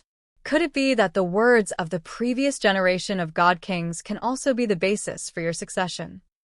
Uranus was unanimously overthrown by the gods. If what he said can be used as a basis, doesn't it prove that all the gods were wrong? Narrowing his eyes slightly, Zeus did not expect that his brother, who had never been very smart, would become sharp with his words. From the perspective of the world, The curse left by the god-ordained generation of god-kings can give Zeus legitimacy, but from the perspective of the gods, he really cannot ascend to the throne on this basis. Then what did you do, Poseidon? Did you forget, or did I rescue you from the belly of God the Father? If you still have some dignity belonging to the gods, you shouldn't speak like this in front of me. The voice was cold. Although Poseidon's power had increased due to changes in the world's climate, he was still no match for Zeus. The Cyclops are indeed excellent craftsmen. Perhaps when facing great divine power, Thunder Arrow is not that easy to use, but if the opponent is Poseidon, Zeus can give him one hand. He only needs to hold the artifact. All credit goes to the original author. If you are the author and wish for this video to be removed or modified, please reach out at fableversodio@gmail.com. Greek Mythology, the Spiritual Dominator. Chapter 140 Discovery. If you put it this way, Zeus, none of us are the real contributors to the overthrow of God the Father. However, opposite Zeus, Poseidon obviously would not give in so easily. He avoided talking about the so-called credit, because Poseidon knew that he could not compare with the other party. Respected Mother Earth is the key, isn't it? Without her, your so-called salvation would not be successful. Without her, how can we hold on until Father God leaves today? If the position of the God King is determined by merit, then the Earth Mother should make a fair judgment, not you who accept it on your own. His heart sank. Zeus knew that the other party was making strong arguments, but he still couldn't refute. He was confident before because between himself and Poseidon, the gods definitely recognized him more. But if Gaia is left to judge, and she is really on Poseidon's side, the gods may not necessarily object. Today's gods have just witnessed the power of Mother Earth. Even among the gods of the sea, Oceanus is probably the only one who dares to refute the other party's remarks. If the other party was still conscious, he would never let Poseidon ascend the throne, but unfortunately, the dark clouds stretching hundreds of thousands of miles over the East China Sea told them what exactly had just happened there. Losing the suppression of the former God King, the sun finally returned to where it should be, with a weak breath. But the consequences of sunbathing in the East China Sea are far from over. So, Poseidon, do you really plan to let the respected Earth Mother decide the position of God King? In the silence, Métis, who had been watching silently, spoke. For some reason just now, she always felt some strange fluctuations in her authority, but she didn't find any problem. Zeus's authority is confusing, but she sees it clearly. Although Poseidon was unexpectedly smart today, it proved that he didn't really want the Earth Mother to decide everything. Cronus, who had just ascended the throne, chose to anger Gaia by refusing to release the giant in order to avoid being in the same place with Gaia. If Poseidon really lets the Earth Mother make the decision, then no matter what the outcome is, doesn't it mean that the Earth Mother is higher than the God King? Although from the current point of view, it is indeed difficult for the new God King to establish a higher prestige among the gods than the Earth Mother, but in the world of gods, names are also very meaningful. Just like Cronus did not truly become the God King until 500 years after being recognized by the gods, if even the God King himself admitted that he was inferior to the Earth Mother, then his power would certainly be difficult to guarantee. She is right, Poseidon, my brother. You would not make such a stupid choice. As soon as these words came out, Zeus immediately reacted. I'm afraid everything Poseidon said before was just a bargain with him, so he looked at his two brothers seriously again. Especially the one who had always thought that he was a bit ambitious but short-handed, but today's opponent's performance changed his mind a lot. Poseidon and Hades, tell me directly what you want to do. Everyone knows that there are some things that cannot be done. Yes, we are a family after all. Hestia also spoke, but she also understood the thoughts of the other two brothers, so she did not favor anyone. But Zeus, you should also give your brothers due treatment, those who gain, and not like our father, who came to the end and no god was willing to help him. A smile appeared on his face. Poseidon actually didn't expect that he could really compete with him now. He needed supporters and his own power, so standing in the center of the hall, the future Poseidon slowly spoke. I just thought you might need help, Zeus. You can become the king of gods, and I can also be a member of the Olympus gods and work with you to fight against the titans who once dominated the world in the future, but you need to give me the part one deserve. Give me the sea, and swear to the river Styx that you will never have a thought about it, and then we will always stand together. Narrowing his eyes slightly, Zeus was actually unwilling. But thinking about the vague connection between the other party and the position of God-King, he still did not refuse.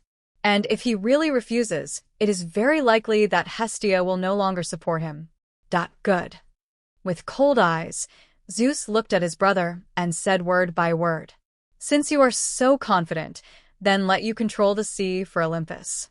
But Oceanus is the father of Metis after all, so I will not help you become his enemy. That's enough. I will figure it out myself.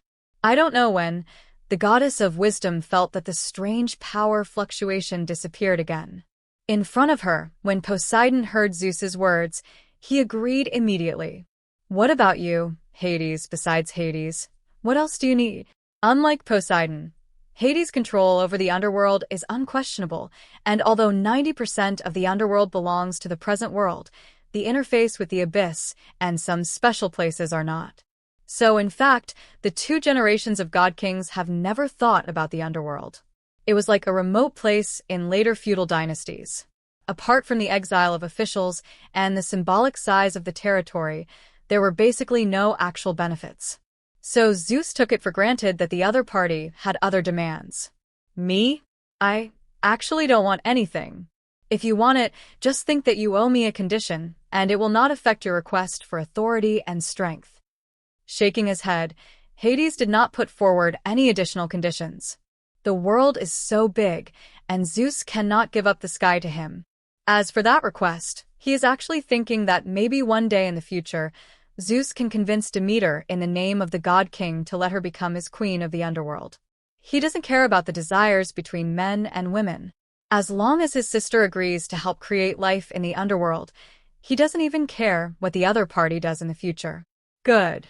It was a bit unexpected, but Zeus was still very happy. It seemed that his original eldest brother was not as ambitious as Poseidon. In that case, let Styx witness your agreement today. The family's division of the fruits of victory was over, and the atmosphere finally calmed down. At this time, Hestia, the eldest sister of the three brothers, suddenly mentioned something. Speaking of which, I wonder if you have noticed that something suddenly appeared around us not long ago? With a movement in his expression, Zeus also sensed something. The next moment, he seemed to have discovered something and stretched out his hand to lightly stroke forward. So in front of him, a black and white world slowly emerged.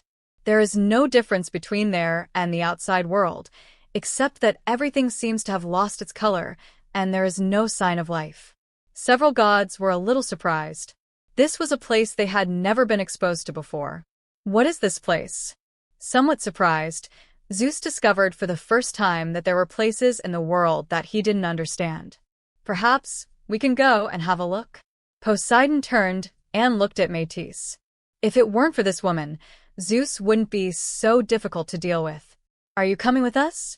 Although the gods are immortal and we are all powerful true gods, such an unknown place may not be suitable for you to go. Wisdom is indeed a powerful priesthood, but the speed at which it accumulates divine power is also unimaginably slow in the current era. You're right, I'll just stay here.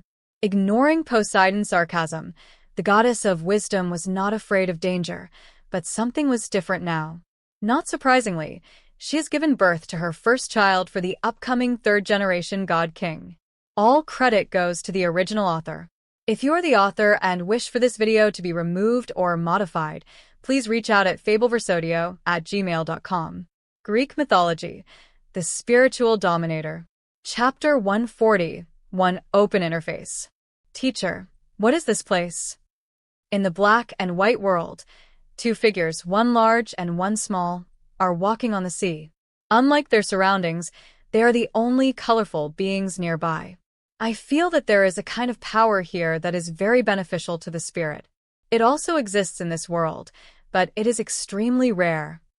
Facing the mentor he had just recognized not long ago, Chiron bent down as much as possible so that he and the mentor were at the same height. But this makes no sense. As a centaur and half-horse, the red-haired witch is only as tall as the back of her horse. This is the spiritual world, the first level of the spiritual world, the phantom world. It's a contrast to the surface of the world.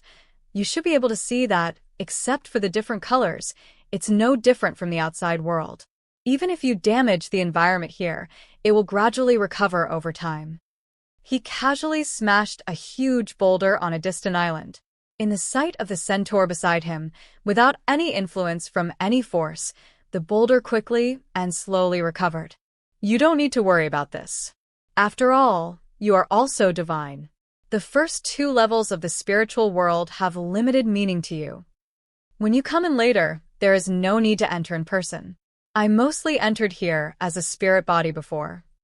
Answering casually, Hecate seemed to be looking for something while walking on the black and white sea. As she said in the past, she actually entered the spiritual world more mentally than physically. Today's phantom world is a bit quiet, and there are no ghosts that were often seen in the past. Hecate didn't find it strange. After all, such turmoil had just erupted in the East China Sea. Even if most of the lower spirits only had instincts, they also knew how to seek advantages and avoid disadvantages. Of course, there is another possibility. That is because the portal to the spiritual world opened, causing some of the power of the sun to penetrate and burn them all. Found it. After half an hour of searching, Hecate seemed to have discovered something. She casually pulled the hair on Chiron's back, and in a flash, he appeared at the end of her sight. Here, in midair, a light wheel floats out of thin air, with a few ripples in space. At its center, a richer spiritual aura is conveyed from inside. Teacher, what is this? Asking again, the centaur felt that he was indeed a little ignorant before. This is the passage connecting the first and second levels of the spiritual world. It is everywhere in the first level of the spiritual world. Cross it and you can enter the second level of the spiritual world. The corners of his mouth turned up, not knowing what he thought of. Hecate watched the voyeur being caught, then beat up the apprentice who recognized him, and smiled maliciously. Little Chiron, your divinity should be able to directly perceive the second level of the spiritual world. In fact, you can enter it without going through normal channels. Do you want to try it? No need. He answered decisively. Although he had only known him for a long time, the young centaur already had some understanding of his mentor's character. Death, probably not death. Boom. As night approaches, the dim light shines on the sacred mountain. Compared with the celestial phenomena outside, it highlights the holiness and tranquility of Mount Olympus. However, suddenly, a thunder roared over the sacred mountain, which attracted the attention of many gods, but they ignored it. There is nothing surprising about this. Most of them thought that it was the Zeus brothers and their family who were quarreling over the position of the god king. In fact, they also want to know what the outcome will be tomorrow. For a long time, the night lady's clothes completely covered the sky, and Zeus walked out of the palace with a normal expression. As if nothing happened, he summoned a nymph fairy. After the other party bowed respectfully, the future god king calmly ordered, "The celebration banquet is about to begin. I heard that Her Highness Themis, who is in charge of the law, is fair and strict. I hope she can come to witness me becoming the new king tomorrow. Go and invite her here, and tell her that if she is willing to come, I hope that she will serve as the judge of the new divine court. When I can't make a decision, she will judge the right and wrong and rewards and punishments of all things in the world. I want a god will believe her judgment." "Yes, your majesty." With a slight bow, Fairy Nymph immediately accepted the order and left. This was something that had been decided a long time ago. If it hadn't been delayed for some time, Zeus wouldn't have arranged it now. After everything was done, he looked at the western sky, quietly lost in thought. Father God married his sister as the God Queen. As his successor, I should also learn from it. The ocean god system is still too powerful, and the ancient Poseidon is no longer in charge. As a qualified god king, I should not give them the opportunity to continue to grow. Also, yes, there is also fate. Maybe this is the choice of fate. The queen of the gods should be held by a god with more potential.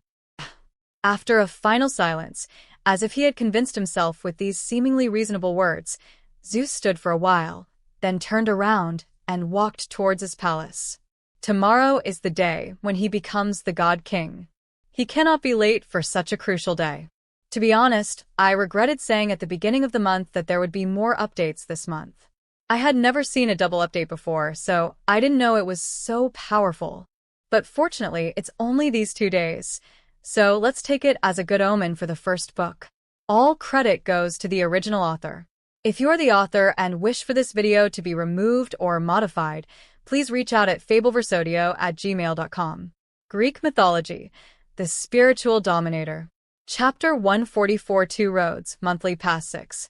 Chapter 144 2 Roads, Monthly Ticket Plus 6. Darkness gradually enveloped the earth. On the sacred mountain, the gods are about to witness the birth of a new king, and under the silent night, the fluctuations of the origin sea at the turn of the era also cover up many unknown things. Tens of thousands of miles away, on a high mountain next to the Great Plains of Delphi, 2 figures quietly looked at the surviving humans nearby. That's a silver human. They went through many hardships, but still managed to survive. They're still struggling in a climate that is like a natural disaster, but they probably don't know that it won't be long before they are wiped out by the new king. There is no need for them on the earth, and the gods have abandoned them. Perhaps as Mephistopheles, the former leader of the silver humans, said, "Let us all die, or let them all listen to us. Say this now, people have worked hard for the latter, but the remaining silver humans are about to practice the former." Even unlike the golden humans, they did not have time to leave any relics to show that they had existed. A group of humans. Did you just ask me to see them? I really don't see what they have to see. The face hidden by the black skirt is a little hazy, and the tall figure is as mysterious as the night itself. Standing next to Ryan, Nyx's attitude was as usual. There's nothing to see now. He rubbed his forehead lightly, feeling a little tired. During the day, he fought 2 primitive gods one after another, and then started reincarnation. Not long ago, he even quietly observed a special change. Therefore, although Ryan's divine body returned to normal due to the birth of reincarnation, it was even better than before, but he still felt a little unmotivated. But despite this, he still invited Nyx out for a walk after a long time, preparing to thank the other party for his previous biased stance, and by the way understand why the other party did what he did. But it will be different in the future. Didn't you also feel it? Because of the battle not long ago, the shackles that will be placed on all the gods in this world are about to fall. Soon, the earth will reject divine power, and other places will be more or less restricted. Even the gods cannot resist the world itself. They can only choose to obey. Without God's intervention, at least direct intervention, in the future third era, mortal things will be the masters of the earth. Under the black robe, Ryan had to sigh that the gift from Nyx was indeed useful. For the laws of this world, hiding in history is not very effective. After all, from a world perspective, there is no difference between the past and the present. But secret is different. This black robe, woven from the fabric given by Mythology, hides his aura very well. As long as he does not use his divine power, he will not be discovered. Fortunately, the gods will soon no longer be able to use their divine power on the earth. Looking at it this way, there is no difference for everyone. Speaking of which, I'm really curious. With a smile on his face, Ryan looked at Mythology, whose face was vague and uncertain. For what reason did you plan to stand on my side before? When the spiritual world collided with the lightless realm before, Nyx was at the side, which was keenly noticed by Ryan. If she wanted to help the Lord of Darkness, she could have taken action directly. I am afraid that the God King would have left in a hurry before he could talk to the good boys. Since there is no action, there is only one explanation. The opponent originally wanted to help him block Erebus's attack, but after seeing that he could handle it, he did not intervene. But Ryan really didn't understand. Did the other party have any reason to help him? Oh, for me, do I need a reason to do things? With a disdainful smile, Nyx denied. Only you and Erebus can figure everything out. Besides, I just came to have fun. This is the second time a great god-level fight has occurred since the creation of the world. Nodding, although Ryan didn't quite believe it, he didn't continue to ask. After all, he had already been prepared for the fact that God Khaos did whatever he wanted. And as Nyx said, in the battle at the end of the first age, the Titans thought they were the main force, but the Earth Mother was the one who made the Earth fight against the sky. But at that time, Ms. Yi had no time to go to the ground to watch the battle. Maybe she really wanted to watch the show. But having said that, in 2 eras twice as the real shooter, Gaia has not received any benefits, which is really unusual. Sometimes, Ryan didn't even want to target her. But there was no way. Gaia suffered a tragic death, but she was always easily instigated, or did something casually, and he had to deal with it. Ryan chose this place for this trip to see if the Earth Mother had fallen into a brief slumber.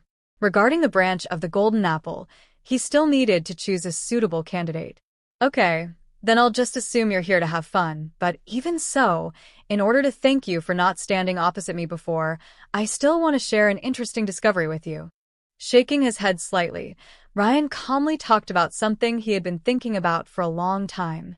Nyx, a long time ago, I was thinking about the difference between us and the complete great divine power. This also requires thinking. Don't you know everything?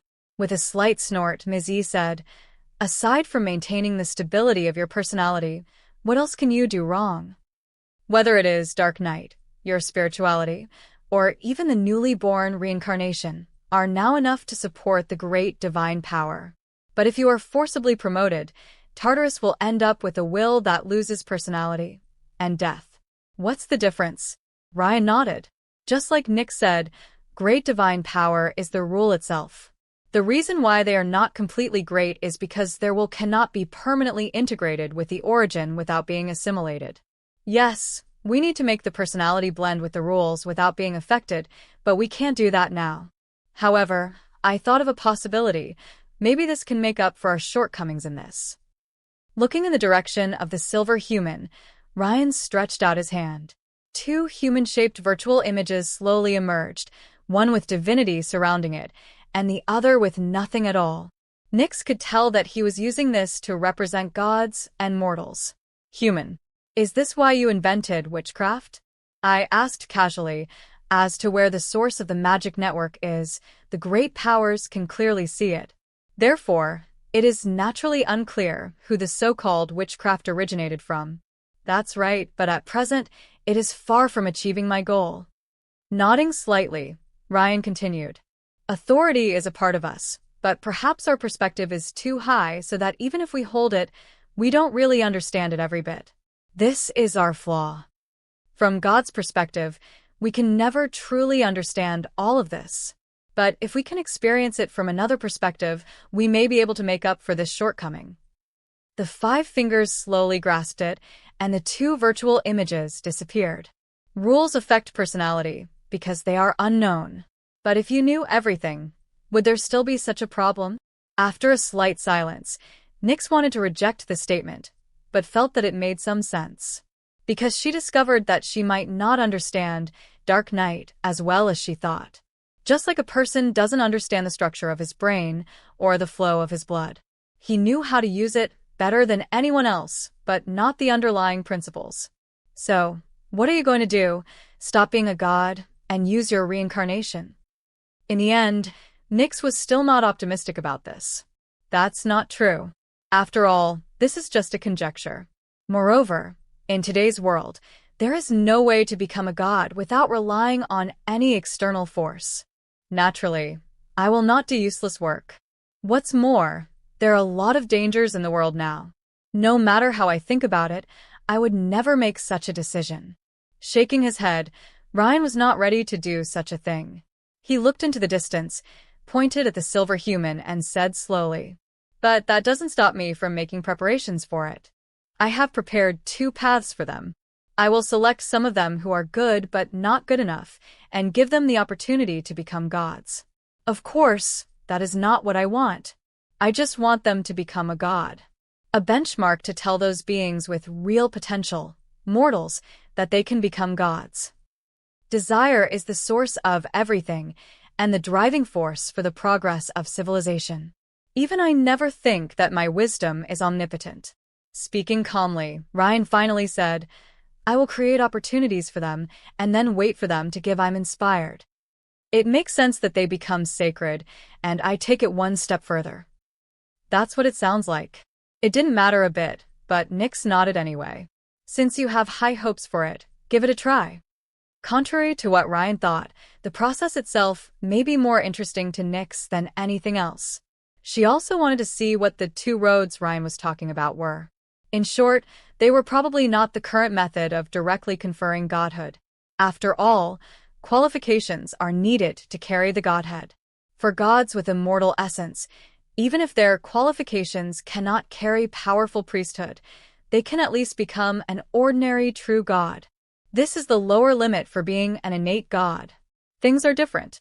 Those humans who are good, but not good enough, in Ryan's words, may not necessarily have that ability. But the birth of a new human race is probably coming soon.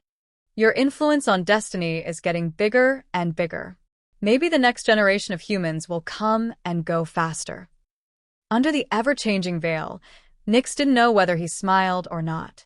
The three-phase incarnation of her true body controls destiny, giving her a somewhat vague understanding of the future. Humanity will be created and destroyed once more. That was supposed to happen 1,000 years later, but now it has been brought forward. Just let her wait for a while and see what interesting things can happen to humans in the future. Let me explain in advance that there are two types of sequences. The one similar to the potion system is one of the two methods given by the protagonist, but it is not what he wants. All credit goes to the original author. If you are the author and wish for this video to be removed or modified, please reach out at fableversodio@gmail.com. Greek Mythology, the Spiritual Dominator. Chapter 145 Drawing Lots, Monthly Ticket 7. Chapter 145 Drawing Lots, Monthly Ticket +7. The next day.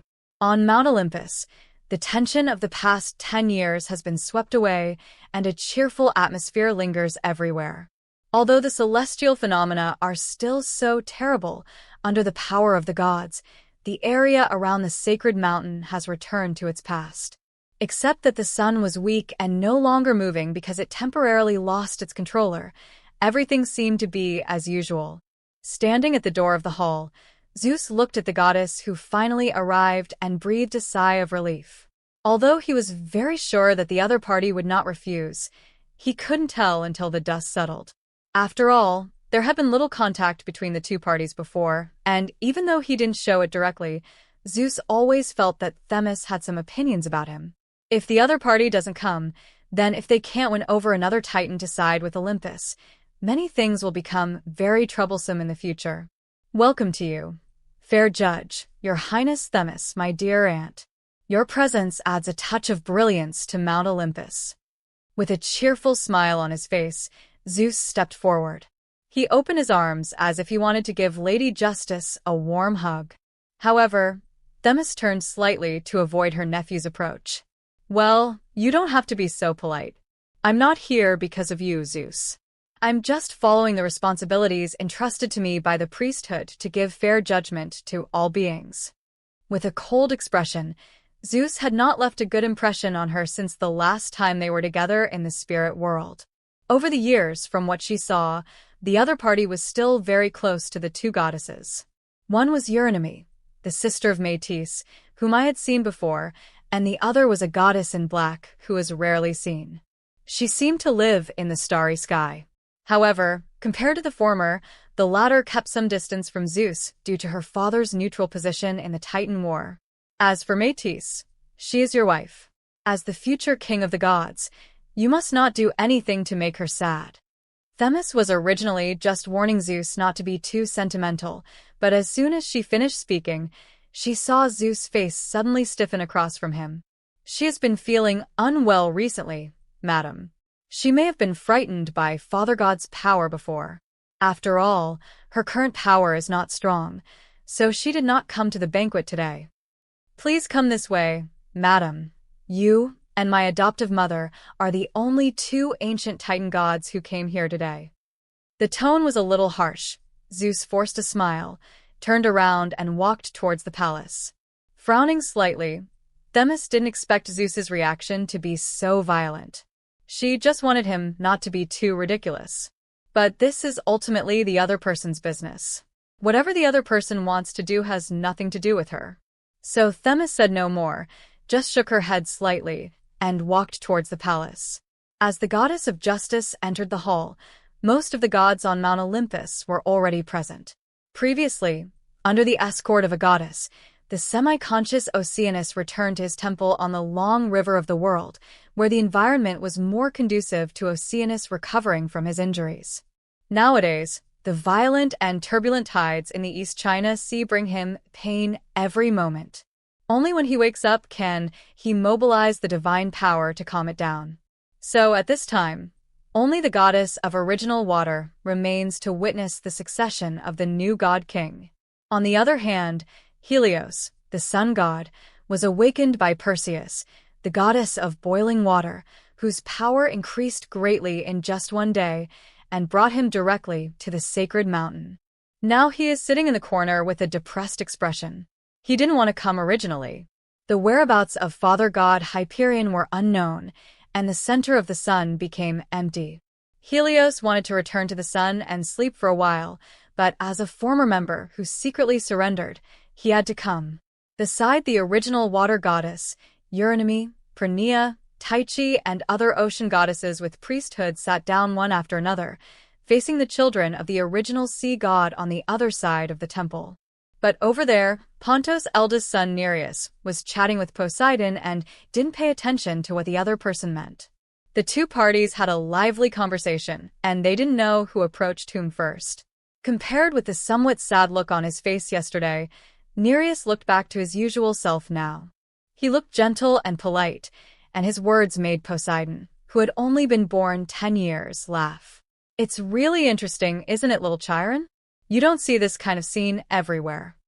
Sitting in the corner of the hall, Hecate casually took a piece of fruit from the table and threw it into her mouth.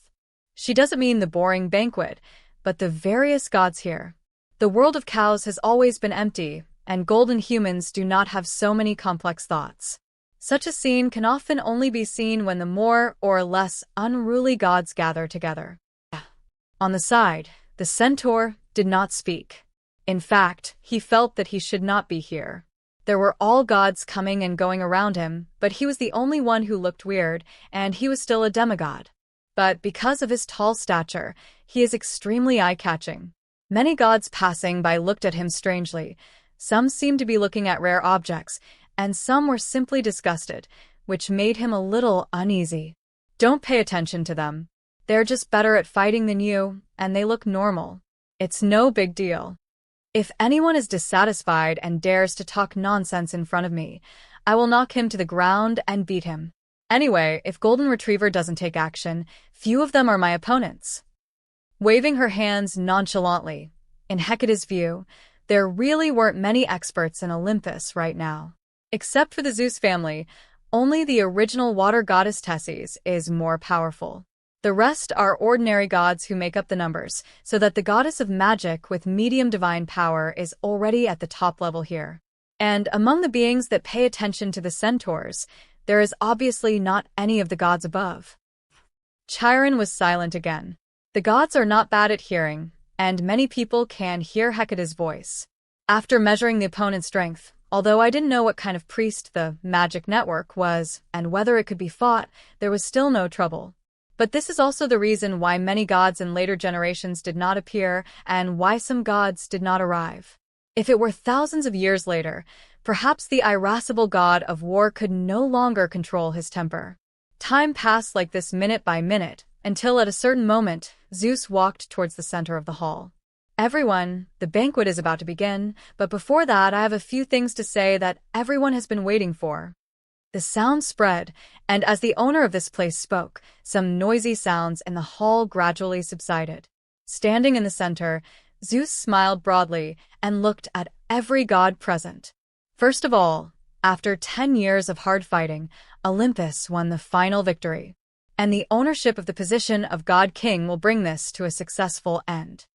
The previous God King passed his authority to us and to his 3 descendants. This is beyond doubt. After discussions between my 2 brothers and I yesterday, in the end, for the sake of our feelings, the decision is left to fate. This was what he decided upon after careful consideration. There is no need for comparison or competition. It will only make him seem to be on the same level as his 2 brothers. Only fate's choice can reflect his victory in a joke. As for whether others will believe it, even if no one believes it now, some people will believe it in the future. At this point, whether mythological or later, it seems that many rulers had the same place in mind. The 3 paper balls symbolize the sky, the ocean, and the underworld. We use this to determine the division of status. Under the witness of fate, in the end I got the best one, so I was able to become the founder of the new divine court with their blessings. Bye. As soon as he finished speaking, as expected, the scene was in an uproar, and the gods were talking about it. Drawing lots to decide the throne sounds like a tall tale. Some people believe it, some people don't believe it, but in any case, behind the ridiculous ownership of the throne, it indicates that the 3 brothers of Zeus are not hostile to each other because of this, and they can still be regarded as one. The 3 powerful gods, coupled with their gentle but good at fighting sister, are barely qualified to support the new divine court. Quiet. After softly silencing the discussion, Zeus' expression became formal. He looked around and looked at each god in turn. That's the end result. So, if no one has any objections to this, then today, the King of Thunder, the son of Cronus, the noble descendant of Heavenly Father and Earth Mother, will become the 3rd generation of God King here to rule the world. Of all things. No god said anything to stop it, and Oceanus, the only one who might have had an accident, was not at the scene. In silence, Zeus raised his right hand, where there was a familiar scepter. Inspired by this artifact from the ancestors of the god kings, invisible power emerged. It was related to 3 gods at the same time, but when the other 2 related people gave up their attraction to it, it floated straight towards Zeus. There was no light and shadow floating around, no celebration from the world, and silently, a new god king was born. The era has completed its final changes, and the rules of this world have changed slightly. At the same time, an invisible wave also swept across the world. A shackle was born, but no one noticed it yet. The gods were a little confused because they didn't have any other feelings, as if this wave had never existed. Only Zeus was different. He understood everything through his newly acquired authority as the God King. This is nothing but the delayed punishment of the gods for their previous destruction. From now on, when the gods are close to the earth, their power will become almost non-existent. When they are close to the deep sea, they will be confused. When they are close to the sun, moon, and underworld, their strength will also be greatly reduced. In this world, only on Mount Olympus will their divine power remain the same as in the past. Because this is the only place where gods are born rather than damaged in the war between eras. All credit goes to the original author. If you're the author and wish for this video to be removed or modified, please reach out at fableversodio@gmail.com. Greek Mythology, the Spiritual Dominator. Chapter 146 Rewards. On Mount Olympus, the banquet took a break due to sudden changes. The gods discussed the changes in the law, but soon the changes were made public by the new god king. The power would be limited, which seemed unacceptable, but the gods only discussed it briefly, and then no one had any too violent reactions. Without him, the divine power is weakened, and all gods are weakened together, even those who did not participate in the divine war. Just like Earth Mother did nothing before, but was constantly weakened just because she was a great person walking in this world, now as long as she is a god, she will be suppressed without discrimination. If everyone is restricted, that means no one is restricted. On the earth, apart from each other, the gods have no rivals. Therefore, this restriction does not seem to have any impact other than reducing the damage they cause. Soon the atmosphere became lively again, The wine and delicacies in the eyes of the gods were brought to the table, and the banquet was about to officially begin. But this is not just a celebration banquet. It is also a banquet to divide the fruits of victory and to deal with the legacy of the previous dynasty. So before that, the eyes of the gods once again focused on Zeus. Facing the eyes of the gods, in the name of the god king, he first set his sights on his own family. Although victory has been won, there are still two enemies to deal with. Without the god king as his biggest enemy, the only powerful helper who can still be at his disposal is his sister. My sister, Hestia, who is in charge of fire and guardianship. Although the war has ended, there are still some leftovers that have not been resolved. I hope you can go to the west of the continent and help the 100-armed giants defeat the Titan god Atlas, who is still resisting. I appreciate his loyalty and bravery, Zeus said slowly. So, if he is willing to serve me, then I will pardon his crimes and allow him to become a member of Olympus. Okay. He nodded. This was discussed yesterday, so Hestia asked as she was prepared. What if he is unwilling to surrender? The western sky is still slipping, and a support is needed there. If he is unwilling to serve me, let him stand there in his true form as a titan, bearing the symbol of the split of Mount Odeals and becoming a pillar supporting the sky. Looking to the west, Zeus finally said, "One east and one west, I will be on Mount Olympus, waiting for him to bow to me." Taking the order, Hestia stood aside. The Olympus pantheon had just been established, and as the eldest sister, she could only go there in person. Hades, my brother, please do one thing for me before going to the underworld. The son of Heavenly Father and Earthly Mother, the ancient god of weather, Khaos. This sinful titan once poisoned the starry sky, and now he has been against Olympus for 10 years. In order to punish his crimes, please work with Poseidon to capture him and imprison him under Tartarus so that he can never come out again. When Zeus finished speaking, the gods were shocked at first. After all, except for the giants of the past, no true god had ever been imprisoned in the abyss. But after thinking for a moment, they fell silent again. Locking Khaos into the abyss would theoretically cause chaos in the world's climate. But both Zeus and Poseidon have clerical overlaps and conflicts with him. Approximately, it can be replaced. Conflict means prioritization and difficulty in coexistence. What's more, the newly born divine court really needs an ancient god to establish its prestige, and Khaos is a perfect fit. Of course, I'll take care of this trouble. Hades nodded in agreement, and Poseidon was also happy to resolve the conflict between titans and priests. But before that, the future king of the sea continued to set his sights on Zeus, seeming to remind him not to forget the agreement. So he looked at his former second brother, and despite some reluctance, Zeus sent him help. This was also discussed before. After all, Poseidon has no place on the sea yet. Eurybia, the eldest daughter of Pontos, the incarnation of the power of the sea, your previous rebellious behavior in front of the battle is disgusting. But my brother interceded for you, and your brother has always fought for me. Looking at the 3 children of Pontus, Zeus made a decision. If you are willing to go and help Poseidon, then I will forgive your behavior in the name of the god king and grant you the same rights as other gods. I accept your verdict. Below, Eurybia breathed a sigh of relief, as did her eldest brother Nereus. This was the best result. Now they already know the things that Pontos cannot escape from the world. On the sea, they have lost their biggest support, and they are no longer able to fight against the ocean god system. Then changing the door is the best choice. On the side, the original water goddess Tessis wanted to say something, but due to her husband who was severely injured and would be difficult to recover within 100 years, she did not get up in the end. She planned to wait and see what Zeus was going to do next, and wait for her husband to recover. This relieved Zeus, who was secretly paying attention. He didn't want to fall out with his nominal adoptive parents as soon as he took office. Zephyros, god of the west wind.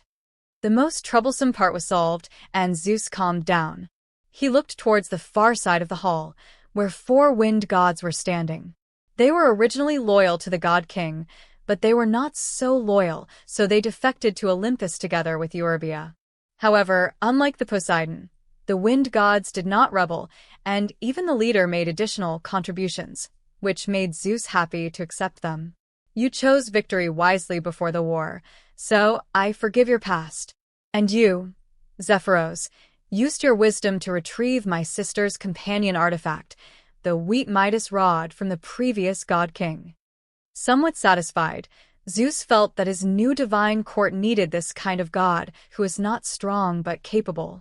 I kindly retain your position as the head of the four wind gods, and additionally allow you to make more contributions to the world's climate after the weather god is pressed into the abyss. Of course, in addition to that, you also want to be my messenger and inquire about news from the mortal world for me. The divine power of the gods is limited, so naturally they can no longer easily see through all kinds of things in the mortal world.